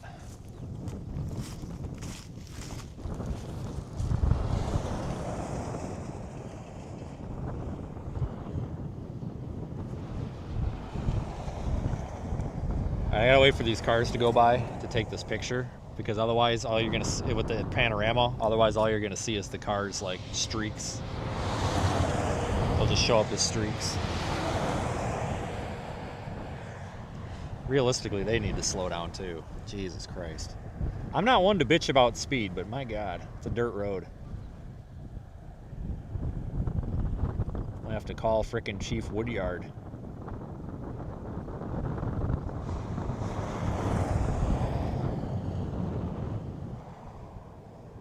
Cold inflow.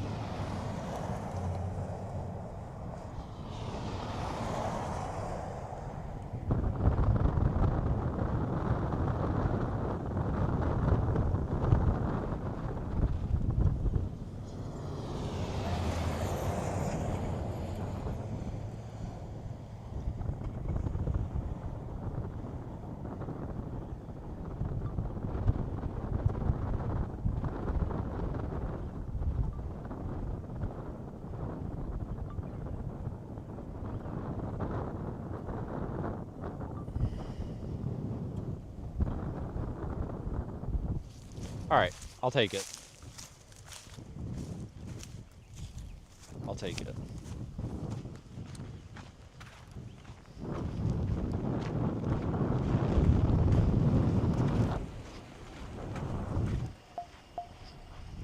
Even if that's all we get, I'll take it.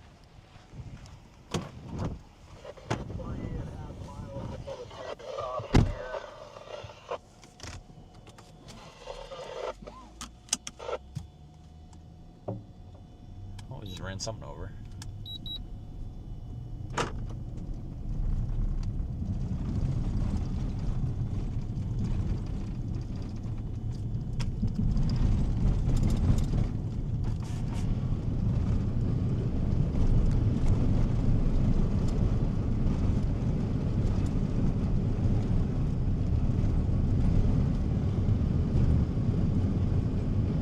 I don't know, guys, anybody that lives on a dirt road or drives a dirt road will tell you 45. Anything over 45 and you're gambling, even when it's dry, because all it takes is one soft spot and you're upside down in the ditch.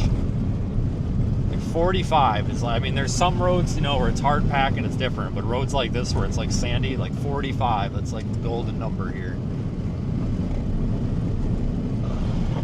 Usually you're pretty safe at 45, unless it's wet. I don't even know if there's speed limits on these roads out here, honestly. There might not be. If there are, it might actually be 35, I don't know. But you can lose your car pretty easy on a road like this.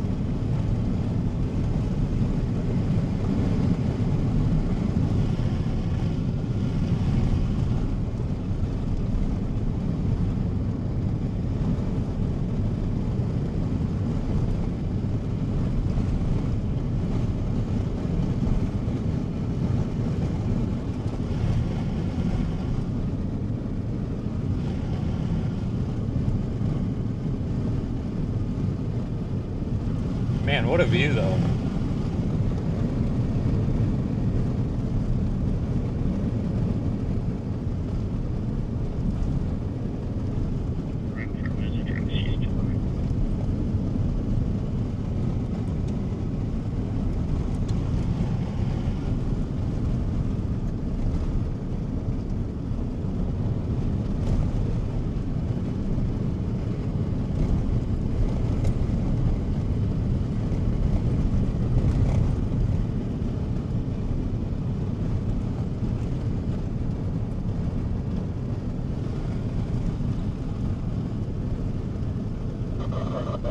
There's just no lowering on this one at all.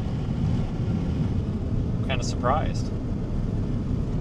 It's possible because of this, everything's in such close proximity that they might have a difficult time with a tornado, but that's okay. I mean, at this point, I don't even care. I mean, we've already won. This is pretty cool.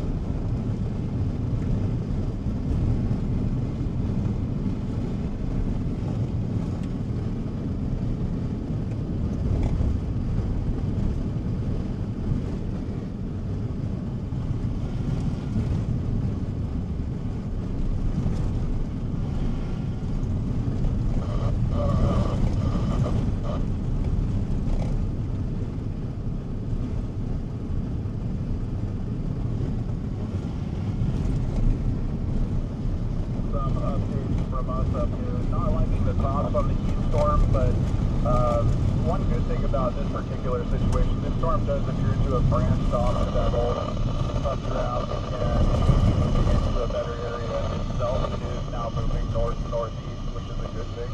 So I think either way, just kind of getting out ahead of it here and being a little bit proactive and getting east in either capacity is probably a good idea. Copy that, thank you.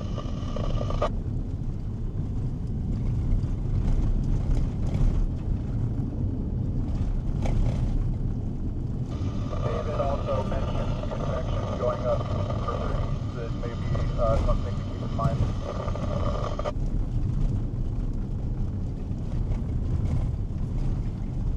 Keep our eyes out.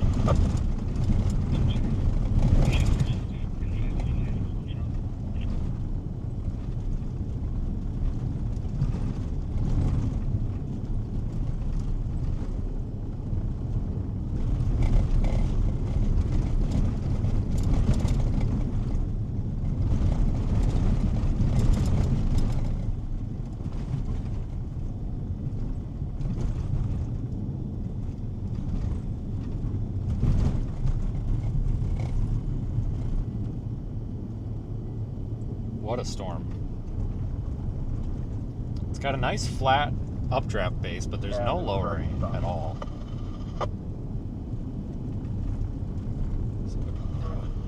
Not thinking tornado.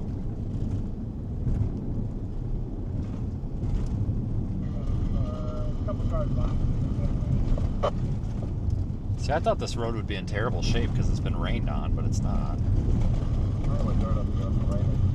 Must have a good solid base under it.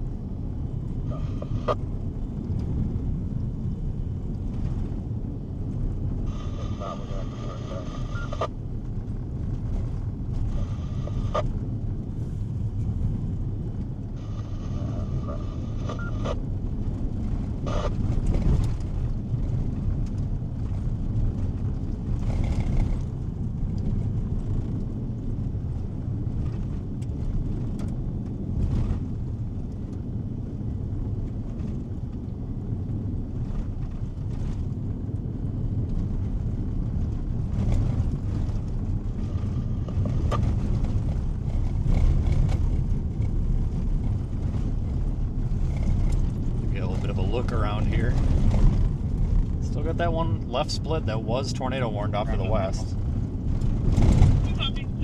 In fact, it still is, but it expires in 15 minutes.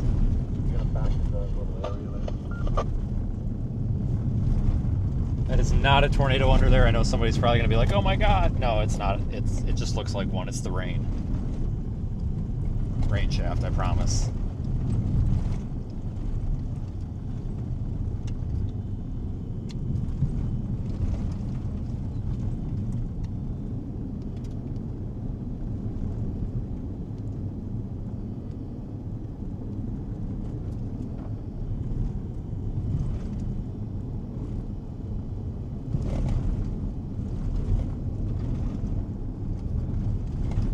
It's a good one though. See, Nebraska always pans out. It's always a good one in Nebraska, usually, but sometimes not.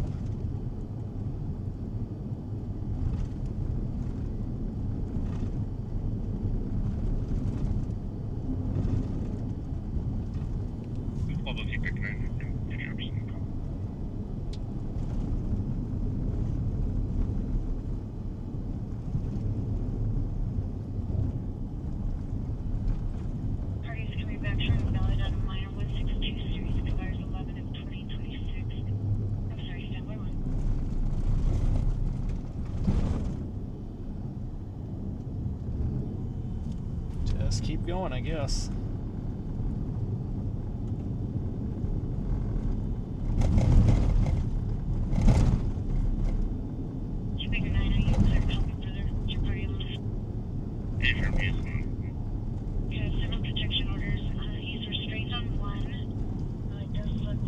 Far west storm is gone. Charges of not possess or consume alcohol Yeah, the box. Gotcha. Yeah, noticed that. I think that the E-storm's probably going to split here soon, but our storm that we've originally been on is also going to move into better moisture, so I'm kind of thinking about how far east we want to get, or if we maybe want to stop here again and just kind of watch a scan or two.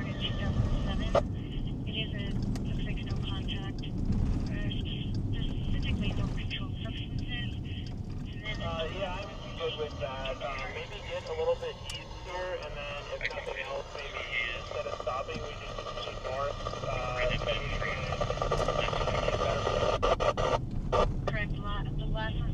Look out, bird. God, not again.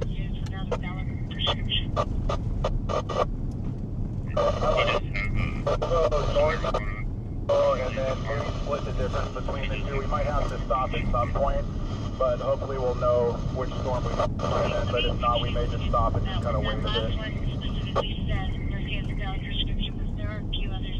Yeah, I'm good with that. Okay, thank you.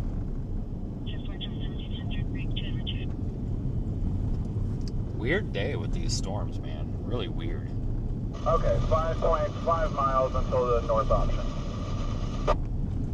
Perfect.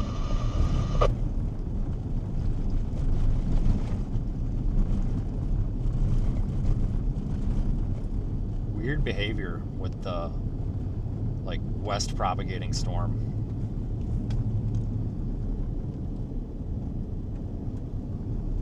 Image of the storm, the whom in the van should I send it to? David, or in the chat?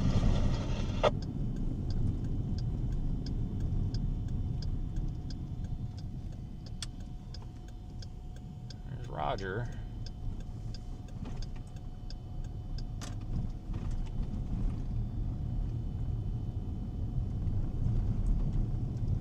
Not really worried about the hail on this. The hail core is going to be north of us. Kind of soft, kind of so-so on that deal, huh? And a little tall.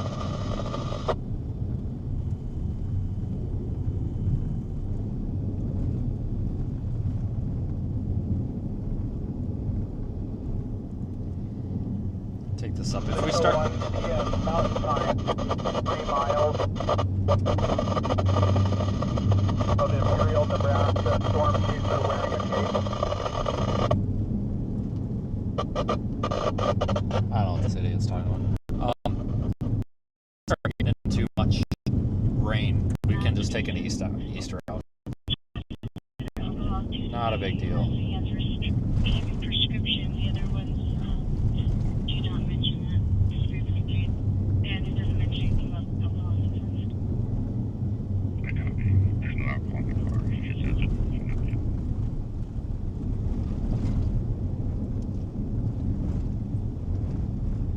The day's not over. The day is far from over. It's just weird how that left split looked like it was the most tornadic of the bunch. Of all of them, the left split. Like, what the hell?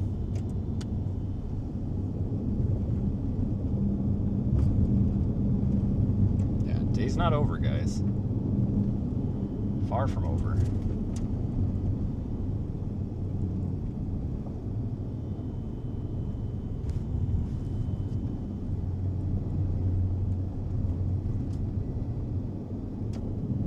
Probably just gonna keep going north up there to 6. Do you agree with blowing this stuff off and heading towards that cell over by 87? That's kind of what I'm leaning toward. Yeah, copy. Yeah, no, you good with that? Oh, yeah. 3814, show you there, 1703.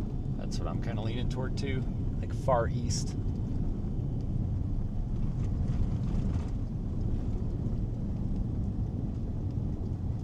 Need to get up there toward Wallace.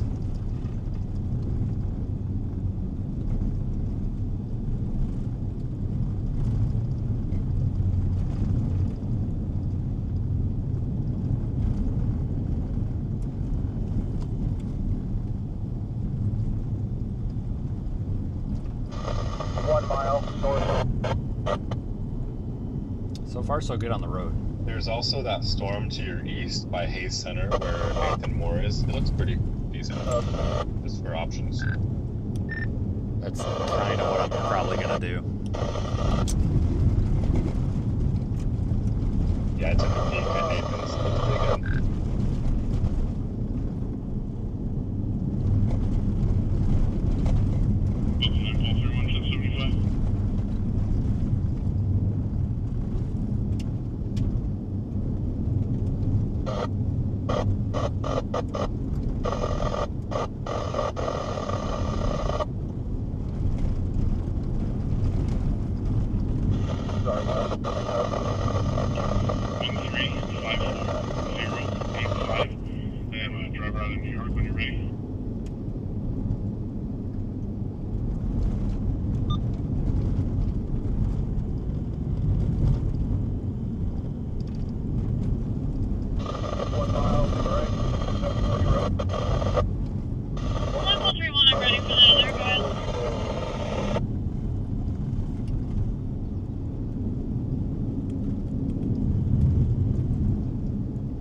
Beautiful view, though.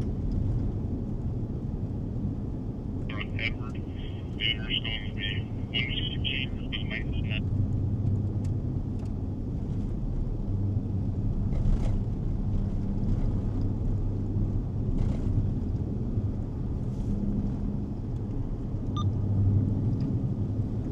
Okay, looks like everything you ran came back clear. Illinois plate came back. Oh, looks like valid. 2023 Max straight truck. Reference the party came back valid, non-commercial. Of New York. I copy 6, so you can show me the TCR. Copy 1706.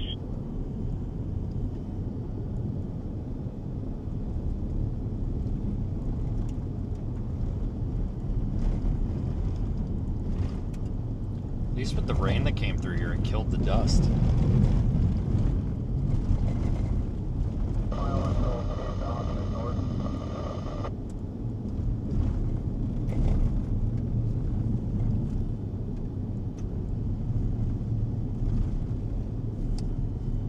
Take a right up here.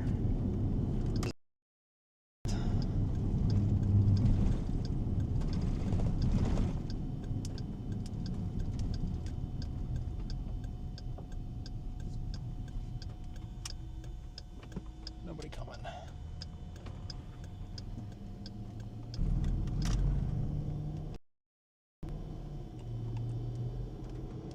Wrong way.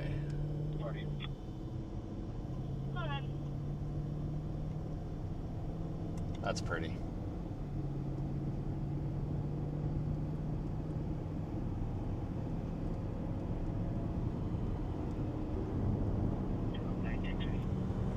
That right there almost makes it worth it. It looks better in person.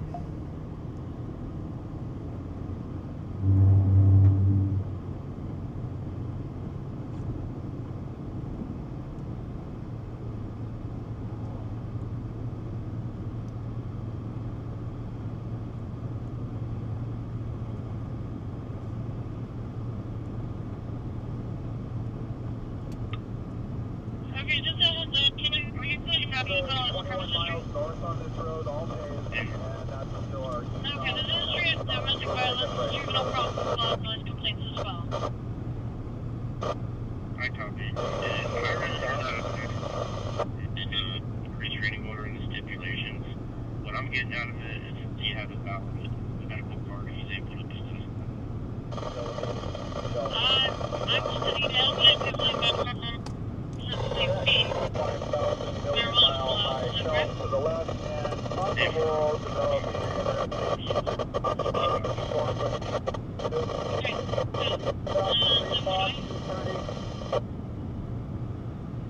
East we go. Yeah, sometimes it's hard, but you got to drop these ones are shot. Just dump them. I mean, we could stick around with them for a while. It'd be pretty. Still, you know, be something to look at, but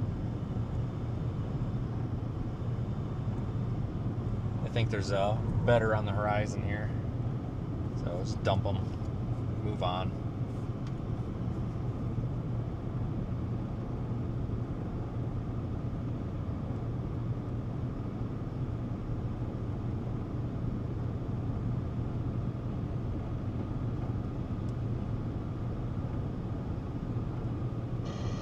that day we were just looking at that little white nubbin thing coming out of the back of that thing, the funnel. Makes sense given the funnel.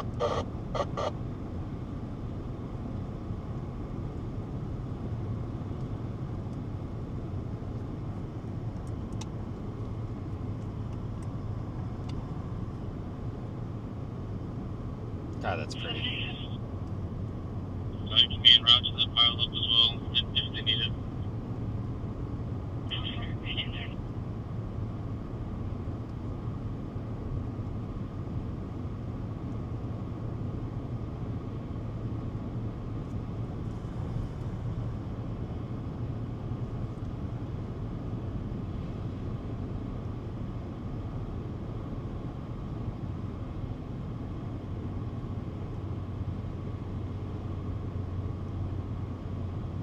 Still don't know how this happened today. Tornado. Roy has stated that he does not want to travel on to the soon-to-be tornado-warned storm to the east and instead wants to take photos of lightning with the 5 billion mile high shelf that is off to our north-northwest. Or is Roy July?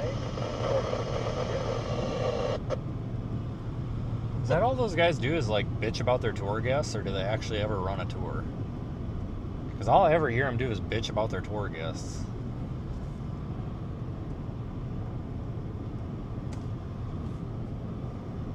But anyway, no, today's just been weird with these like tornadic left splits. Like, what the hell? I think it's because of our proximity to that surface low and the way that they're getting drug around the surface low. County multi-responding units switched to D-Rock 2.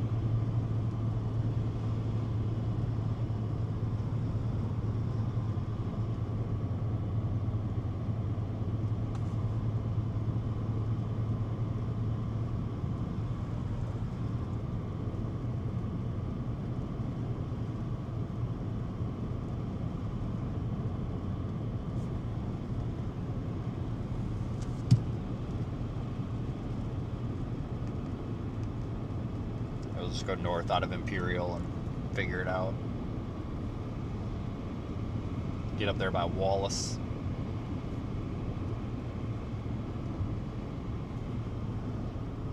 Wallace, I think, is the target now.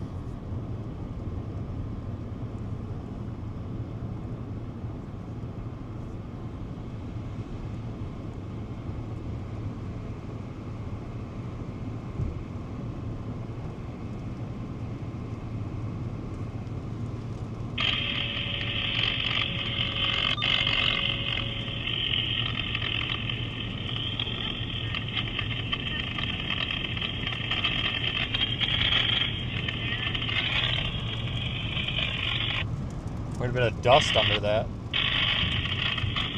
To the left of the antenna there, there's quite a bit of dust. To exactly the speed limit.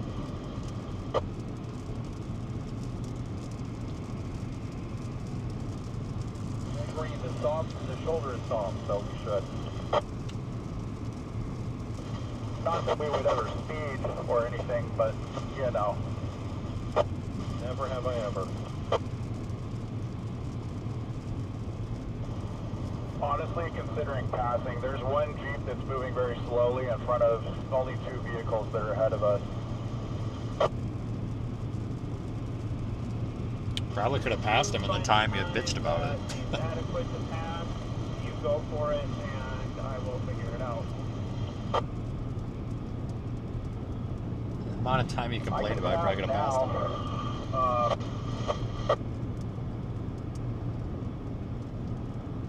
I'm gonna wait until after this hill here, but we're gonna get at least one car.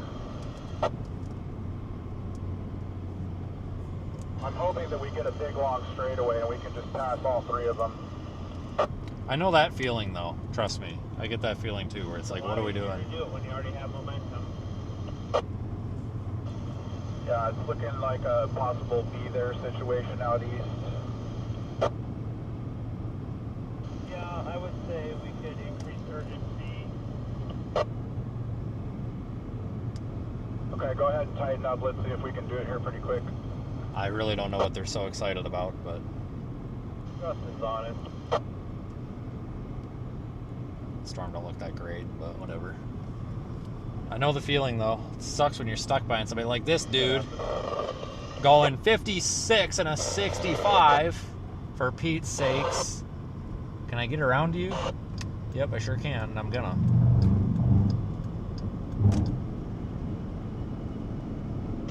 There's an intersection. What's that road east of Imperial is going north? Looks like everybody's going up on that one. Yeah, that's what we're going to take, 61. We're going to go up and try and get to Wallace, and we'll come in on the backside of the storm. Yeah, copy. On 3, Nebraska, 1815, no issues, I'll get you close out. 1.4 miles. We're just looking at it distance for the east option, making sure we're just not going a little too crazy here. Yeah, I was looking at this storm and the one over by Norton. They both seem to be in the Cape axis. But Norton is like 2 hours for us to get to, so I figured we'd play with this and we'd play when we get to Wallace. And if it's junk, we can decide when we go east of that. So we're going to pass. Yeah, but honestly, it looks like it's the time of day that everything's going to be tough multi-solid or not focused. Yeah, from what we just saw. That's the still here. The only hope is around 6 o'clock if the low-level jet kicks in.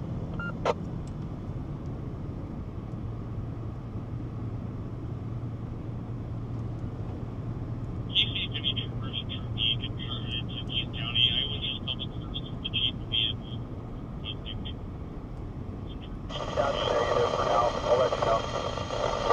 4 negative, holding back.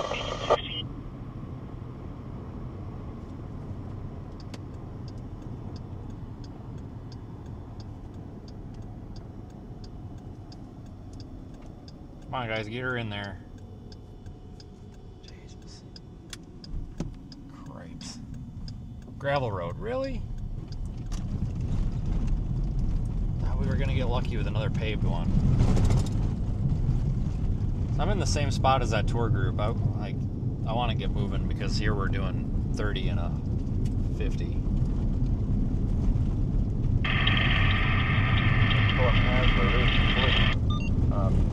The right split hopefully will turn right, and it will probably go right over the.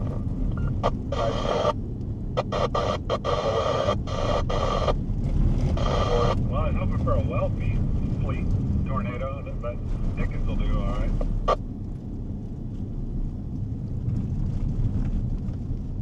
Yeah, I'd have to turn real hard right for Wellfleet, but I take that too.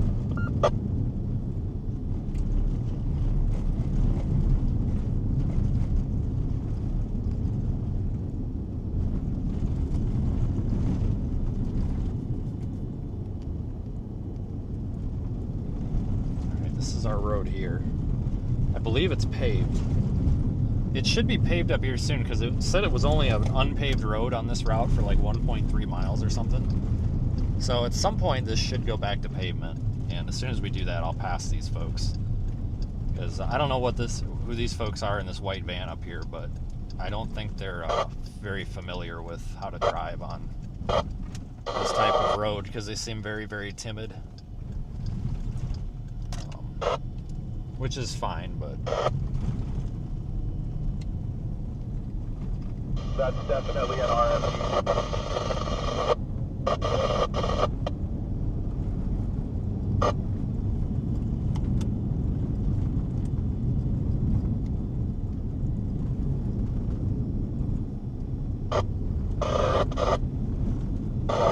Probably could pass them, honestly.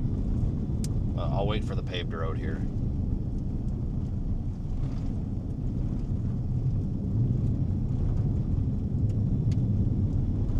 I think this is one of those fly-by-night storm tours because it's a rental van.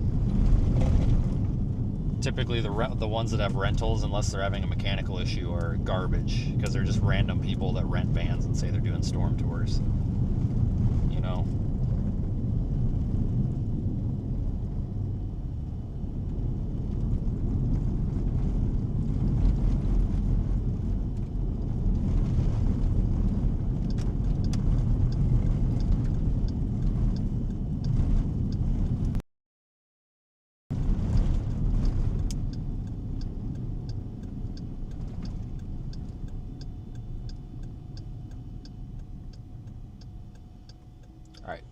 Stop sign means stop and go. There you go. There you go. You can do it. We did it. Yay. Now we can pass them. Now we can pass them.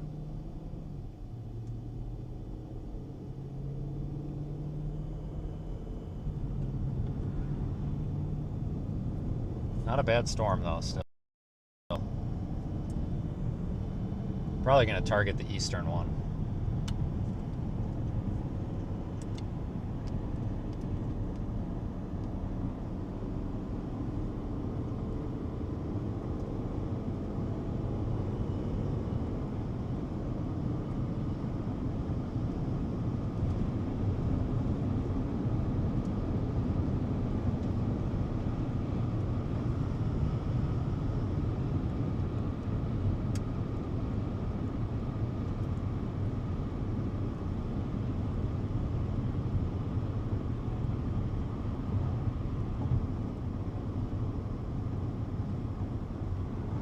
Whoa, buddy. I didn't think he was stopping.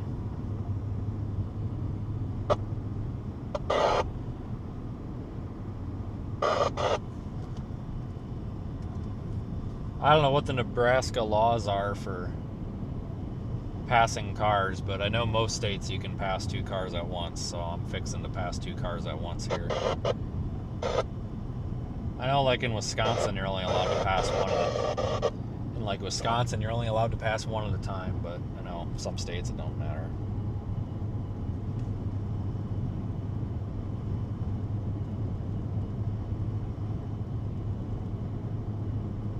I don't know. Backup for EMS on crash for I-80. EMS requested to meet up at Tate County Perkins County line on Highway 61 for crash that happened on I-80, 1721.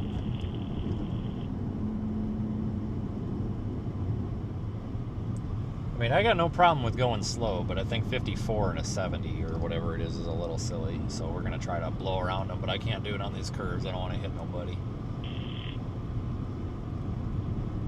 Guaranteed, though, when I go to pass, they'll stomp on it. It's usually how that works. Stand by at East Perkins County line for I-80 wreck. We'll be en route with 99 feet here shortly.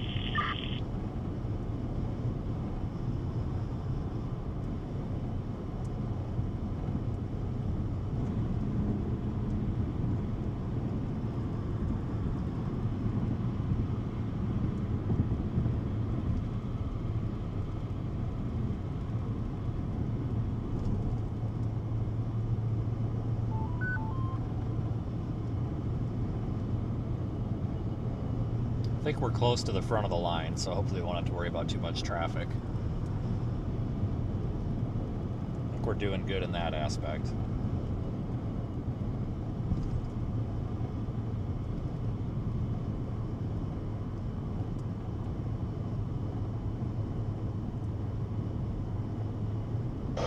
Oh, there we go. Come on, passings. There we go. Look at that. Straight shot.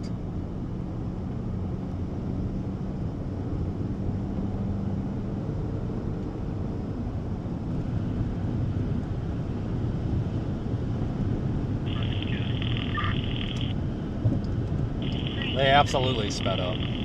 Absolutely. Whatever. It is what it is. I knew it. I knew that was going to happen. I think it's because somebody goes to pass you and then people are like, oh shoot, I'm not even doing the speed limit, and then they floor it. I think that's why.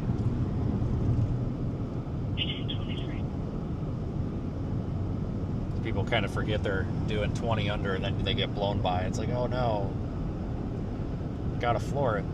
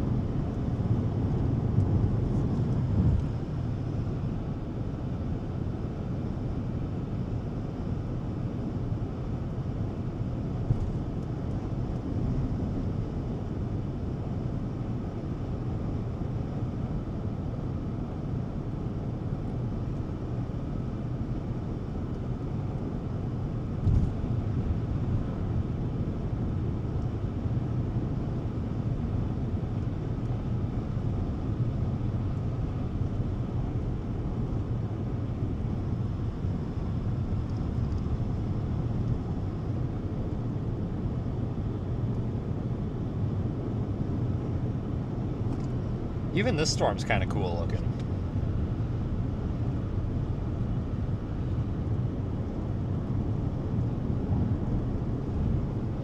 No severe warning on this one.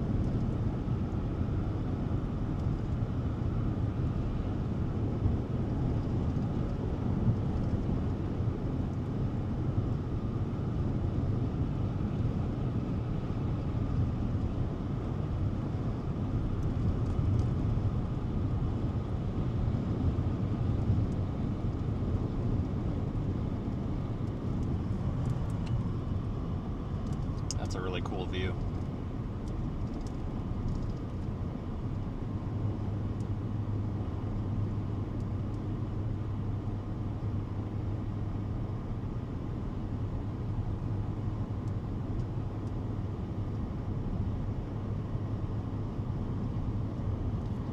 It just continued the severe thunderstorm warning on that one to our east. Looks like the old box was about to expire, maybe? I don't know. Whatever. Continue again.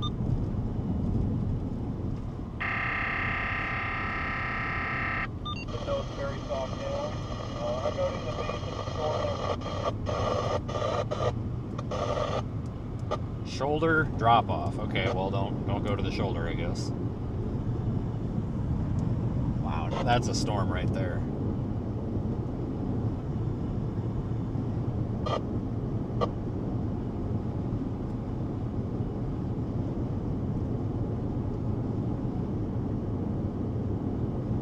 Mark Lot 761. Can you get around to 118, 80, storm 118, 80?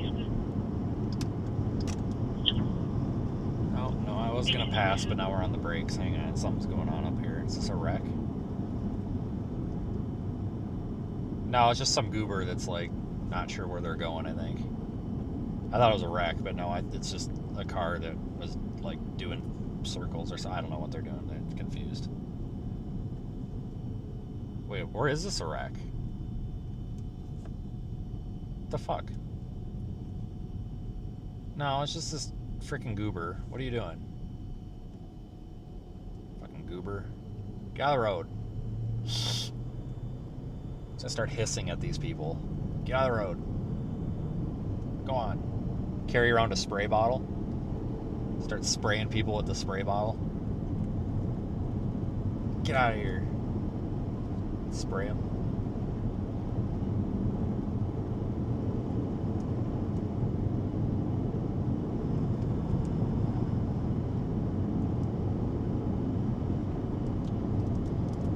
We're gonna get into a little bit of rain here. We gotta go through this one, and then we're gonna get up there to 23 and go east on 23. Hold on, why are we stomping on our brakes, bud? What you doing, buddy? Holy cripes. Sunday driver up here, probably on their way to freaking Costco or something.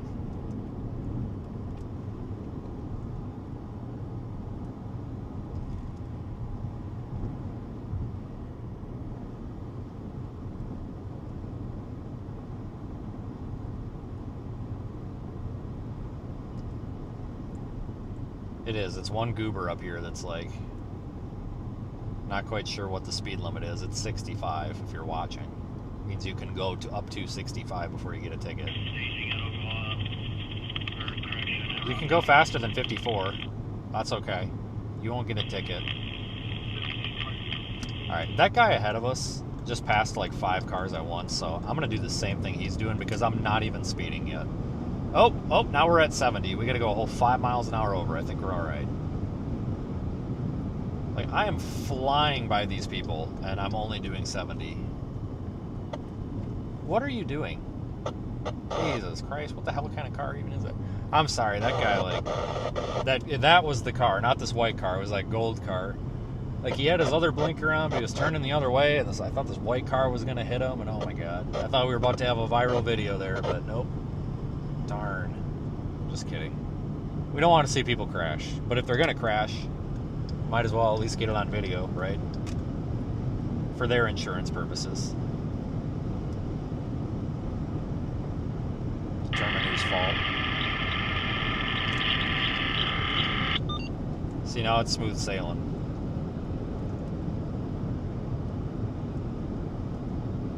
It does. It only takes one guy at the front of the line to screw it up royally, doesn't it? One guy.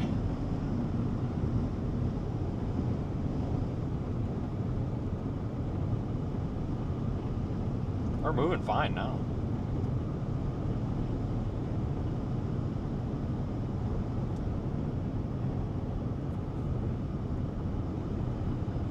Yeah, we're gonna get absolutely dumped on up here. Look at these like Mamadas clouds. Why are you flashing me, buddy?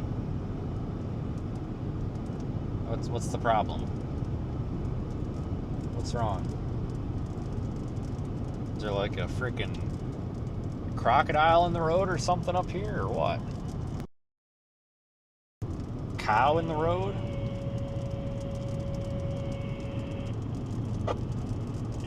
10:29, 10:13. The National Weather Service in North has issued a severe thunderstorm warning for eastern Perkins County in effect until 7:15 p.m. tonight. Hazard at baseball size hail and 60-mile-per-hour wind gusts. 17:31. Watch out for cows on the road. You never know.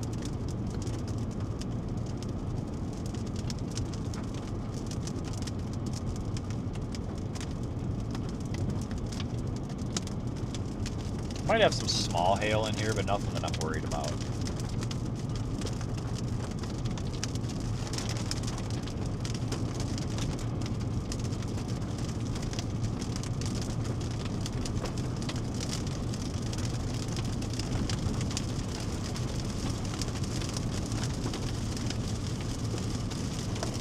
Holy focus.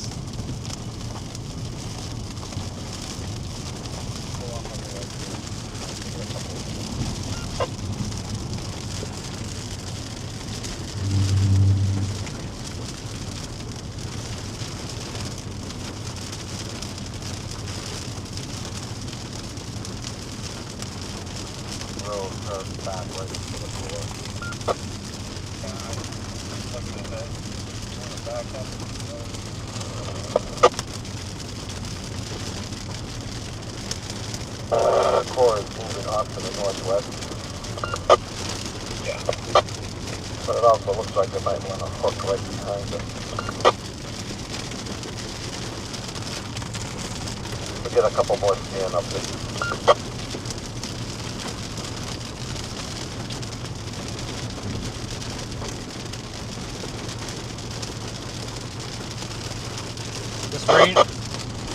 This rain is helpful. It's getting the dust off the windows. Had so much dirt on the side windows.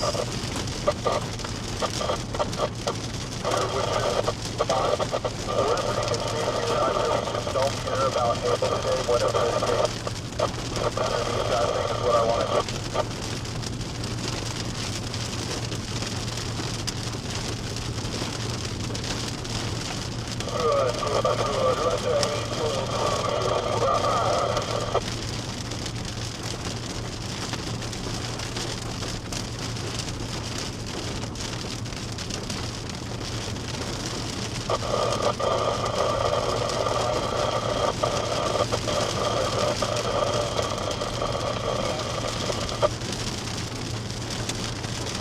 That's a good adjective, yeah.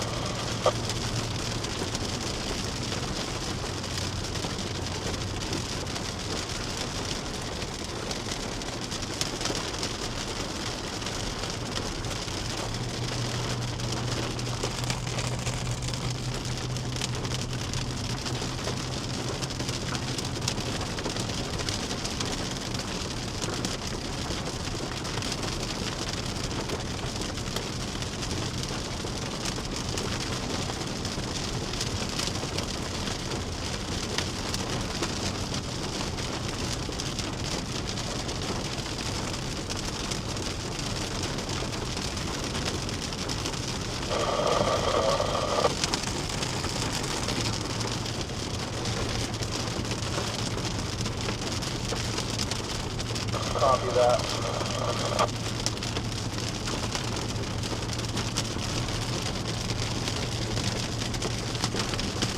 Actually quite thankful to be in this little rain shower. Flowing here, flowing.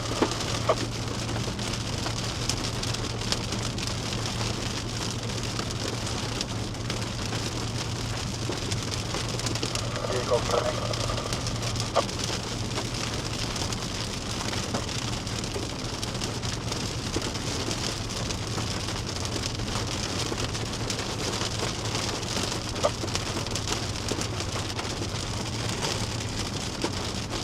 Goodbye.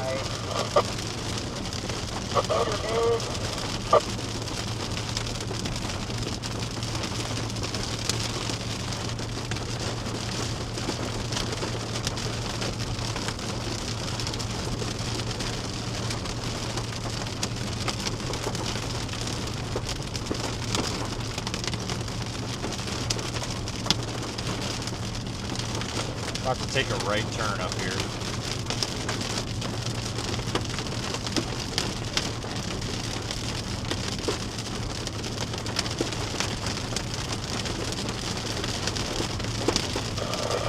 Something on the chat group.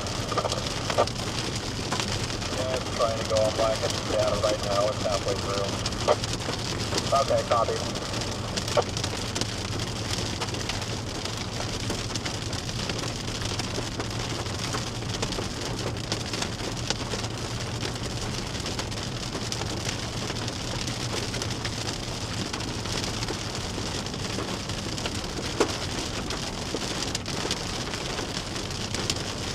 Nice, that looks cool.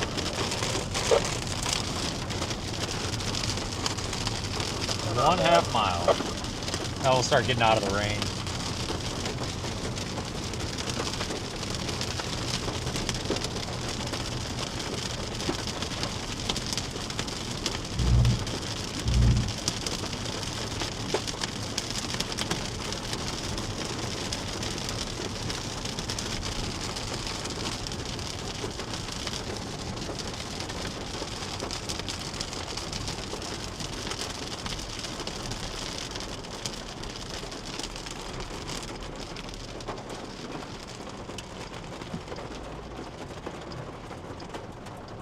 Yeah, there's a FICO 300 right there.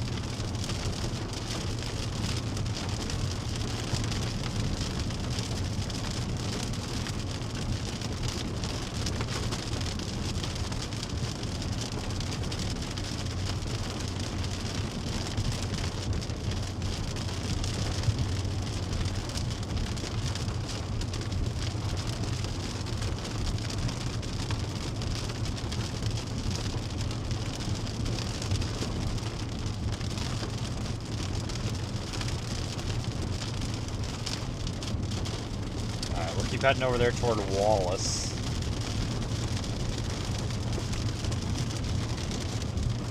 Wallace.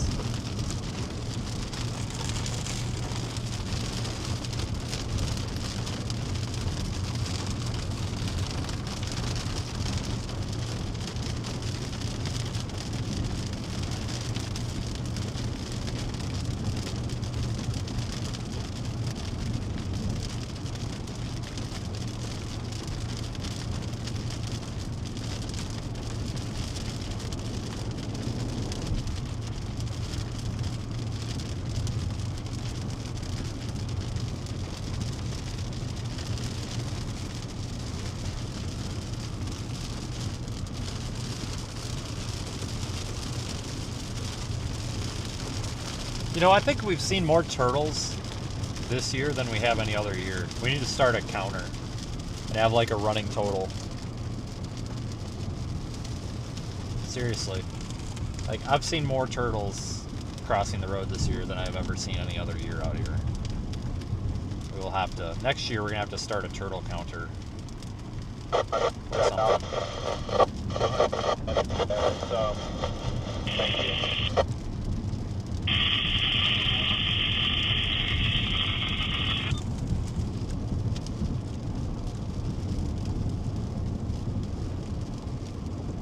Yeah, we're on the same storm as Nathan, basically. We're on the west side of it, so we got the left split ahead of us, and he's got the right split.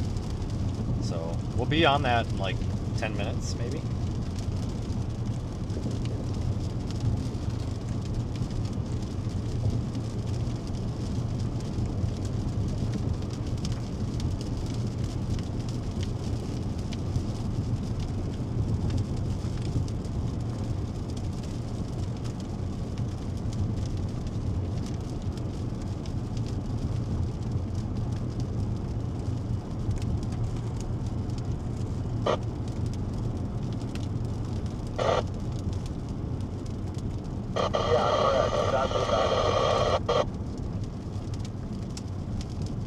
Take a little look around.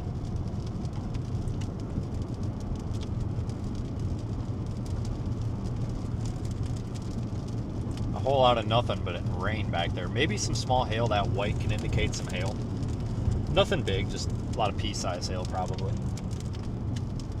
But those droopy looking clouds right there in the middle, those indicate some cold air, stable air, sinking air. Not good if you want tornadoes.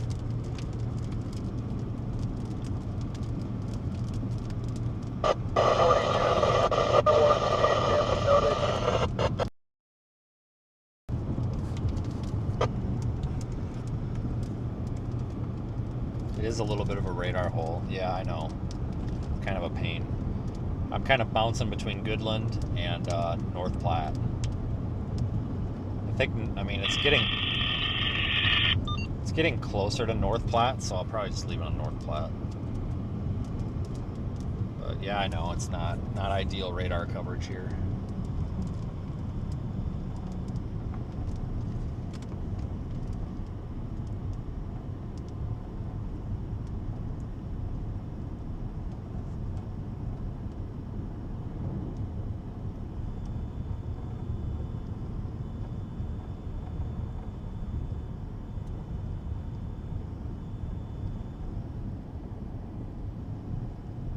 This is Madrid.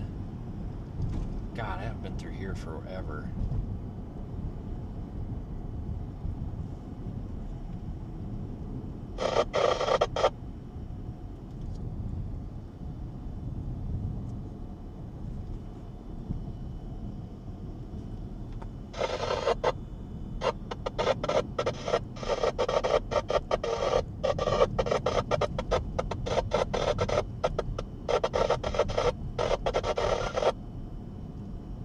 Another suicidal bird. He made it, though. He made it.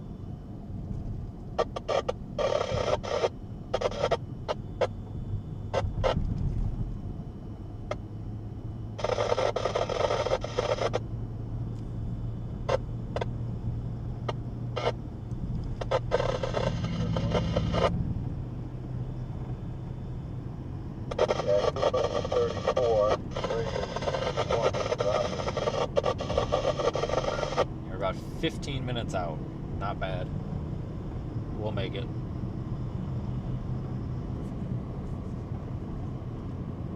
You're in Madrid? Nice. Me too, just not anymore. I was a minute ago. I haven't been through that little town forever.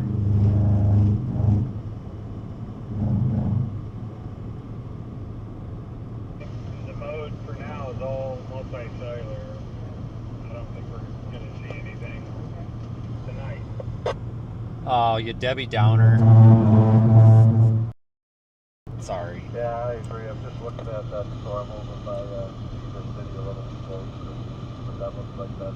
Looks like they tornado warned the Colorado storm. I think Daniel's on that storm. If you want coverage of that storm that's over there south of Holyoke, I'm pretty sure Daniel is over there. maybe somebody can link his stream, but if you can't, it's not a big deal. But I know he would appreciate the viewers. He works really, really hard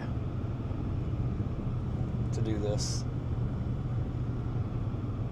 I mean, you know, I think about how like much of a pain in the ass this has to be for him, because this is a pain in the ass for me sometimes, and I live here. You know, if I didn't live here, you know, if I lived in another country, this would be even harder.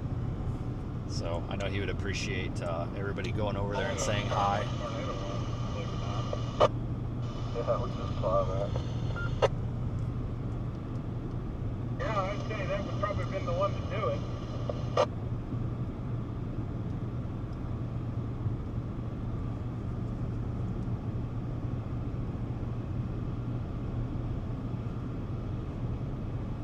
Still pretty early. We're not in mountain time here, are we? After like 2 minutes and just maybe kind of take a look at things. We are not in mountain time. We are in mountain time. Okay, so it's not as early as I thought, but it's still early.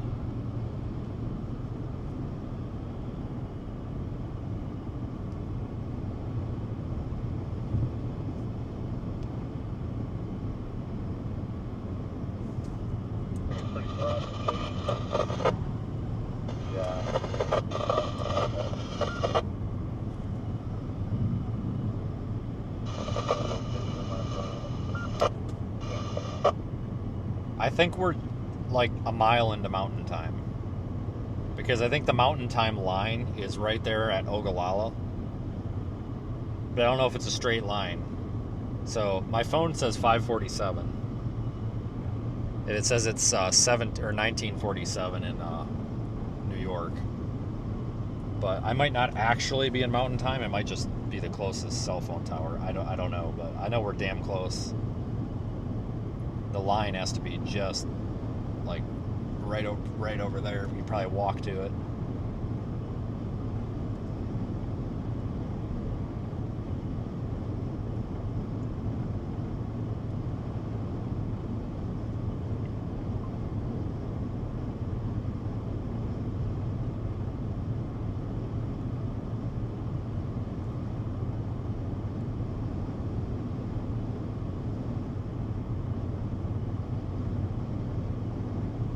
Yeah, James, I think it's crazy to continue our path towards lawless. It's crazy to go east, so what do you think about dropping down back towards Louisville?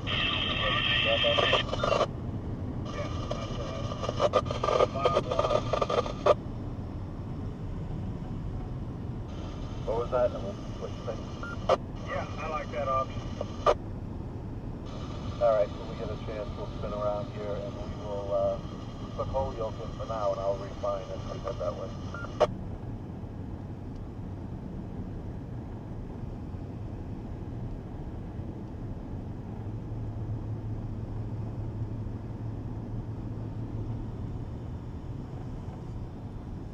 We should probably stop and watch this for a minute.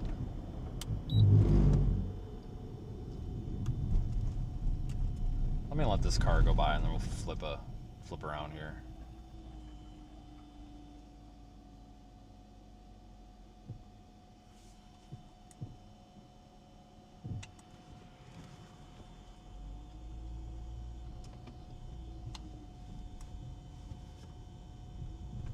Try to do it here, James.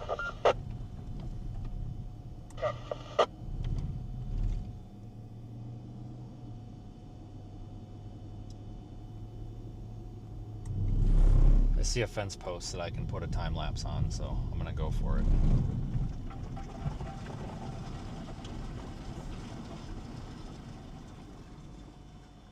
Oh, it's muddy. Well, keep that in mind, I guess. Oh, dang. Well, whatever. It's all-wheel drive. I gotta go walk all the way over to here for this time lapse, for this post. Oh my God, wish me luck. Holy shit, I gotta cross a train track? Oh, dude. Can I go anywhere else? Yeah, I'm not doing that. I can't go down that. That's a drop. That's like a 90-degree drop. Okay, we'll go somewhere else. God dang it. A lone fence post out there. I'm like, man, that'd be perfect. I mean, I could get to it, but I have a feeling I'm going to bust my ankle doing it.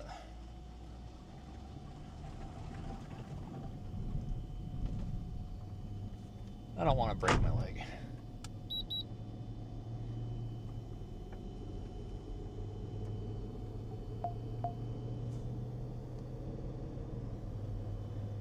Yeah, we sure do. We got a blob.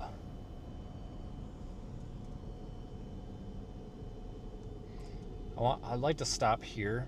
I'm just not going to stop in that little... I'm not going to stop in that little driveway because I'm honestly afraid of a train coming and then being stuck on the other side of the train. Just park right there like an asshole. It's fine. I got lights.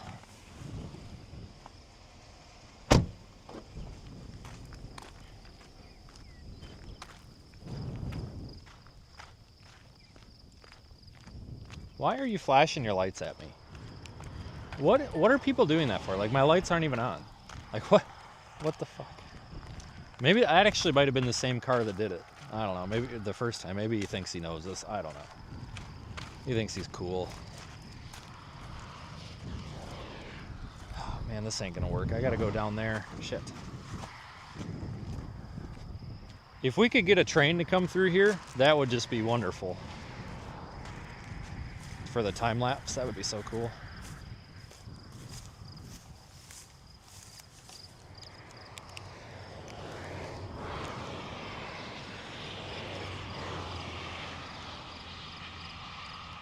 All right, time lapse away. Let it go.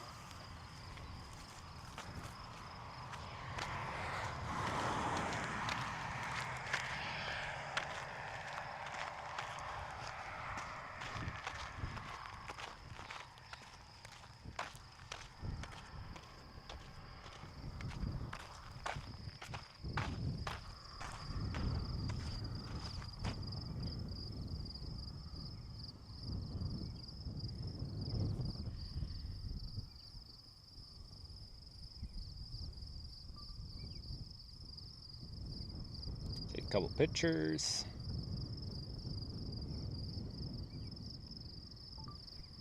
That's a good one. I need to go down here into the wheat though. Very still, there's like no inflow into this thing.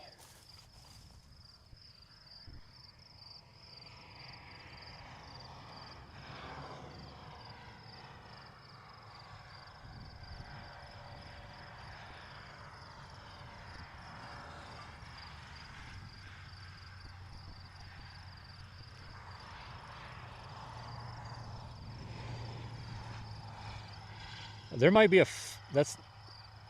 I wonder if that's a funnel cloud under there. Way off on the right. It might just be crap. I need to zoom in on that with my camera. Hang on. That's suspicious. What the hell? Under that wall cloud. Oh no, that's just a regular. It's just a regular cloud. Okay. False alarm.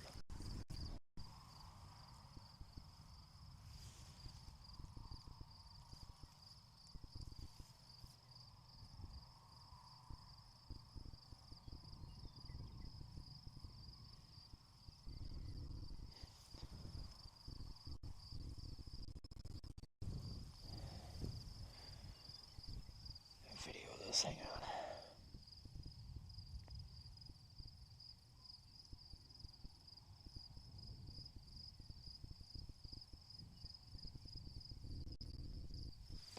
Nice looking shelf cloud though.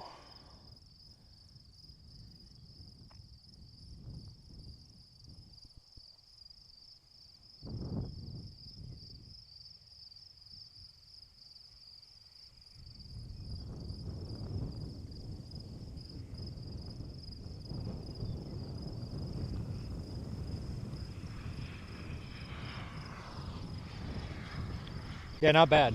Not bad, I'll take it.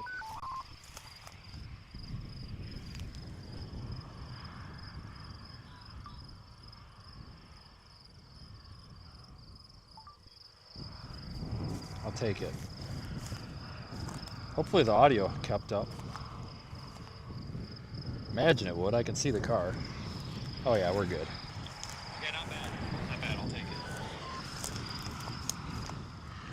As long as we can see the car, we usually are fine with the audio.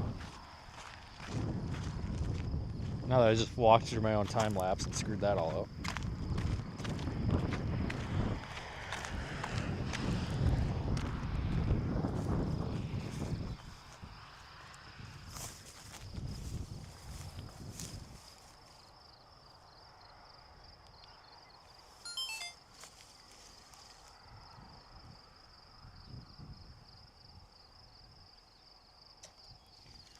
Not bad. I mean, the time lapse is kind of crappy, but whatever.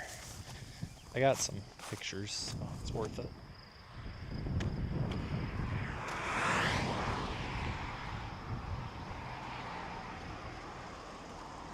Worth it.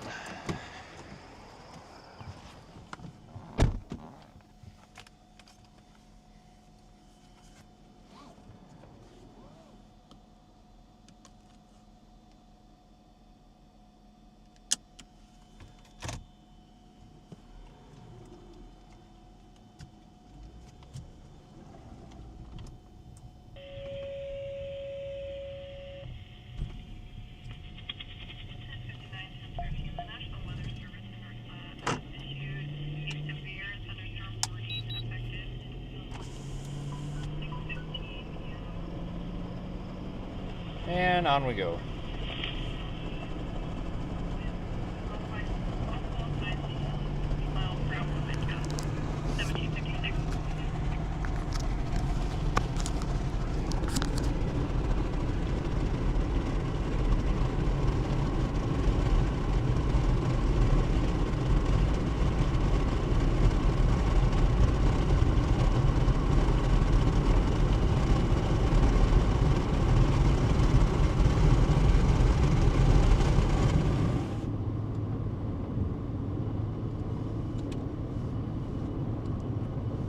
Windy as hell out here.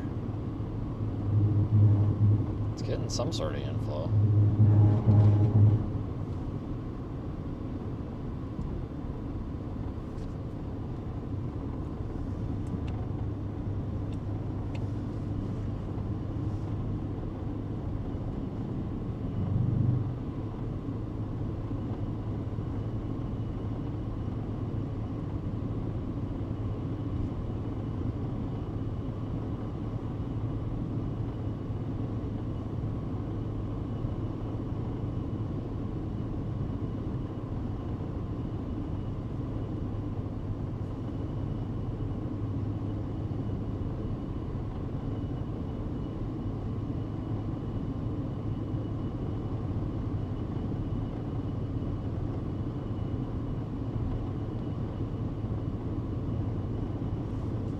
Alright, we're continuing east for now.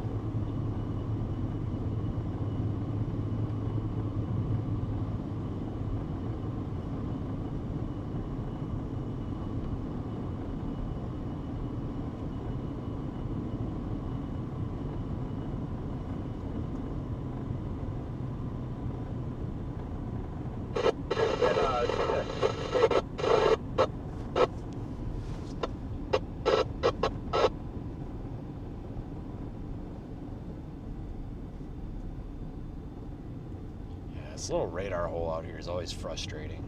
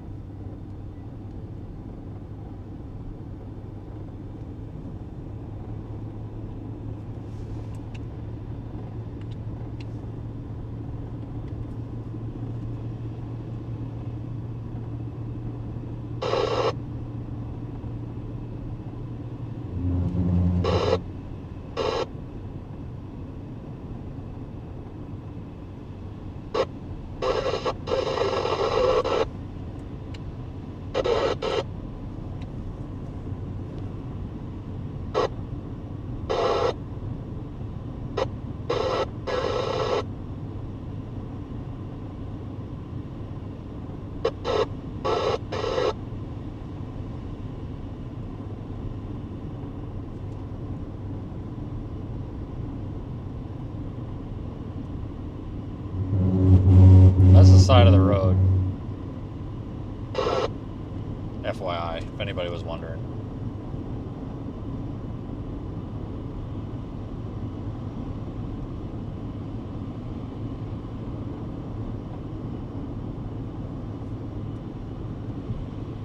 I wondered if this was going to happen today too, with these like kind of outflow dominant thing. Storm that we're headed to, that's not it, that's me. That's the storm that we're headed to. It's dying. The theme of the day, dying.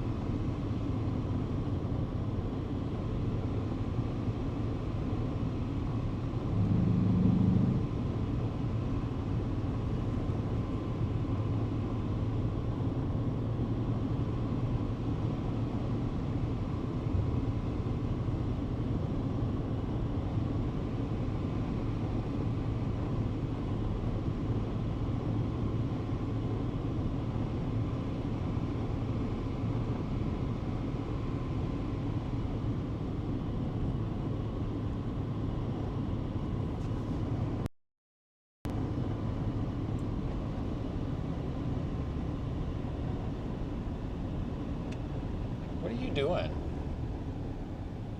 Oh, he's turning. He doesn't have brake lights or tail lights, apparently. Just a blink, okay. His brake lights aren't working. I was really confused what was going on there, but no brake lights.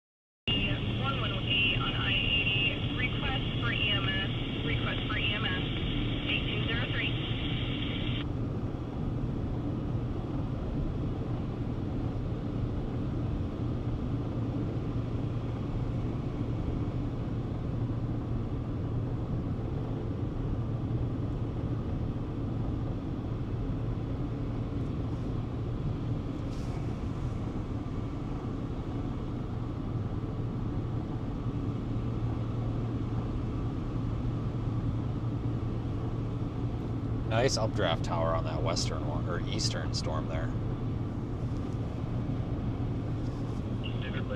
But stay online.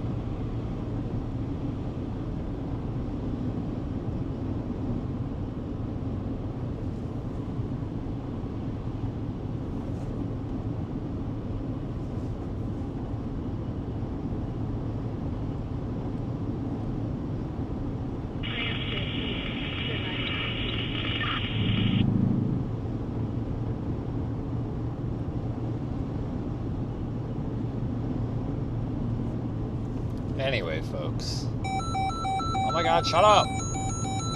So they're continuing that Yuma County or whatever tornado warning out there by Holyoke. They say it's observed, but I'm not entirely confident on that because I haven't seen or heard anything out of... There's like 20 people over there and I haven't seen or heard anything out of them, so a little bit questioning that.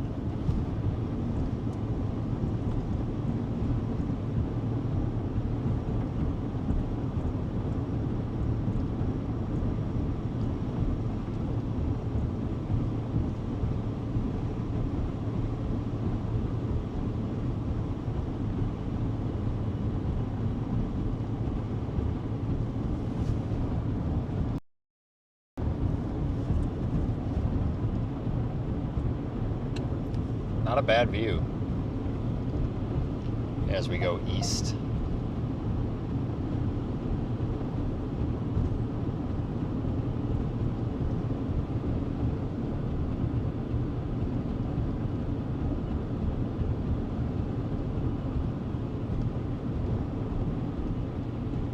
No, I bet what it is, it's probably a little dust devil thing on the gust front. Wouldn't surprise me.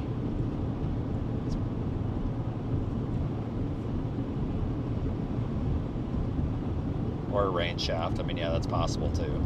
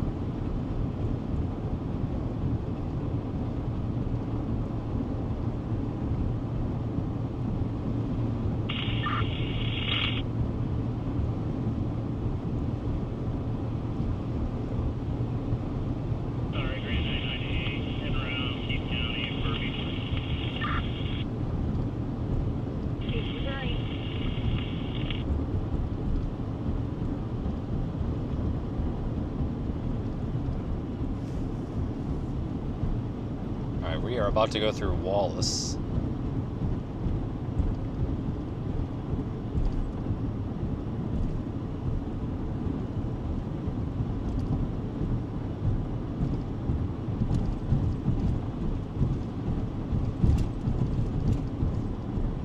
God, this road's getting rough.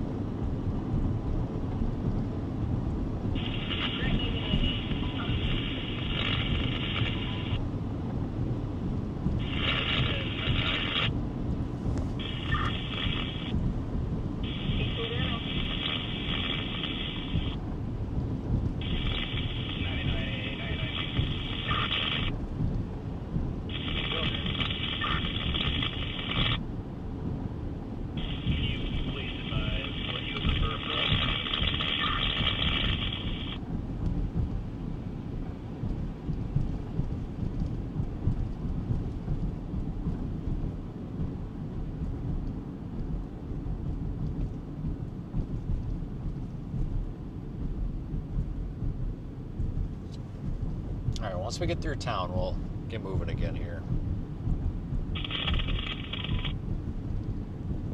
People complaining about people being on the road. It sounds like me. I don't know, you just pass them.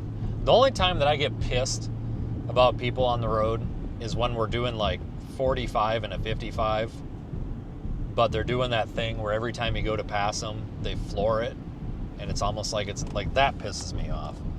Like if you're gonna be a slowpoke, fine, but just allow people to get around you when they're trying, you know?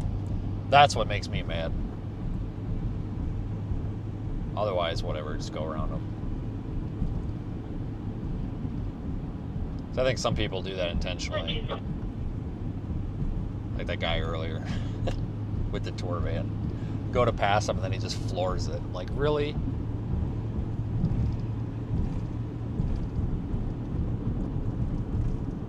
I don't know, man. Here's the thing. People are getting so damn cutthroat with this storm chasing thing. It's because they're all competing for that stupid ass Discovery show that's as dumb as they fucking come. That show is stupid. And, you know, you kind of look at the people out here that don't have or want anything to do with that show. And I'm starting to realize that a lot of these people that don't have or want anything to do with that show are the people that, like, I get excited to see out here. Like, I don't know, like we were behind Brandon Montgomery a little while back there, and I thought, oh wow, look, it's nice to see my friend Brandon Montgomery. And then, you know, Corey's up here somewhere. He don't give a flying fuck about TV. And, you know, these are all people that are on my list of people that, like, I think are out here for the right reasons. And I'm starting to realize that there's two groups of these storm chasing people. Oh, there's really three. There's like your hobbyists and your I shouldn't say amateurs, like your hobbyist people that only do this because they want to take a week off of work and go storm chasing. Nothing wrong with that. They don't have a horse in the race. But then your other two groups are, you've got these people that do this live streaming thing and they're like trying to have a penis measuring competition. I can't say dick because it gets, well, I just did, the closed captioning, whatever, but that's what they're doing. They're measuring each other's pee-pees to try to see who's got the bigger wiener. And it's kind of a problem because they've lost all their passion for what they're doing, and now they've just turned it into, how can we just be the most extreme? Well, that's not what it's about, and it's making people really, really shitty with each other and like getting crappy. And I don't know what live stream you were watching. I've got no clue, and I don't even care. And I'm not trying to single anybody out. It's just I noticed that, like, people don't give a crap about the weather anymore. They just, that group of people just wants to go drive into a hail core or a tornado just to try to impress somebody on TV. And then you've got your other group of people out here who don't give a flying F about TV, views, what people think of them, whatever, example me. And these are the people that are just out here and they will make it work no matter what. Like, I mean, I can speak for myself. I will make this work one way or another. I don't need that dumbass bitch from Discovery, because she's a bitch. You know, she sat there and she flat out told me to lie. She gave me a script that was all lies. That's why I backed out of it. But she gave me a script to lie about deaths in a tornado, and I don't think that's right. You know, that ender, I'll tell you that story in a second, but I don't give a crap about it. In fact, I think it's cool to be the black sheep and not give a crap about that. And then I noticed there's other people out here. You know, I'm not a big Adam Lucio fan, but I see him out here basically getting turned down for that shit and basically speaking out about it. Good for him. You know, I see. I'll get to him in a second, guys. I see, like, you know, Corey and Brandon Montgomery and shit out here not giving a flying F about this shit. You know, it's like, wow, these are the people that, like, are out here for the right reason. You know, if an opportunity comes, take the opportunity, but don't shut all your stuff down and sell yourself out for nothing. It ain't worth it. But the reason I say that Discovery Channel lady's a bitch is because, well, technically Aero Media. So, unfortunately, I was at the scene where there was 2 fatalities with the Enderlin tornado, right? And I'll get to him in a second unless he's got something urgent, but he doesn't sound very urgent. I want to get through this. And I don't really want to advertise this, right? But because it's not about that, it's the principle. But the sheriff, or the under sheriff or chief deputy, whatever, he was on the scene and he was like, "You're EMS?" And I'm like, "Yeah, but not from here." And I'm like, there's no helping these two. I'm like, it's not. And he didn't want to. Apparently, he knew the people, and these 2 folks were, let's just say, and some of the most obvious death you can have, unfortunately. Like, there's obvious deaths, and then there's obvious deaths, and this was an obvious death. And I guess he knew the people, and he didn't want to go back there and see it. And he's like, well, can you stay with them until we get coroner or somebody here? And I'm like, yeah, absolutely. And they wanted my car there too, because they were using that as their little command post, and I have a shit ton of lights on my car, and they were able to see with it. You know, they thanked me extensively for that. That's the Cass County Sheriff in North Dakota. Fantastic group of people up there. And I feel like because the family of those two that have actually reached out to me, apparently the connection is somebody who works at one of the TV stations in Fargo, North Dakota up there. It's their parents, I guess. And the TV station reached out to me, and I'm like, I don't want to do anything on camera. That's not right. They're like, well, that's fine. But they reached out because they want to talk to me. And that's how I got a hold of the family. And the family was like, you know, we want to thank you. And, you know, you want to, if you want, you can come to the funeral. Like, we appreciate everything you've done. Thank you. And like, to me, that speaks a lot, because somebody had their trust in me to take care of their deceased parents or family members. And you've got this cunt from Discovery who gives me a script that says, I rushed it, or I have to go back and look at it. I should post it. My NDA is up. She's like, the script is like, I ran in there and I tried my best to save them, but I just couldn't do it. What do you mean I couldn't do it? They were in pieces. They were both occupying more than one spot at once. We had to look for part of one of the individuals. What do you mean I tried to save them? I didn't do shit. Like, fuck you, you dumb bitch. Seriously. Like, why would you ask me to say that? Like, can you imagine what the family members that have already been in contact with me, can you imagine what they would say to me if they saw me say that on TV and knew it's a flat out lie? Can you imagine the absolute PR nightmare that I would have? It's not moral and it's not ethical, but can you imagine the probable lawsuit that I would have? Everybody would be coming after me to cancel me because I'm a liar and all this crap. Like, number one, think of it from a PR standpoint. I'd be screwed. But from an ethical and a moral standpoint, absolutely not. Like, it's a lie. It's a flat out lie. Like, how can they do that? How can they ask you to say these flat out lies about deceased people on TV? Like, what is wrong with them? I mean, Jesus Christ. Copy, I got it. And I told her that. I was like, this is not what happened. And she's like, well, it's a good account. She told me that it's a reality show. It's shot by storm chasers, but some of it's a little bit prearranged because she said it makes the storyline flow better. I'm like, yeah, it sure does make it flow better by making me look like a freaking douche. Dumbass bitch. I'm sorry. And you know what? Go ahead and cancel me for that, for saying those words on. I don't care. Like, that's what she is. She's a nasty, nasty, nasty individual. She deserves every bit of hell that she earns. And I hope I'm not religious, but if there is a hell, I hope she sits there and burns the rest of her life for that. That's ridiculous. That is the most disrespectful crap you could do. Like, my policy, and I think everybody's policy, is you don't disrespect the deceased. I don't give a shit if it's your worst enemy. You don't disrespect dead people. Like, you don't talk ill of the deceased. You just don't do that. And then you've got this, basically making it out like something happened that didn't, and that is so disrespectful. I hate that. Like, what is wrong with you, lady?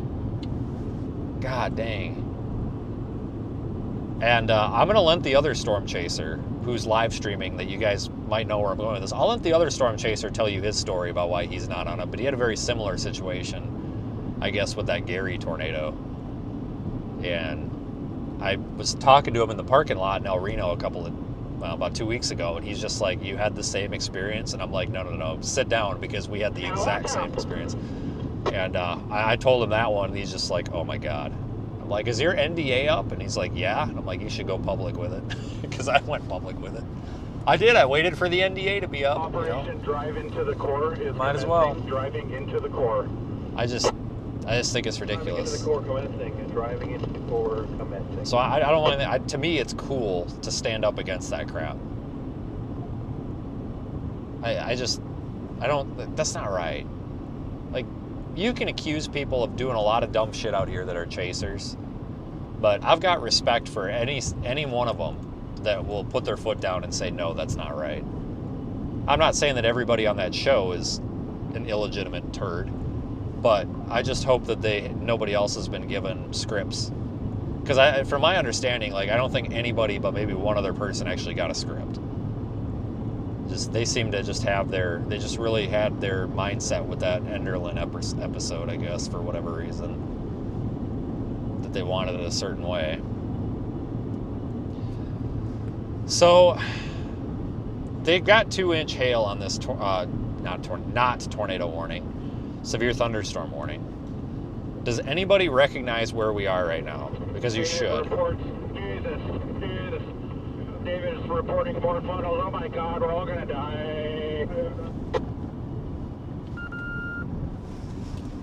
Oh my God! All right, I just yelled back at them. I hope they heard that. But Duke is reporting a bumpy road. this right here, I think, is the curve where we about smoked into that tornado. Yes, it is, because we ended up down there by Somerset. Right here is where... Get off the road! Jesus, Christmas, lady, man, whatever. Yeah, this... It had the little land spout. It had a full-fledged land spout behind the tornado. It was right up here.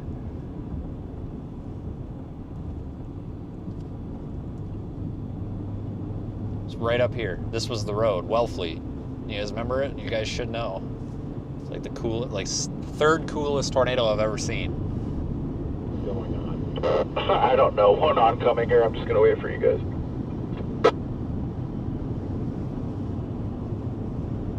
Yeah, they're turning.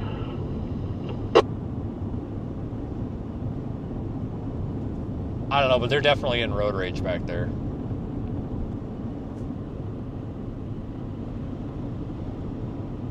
I mean, I don't blame them. Hello. I don't know who that guy is, but he waved. He looked friendly. Man, what I wouldn't do to have a nice little tornado in the same spot. Can't get that lucky. Yeah, because right here, literally right here was where we parked, because I was parked at this curb, and I was gonna go east and south, but then it had the little land spout behind it, and I'm like, yeah, we better turn around. So I turned around right here, and then we're literally parked right there. And then I went back this way, back that way and then south. And then I think Aaron J-Jack sat basically right here. All right, here's the plan, boys. And got a time lapse of like the whole thing. It was pretty cool. You might be thinking of that other tornado in South Dakota in July too. That one was kind of cool.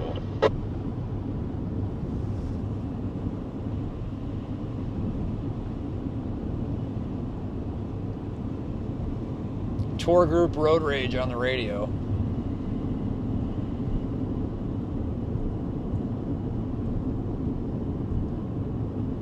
Really would like to be on the other side of this storm.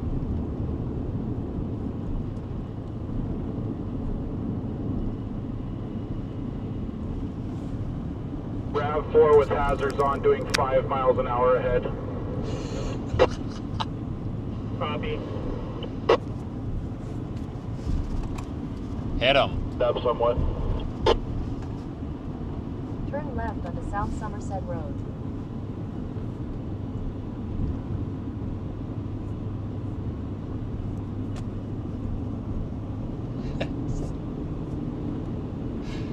These people are like exactly like these. God dang, these guys are like, they have the same commentary that I have.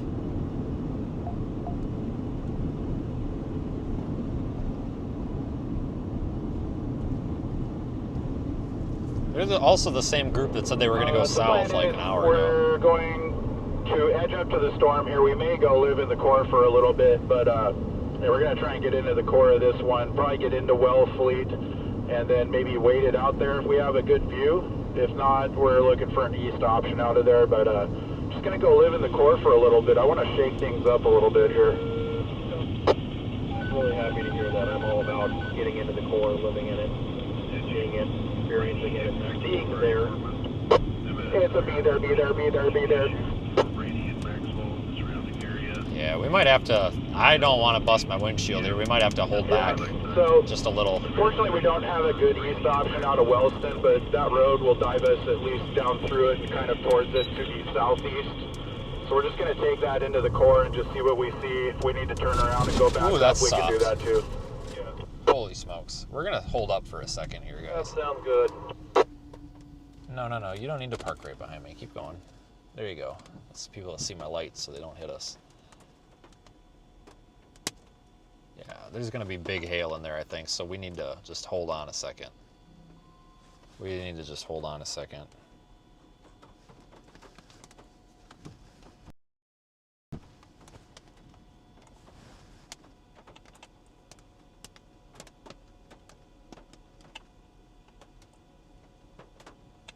Stand by to get your asses absolutely handed to you in this core. I'm gonna see if I can get off the road a little bit. Hope the hype is true. We're ready. There we go. We're gonna let this thing pass just a little bit. We should only have to wait like 5 minutes, guys. I'm not gonna drive through it and wreck the car. I'm just not. But nothing's gonna happen in that amount of time, so. Abruptly turning off the road as you do.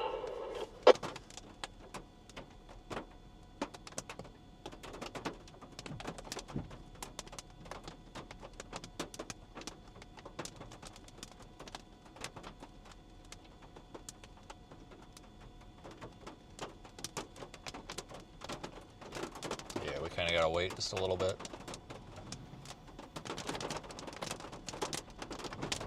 Must be the RAV4 with hazards that's going 5 miles an hour.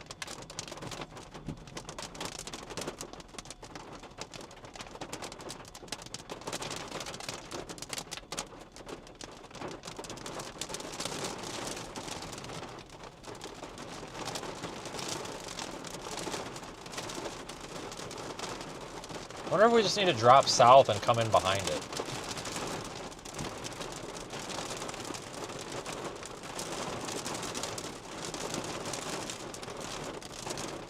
I think, I don't know. Nah, because by the time we get down there, it'll probably be past. Probably in about 5 minutes or less, this core should be a little bit past.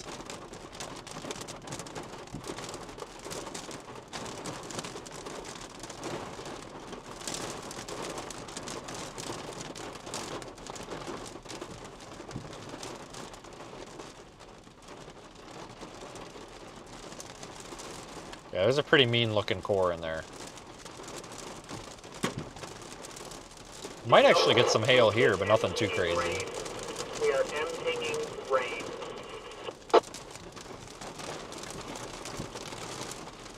I have no idea what this person is doing here.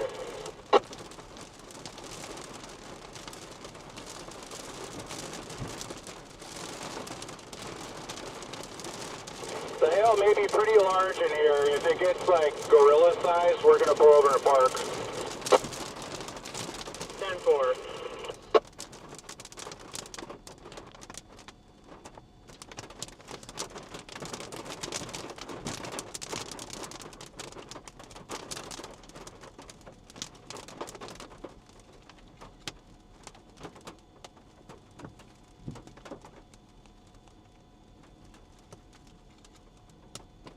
Somebody MPing reported snow here. What?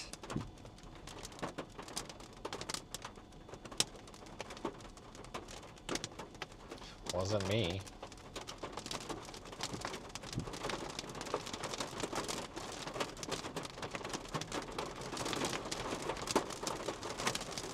Windshield on that car looked okay.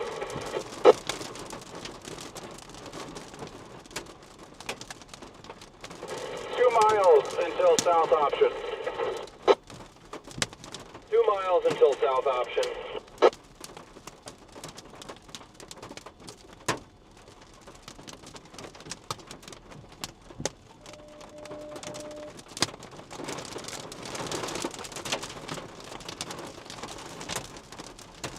Dude, there's gonna be some frickin' big ass hail in there just on the north side of Wellfleet. Here's one of the cars that passed us that turned around and came back out. It must have been too big in there. They said, screw it. And Vince, are you the anything of any interest? Yeah, really large hail here in Wellfleet. leave you to it. Good luck. I think his storm just crapped out.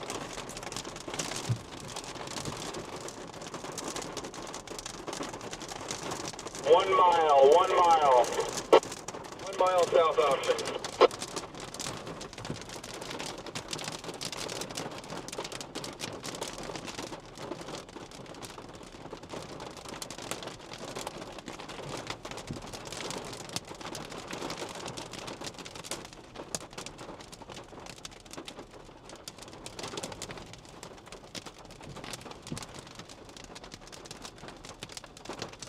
We're almost clear.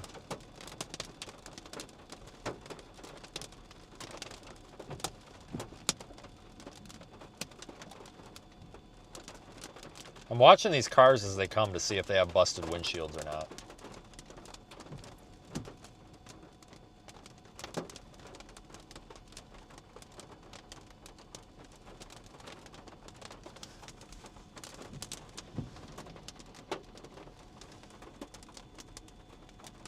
There's some bigger stones in here.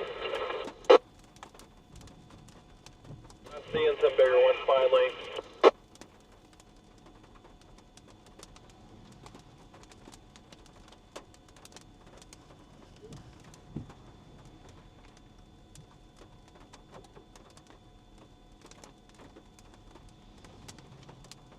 Those are some nice cars with Nebraska plates going east. I wonder if they're locals and I have Hey, no we're idea gonna what's turn left happening. here and take it here.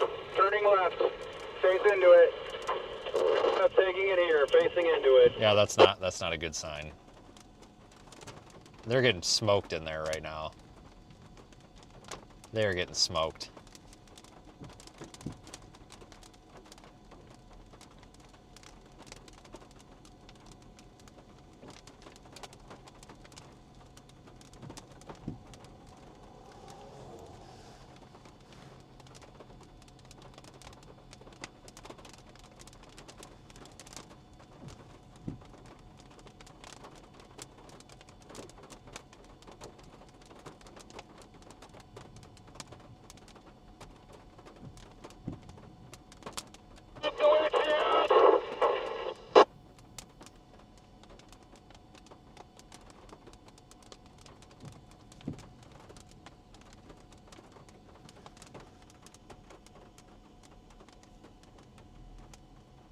We should be clear in just a minute or two, I would imagine.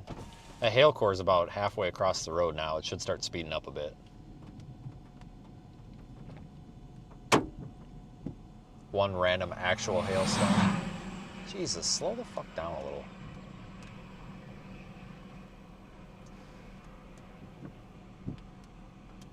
There's a few little hailstones coming down, but...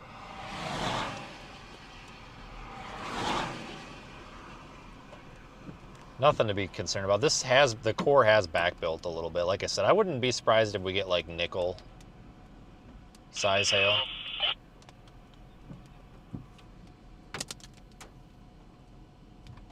It's bouncy little hail.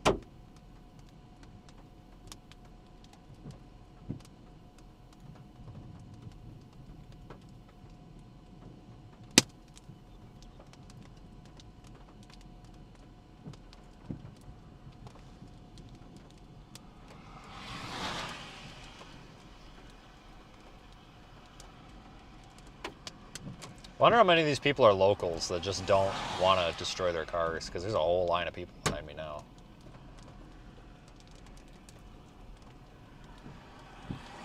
Well, that guy doesn't have a destroyed windshield, and he just came out of it.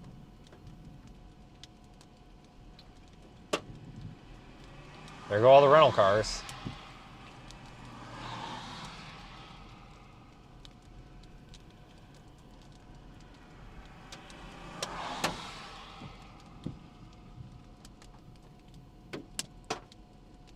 A lot of pea-size hail.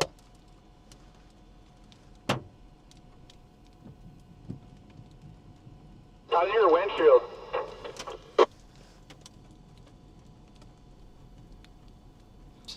Have a circle crack about, I don't know, a foot across.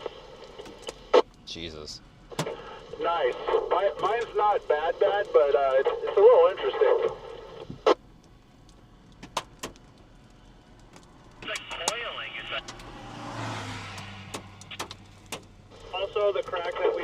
while has expanded. We're, I don't know, another halfway across the windshield now.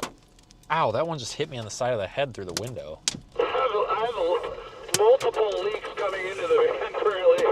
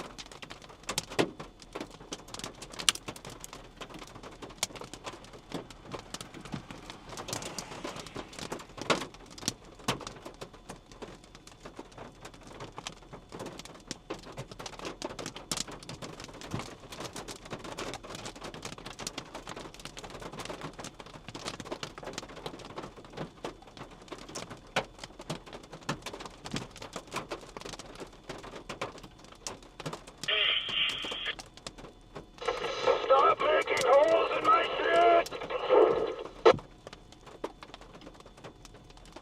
They are totally getting screwed in there. Alright, this thing's just about over the road.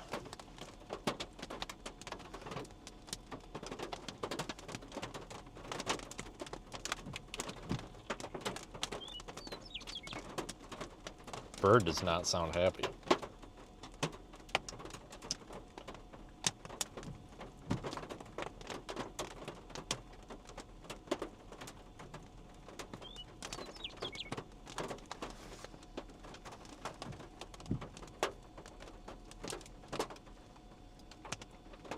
It'll probably be good to continue here in a moment.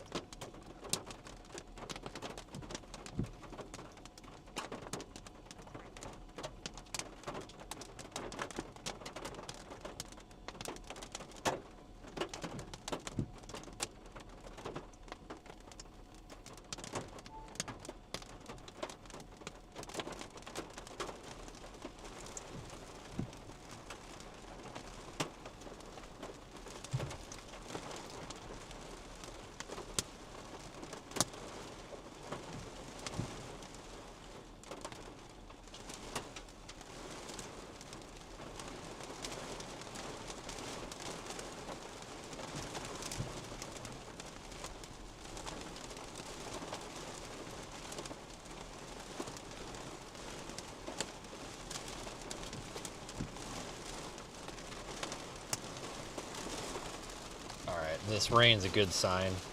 Hail didn't get bigger.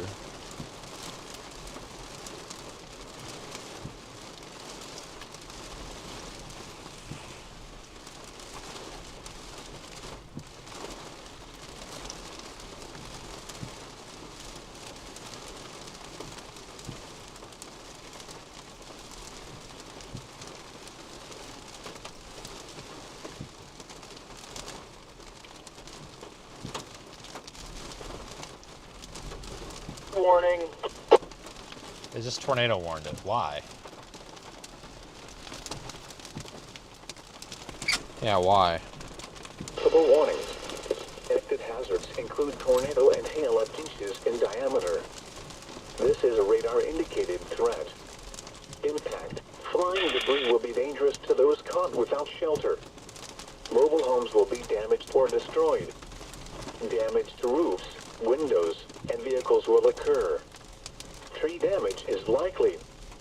This tornadic thunderstorm will remain over mainly rural areas of south. Let's slowly creep up there. This includes Highway 83 between mile markers 57 and 71. Take cover now. Move to a basement or an interior room on the lowest floor of a sturdy building. Avoid windows. If you are outdoors, in a mobile home, or in a vehicle, shelter and protect. protect yourself from flying debris. Repeating, a tornado warning has been issued. We're gonna just start creeping up there just in case. Slowly, if we start encountering hail, we'll just stop. Because we know there's none back here. We can always turn around. I mean, I don't know what they would have reported, but... The National Weather Service in North Platte has issued... I can see the sun is like 4 or 5 miles off from here, so we're going to be out of this pretty soon. But whoever was like maybe far away, like looking at the updraft pod or something. Central daylight time, a severe thunderstorm was located Probably not even a tornado. for 14 miles northwest of Curtis, moving north at 25 miles per hour. Expected hazards include storm hail and 60 miles.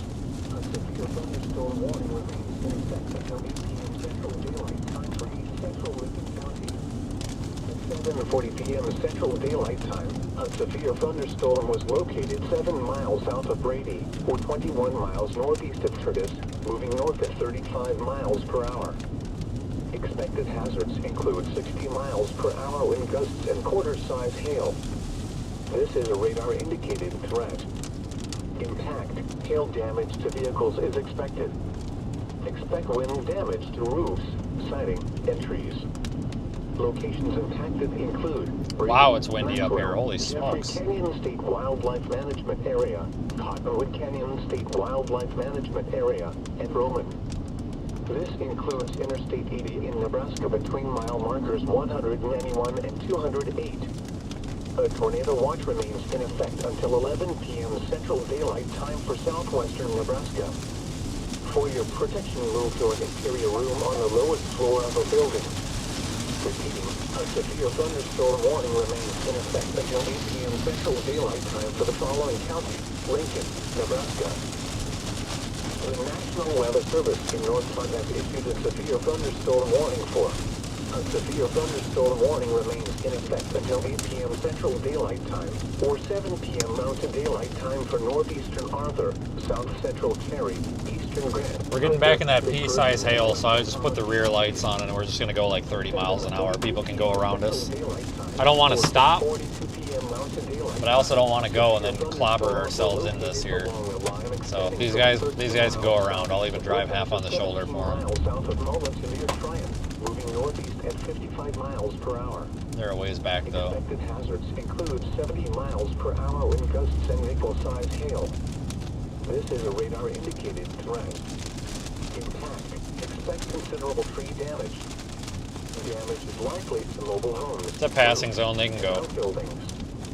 Locations impacted include Mullen, Tryon, Seneca, Whitman, Swan Lake, Carr Lake, Duluth, Big Lemonin Flats, Cogill Lake, East Cody Lake, Sand Beach Lake, Norway, Highway 97 crossing the Dismal River, Higher, Whitman Road crossing the north branch of the Middle Loop River, Pratt Lake, Spring There's some Valley ping Lake, pong ball size Lake, hailstones in the road, so I'm sure it definitely was getting pretty interesting up here. The following highways: Highway 2 between mile markers 153 and 203. Highway 92 between mile markers 187 and 206. Highway 97 between mile Alright, we're clear of it. 32 and 77. A tornado watch remains in effect until 11 p.m. Central Daylight Time, or 10 p.m. Mountain Daylight Time for north central and west central Nebraska. For your protection, move to an interior room on the lowest floor of a building. To report severe weather, contact your nearest law enforcement agency. They will send a report to the National Weather Service office in North Platte. Repeating, a severe thunderstorm warning remains in effect until 7 p.m. Mountain Daylight Time. Alright, it's totally clear. We're fine now. We're good to go. Following counties in Nebraska. Shit, the damn storm's moving out of the polygon already. The National Weather Service in North Platte has issued a severe thunderstorm warning for southeastern Lincoln County and southwestern Nebraska until 8:15 p.m. Central Daylight. It's almost moving a little northeast now. It was moving due north. Central Daylight Time. A severe thunderstorm was located over Wells Lake, or 14 miles northwest of Curtis, moving north at 25 miles per hour. Expected hazards include 2-inch hail and 60 miles per hour wind gusts. This is a radar-indicated threat. Impact. People and animals outdoors will be injured. Expect hail damage to roofs, siding, windows, and vehicles. Expect wind damage to roofs, siding, and trees. Locations impacted include North Platte, Maxwell, Wellfleet, Lake Maloney State Recreation Area. I think we'll have to go north here. I don't really think I have another option. I don't think. Management Area, Birdwood, and Somerset. This includes the following highways. Interstate 80 in Nebraska between mile markers. Maybe I do. Hang on, I gotta scope this out. I should be familiar with this intersection. We've seen enough tornadoes at it. For your protection, move to an interior room on the lowest floor of a building. To report severe weather, contact your nearest law enforcement agency. They will send a report to the National Weather Service office in North Platte. I don't know. A tornado North, I warning guess. in effect until 11 p.m. Central Daylight Time for southwestern Nebraska. Repeating, a severe thunderstorm warning has been issued until 8:15 p.m. Central Daylight Time for the following counties: Lincoln, Nebraska. National Weather Service has issued tornado watch number 254, effective.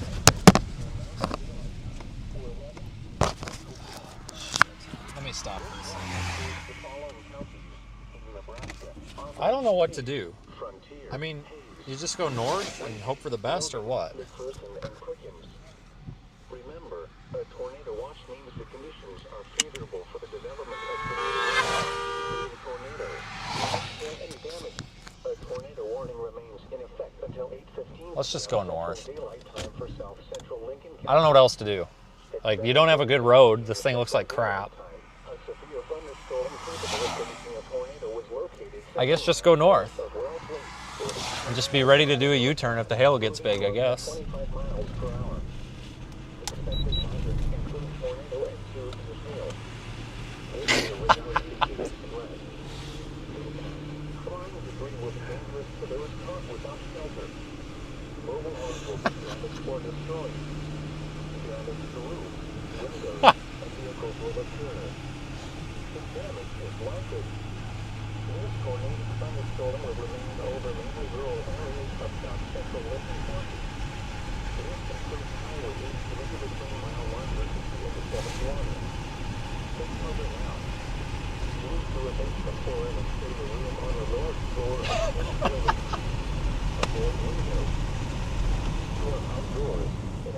was actually the first comment that was actually funny all day.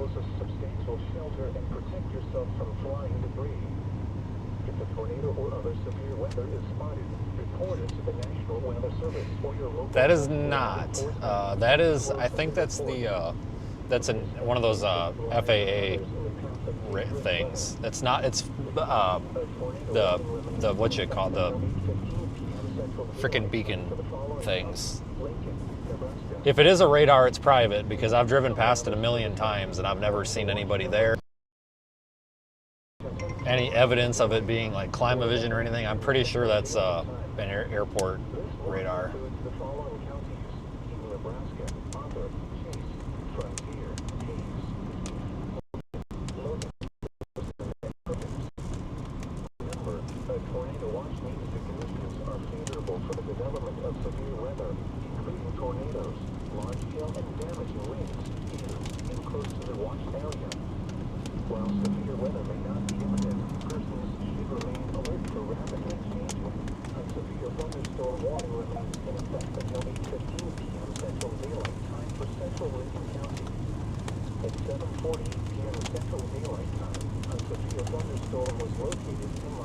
We actually might want to stop, because I could see this core back building and dumping like baseballs across the road here.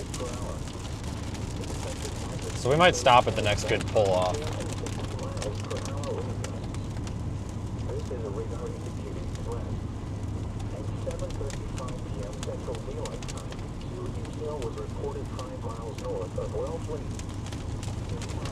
There's little sticks and stuff all over the road here. I wonder if the hail hitting the ground or hitting the ditch scattered some of the bio debris or something.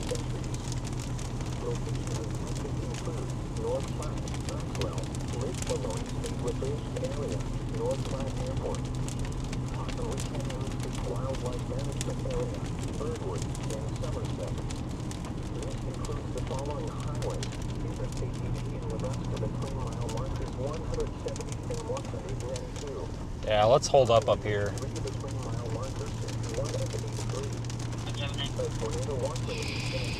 Should be a wide shoulder up here somewhere. Next hill. Yeah, next hill has a wide shoulder.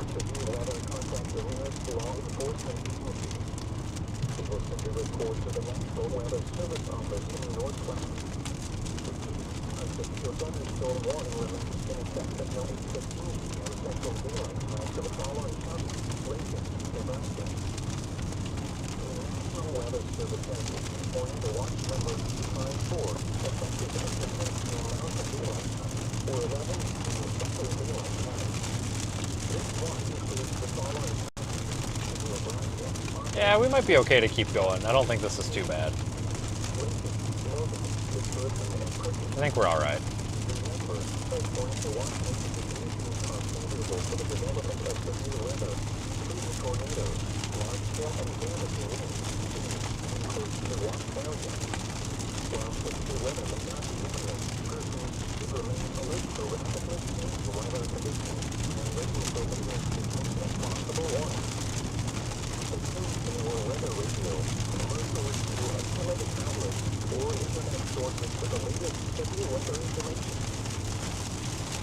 Pretty decent day so far, though, honestly. Tornado would have been cool, but really pretty looking storms. I mean, this isn't very pretty. This is lame, but here, I can spin you the other direction.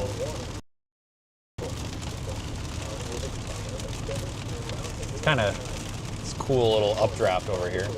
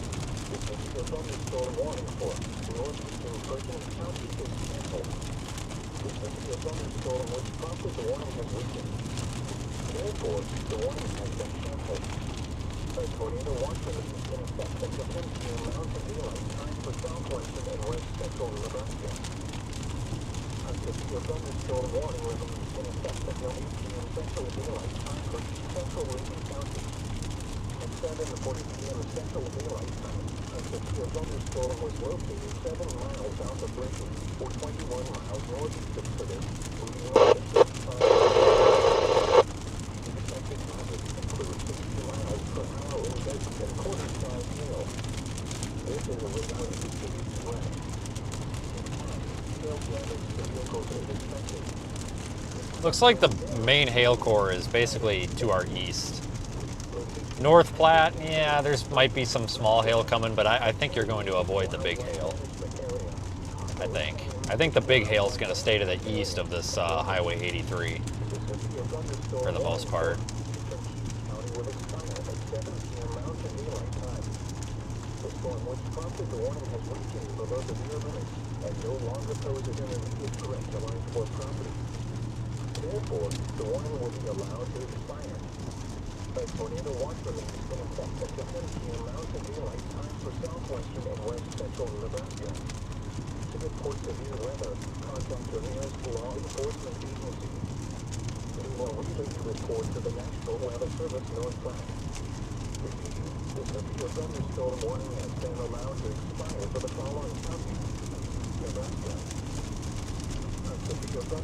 That guy just came through here and his windshield was intact, so that's a good start.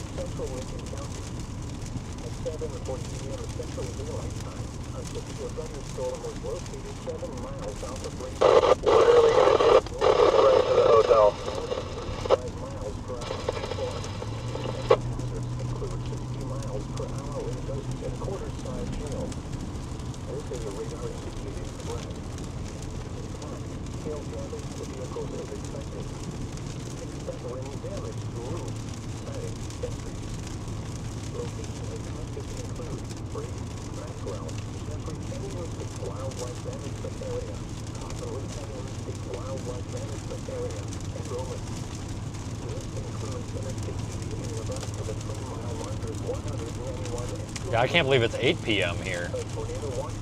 Holy smokes. You know, today kind of went about how I thought it was going to go too. I had a feeling it was going to turn sloppy like this.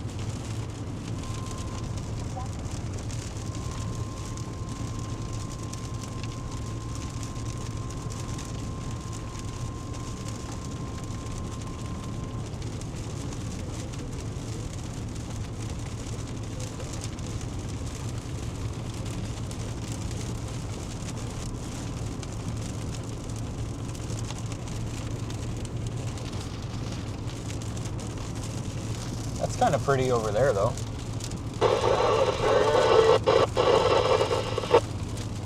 Yes, it does. Yes, it does. Actually, I don't know.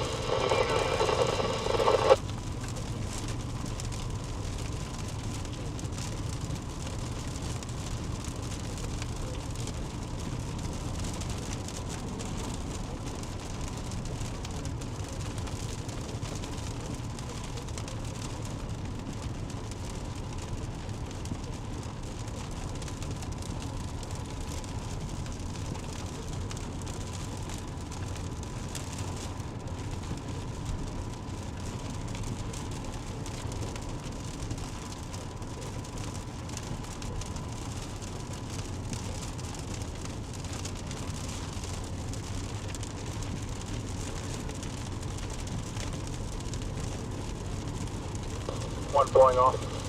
Oncoming.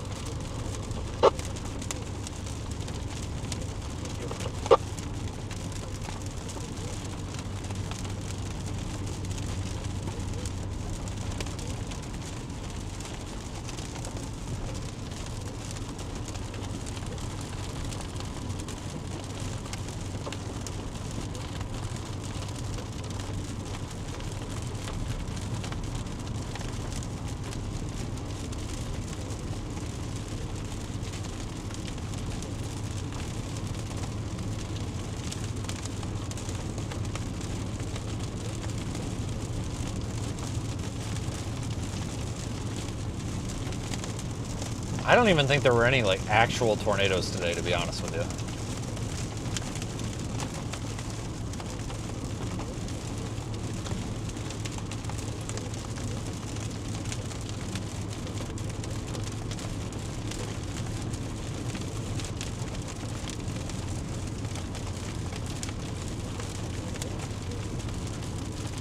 Or what are we? 15 minutes south of North Platte? 5 minutes? Something like that? I don't know.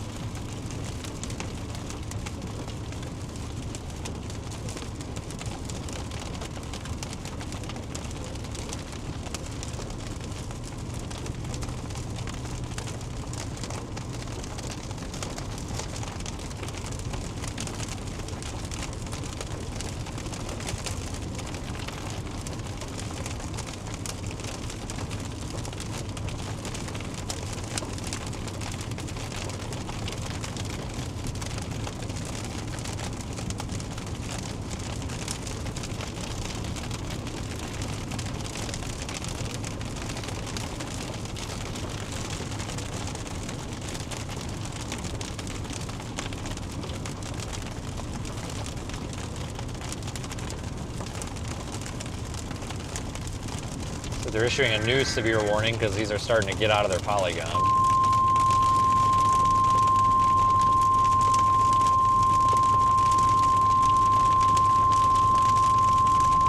The National Weather Service in North Platte has issued a severe thunderstorm warning for northern Lincoln County in southwestern Nebraska, Logan County in west central Nebraska, eastern McPherson County in west central Nebraska, western Custer County in central Nebraska, until 8:45 p.m. Central Daylight Time.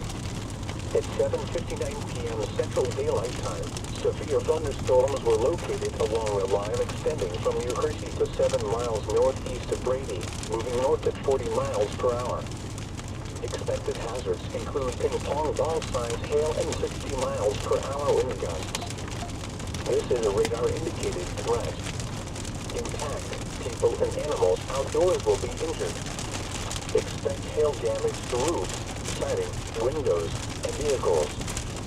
Expect wind damage to roof. All right, if the hail gets ridiculous in here, we're gonna pull out. Locations impacted include North Platte, Stapleton, Tryon, Sutherland, Hershey, Arnold, Brady, Maxwell, Denny, Lake Maloney State Recreation Area, Ringgold, Sutherland Reservoir State Recreation Area, North Platte Airport, East Logan. This includes the following highways. Highway 92 between mile markers 193 and 262. Highway 97 between mile markers 1 and 40. Interstate 80 in Nebraska between mile markers 158 and 207. Highway 83 between mile markers. We may want to just stop for a minute. For your protection, move to an interior. I don't want to run up into this thing and end up with frickin' baseball hail. Report severe weather. Contact your nearest law enforcement agency. They will send your report to the National Weather Service Office in North Platte. A tornado watch remains in effect until 11 p.m. Central Daylight Time for central, southwestern, and west central Nebraska.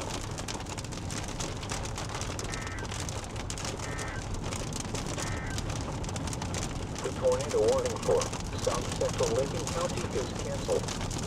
The storm which prompted the warning has moved out of the area. Therefore, the warning has been canceled. A tornado watch remains in effect until 11 p.m. Central Daylight Time for southwestern Nebraska. Remember, a severe thunderstorm warning still remains in effect for central Lincoln County.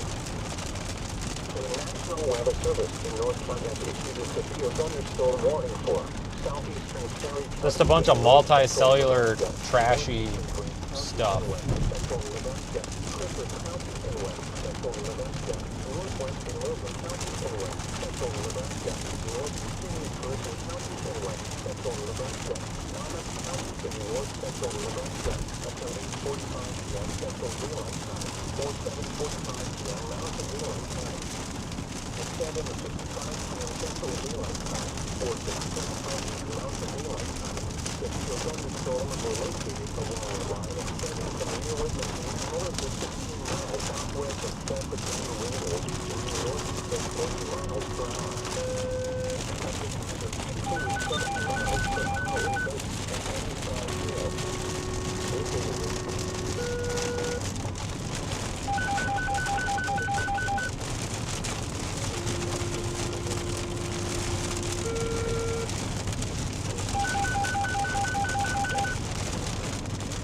Attention Hershey, Sutherland, Maxwell and Brady.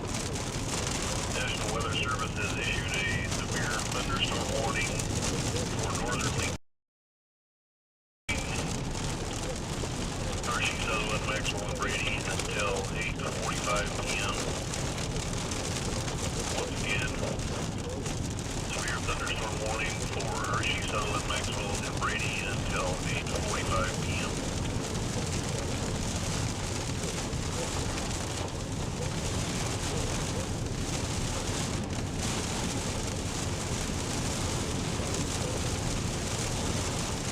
Absolutely dumping rain.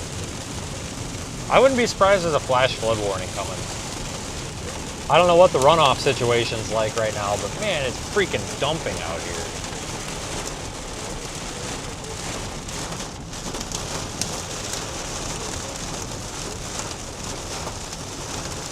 Absolutely dumping. 510.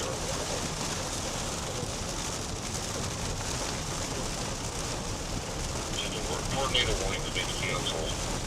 Now they've issued another severe thunderstorm warning at 8 months. Hershey, Sutherland, Platte, Maxwell, Brady until 1:45 p.m.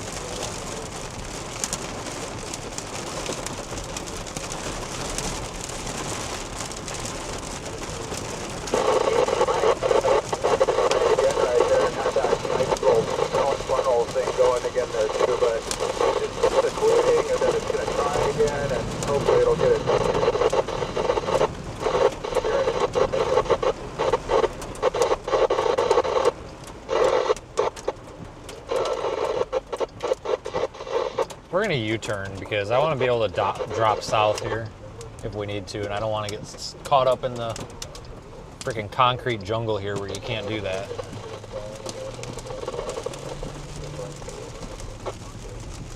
Oh, of course. We follow as long as we get to the chance of this tornado.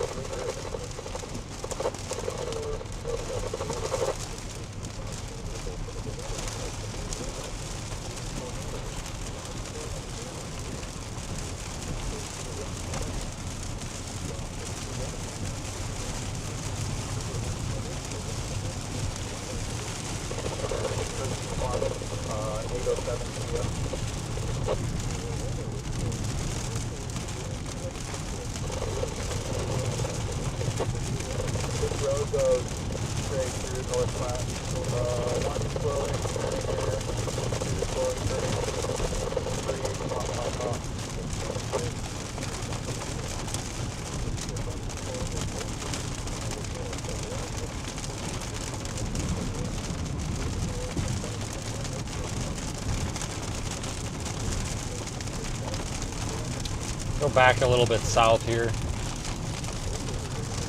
Actually, that Menards parking lot would be about great. Let's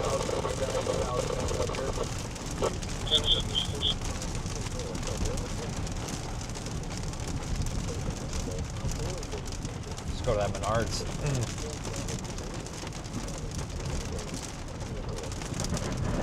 We're starting to edge into the trees just a little bit, so it might be worth kind of stopping up here in a little and kind of watching this. And we're with that whenever you find a good spot.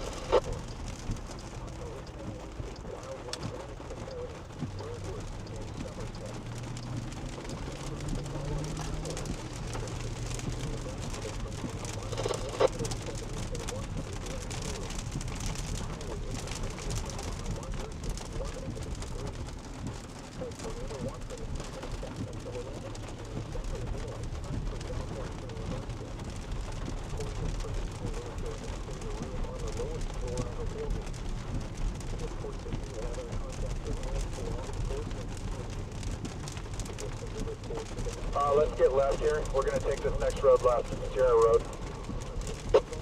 Road left, Sierra Road.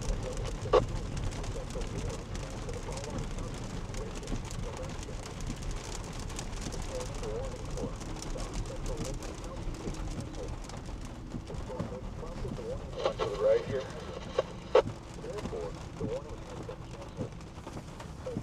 This'll work. Okay, this isn't a through road here.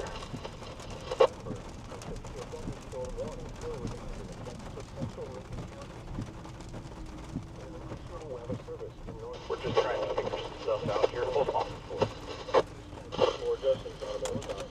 Alright, let me take a look at something here. I need a plan.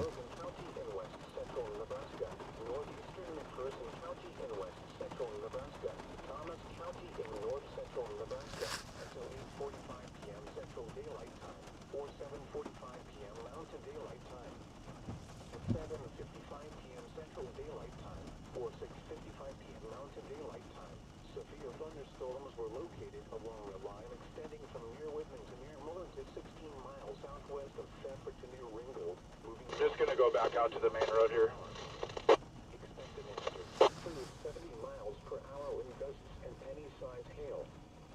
This is a radar indicated threat.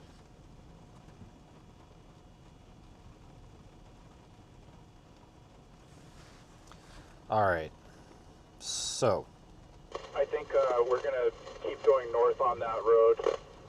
Oh, that's good. The sprinklers are going. Stand by here.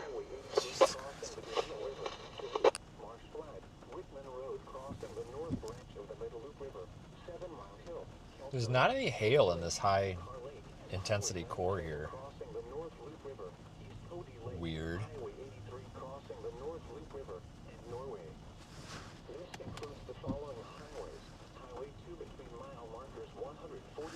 Let me just take a quick look at tomorrow. I think that we just edge back up on that north road and try and keep stuff in view here, and then maybe let it get up to closer to the interstate here, and then possibly go north or possibly go back west. That sounds good to us, sir. Southeastern Cherry, northeastern Grant, Hooker, northwestern Logan, northeastern McPherson and Thomas counties. You are fogging up. Central daylight time, or 7:11 p.m. Mountain Daylight Time. Severe thunderstorms were located along the line extending from 6 miles northeast of Whitman to 6 miles northwest of Seneca to 7 miles southwest of Shepherd to 14 miles northeast of Greenville, moving northeast at 40 miles per hour. Expected hazard 70 miles per hour in gusts. 2012. This is a radar indicated threat. At 6:56 p.m. Mountain Daylight Time, damaging winds of 70 miles per hour were reported 5 miles southwest of Whitman. Intact. Expect considerable tree damage. Damage is likely to mobile homes, roofs, and outbuildings. Locations impacted include Moore, Sanford, Tryon, Halsey, Seneca, Brown Lake, Whitman, Greenville, Highway 83 crossing the Gateman River. Yeah, I think day 3 is going to be good. We're not going to be doing anything tomorrow because I'd have to go so far east. It would be really hard to get in position for day 3. So we'll just hang out here tomorrow for Monday. So it's looking pretty good. Storm further back to the west, beyond this one that we can see to our left here. And noting some velocities on that storm, it may be worth just getting on the interstate going west. 818 Green Ave. Actually going to be 1 Green Ave. On that address, there is a power line that is on the ground sparking. Power pole's still up, but the power line is on the ground. Throwing sparks. Looks like a firewall according to the reporting party. Page stop Okay, that's what we're doing. Until 11 p.m. Central Daylight Time, or 10 p.m. Mountain Daylight Time for North Central and West Central Nebraska. For your protection, move to an interior room. I mean, I don't know. I don't know how much more we can milk this. Oh wow, that's kind of cool. We should be using that camera instead. Will send a report to the National Weather Service office in North Platte. Repeating, a severe thunderstorm warning remains in effect until 8:45 p.m. Central Daylight Time for the following counties in Nebraska: Logan and McPherson. So the severe thunderstorm warning for all that stuff off to the west.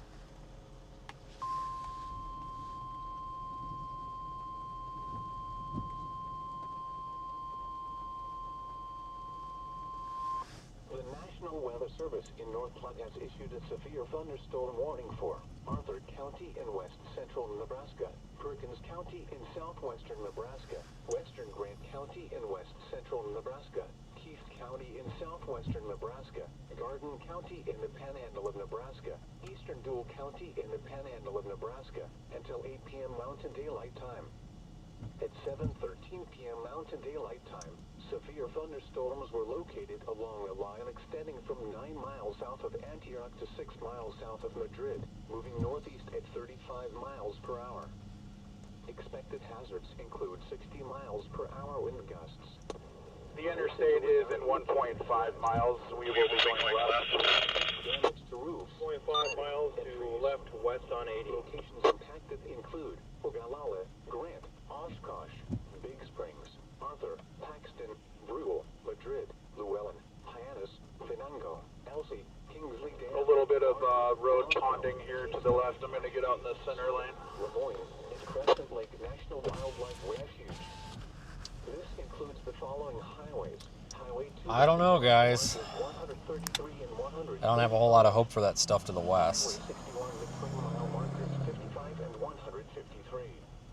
Highway 92 between mile markers 115 and 179. Interstate 80 in Nebraska between mile markers 99 and 150. For your protection, move to an interior room on the lowest floor of a They building. believe they're sending someone out. To report severe Yeah, weather. news scans aren't that great on Agency. that storm. Send a report to the National Weather Changing Service rapidly, confusing the tour director. Hold on one second. We'll keep watching this for a few minutes. I don't want to miss anything here. 2017.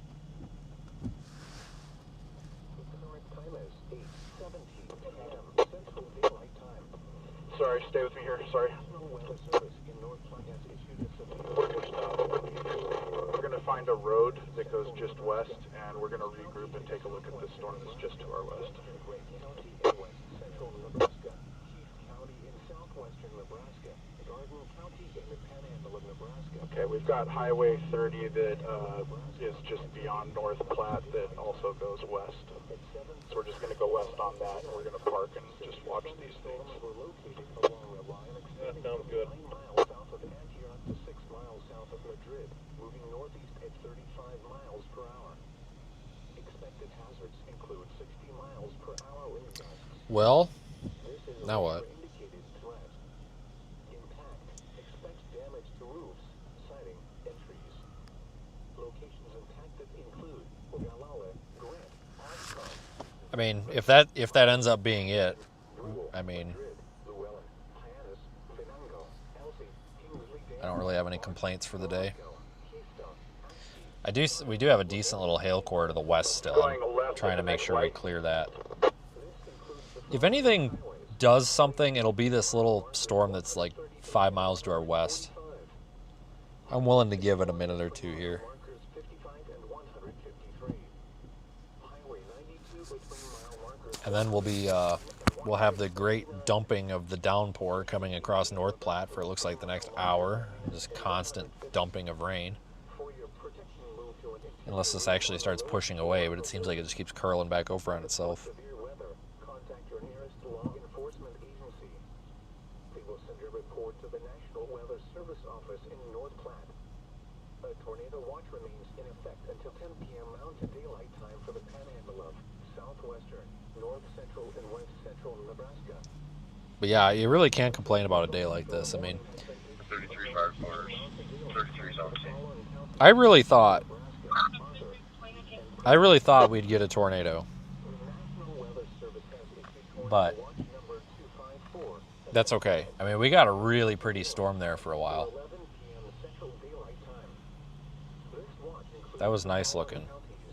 Nebraska, Arthur, Chase, Frontier, Hayes, Keith, Lincoln, Logan, McPherson, and Perkins. Yeah, so we're just going to get just out here a little bit, just try and find a place to park. Development of severe weather, including tornadoes or large hail and damaging winds in and close to the watch area. Let me upload one of these reels. Imminent. Persons should remain alert for rapidly changing weather conditions and listen for later statements and possible warnings. Stay tuned to NOAA weather radio, commercial radio and television outlets, or internet sources for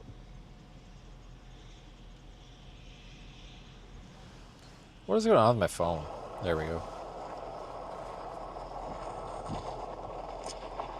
tornado watch remains in effect until 11 p.m. Central Daylight Time. Come on, phone. God dang it, man. I always a fight with this thing. A severe thunderstorm warning still remains in effect for central Lincoln County.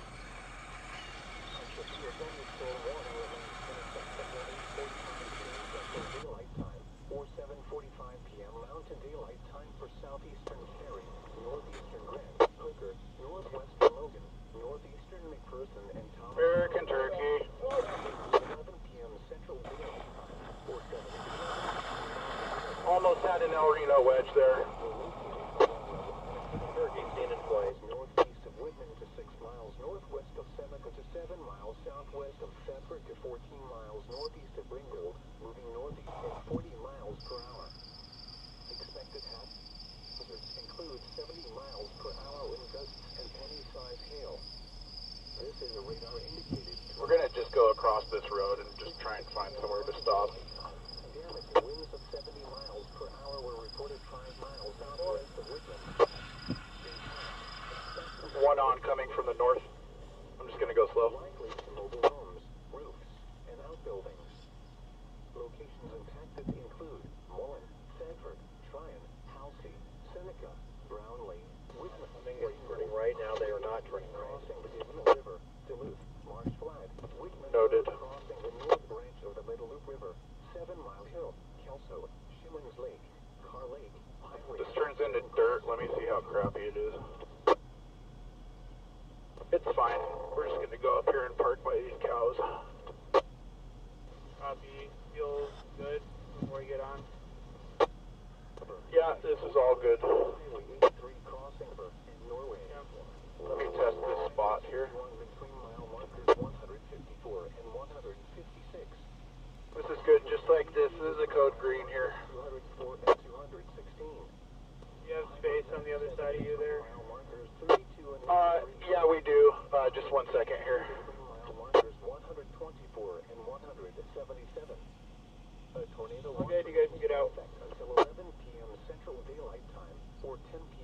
daylight time for north central and west central Nebraska on the lowest floor of a building. To report severe weather, contact your nearest law enforcement agency.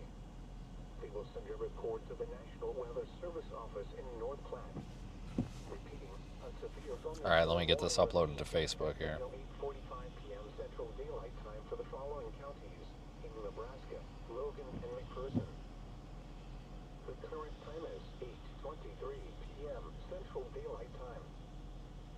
The National Weather Service in North Platte has issued a severe thunderstorm warning for northern Lincoln County in southwestern Nebraska, Logan County in west central Nebraska, eastern McPherson County in west central Nebraska, western Custer County in central Nebraska, until 8:45 p.m. Central Daylight Time. At 7 Hold on, I'm still fighting with Facebook. Daylight Time, severe thunderstorms were located There, no, not quite. Hershey to 7 miles northeast of Brady, moving north at 40 miles per hour. Expected hazards include ping pong ball size hail at 2 miles per threat. Impact, people and animals outdoors will be injured. Expect hail damage to roofs, siding, windows, and vehicles. Expect wind damage to roofs, siding, and trees. All right, posted. Impacted include North Platte, Stapleton, Tryon, Sutherland, Hershey, Arnold, Brady, Maxwell, Gandy, Lake Maloney State Recreation Area, Ringgold, Sutherland Reservoir State Recreation Area, North Platte Airport, East Logan. This includes the following I don't know. Highway 92 between mile marker I don't know. It's not bad, but that's probably, I don't, guys, I don't think there's anything else I can do with this.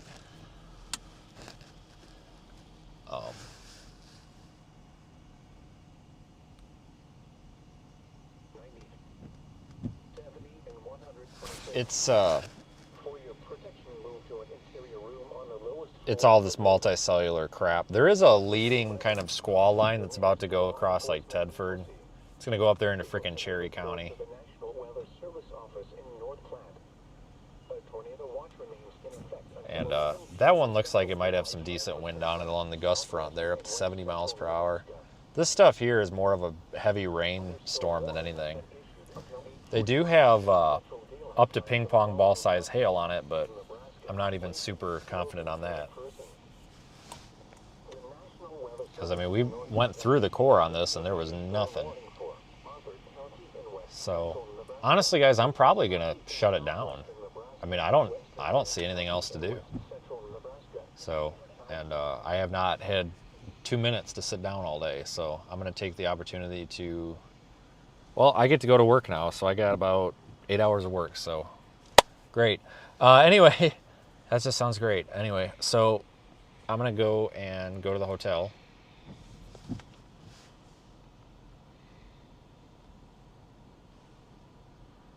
And we're going to plan for day 3, which is Monday.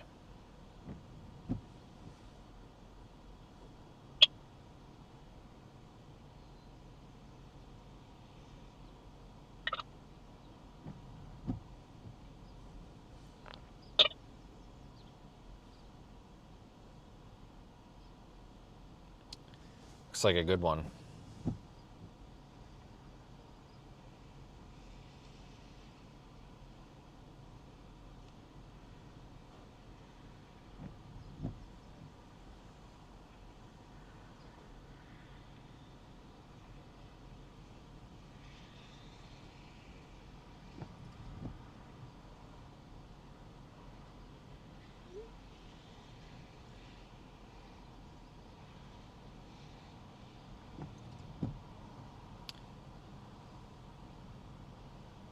Well, guys, have a good night. Appreciate all of our super chatters, channel members, viewers, subscribers. I'm going to get out of here. I'm going to go.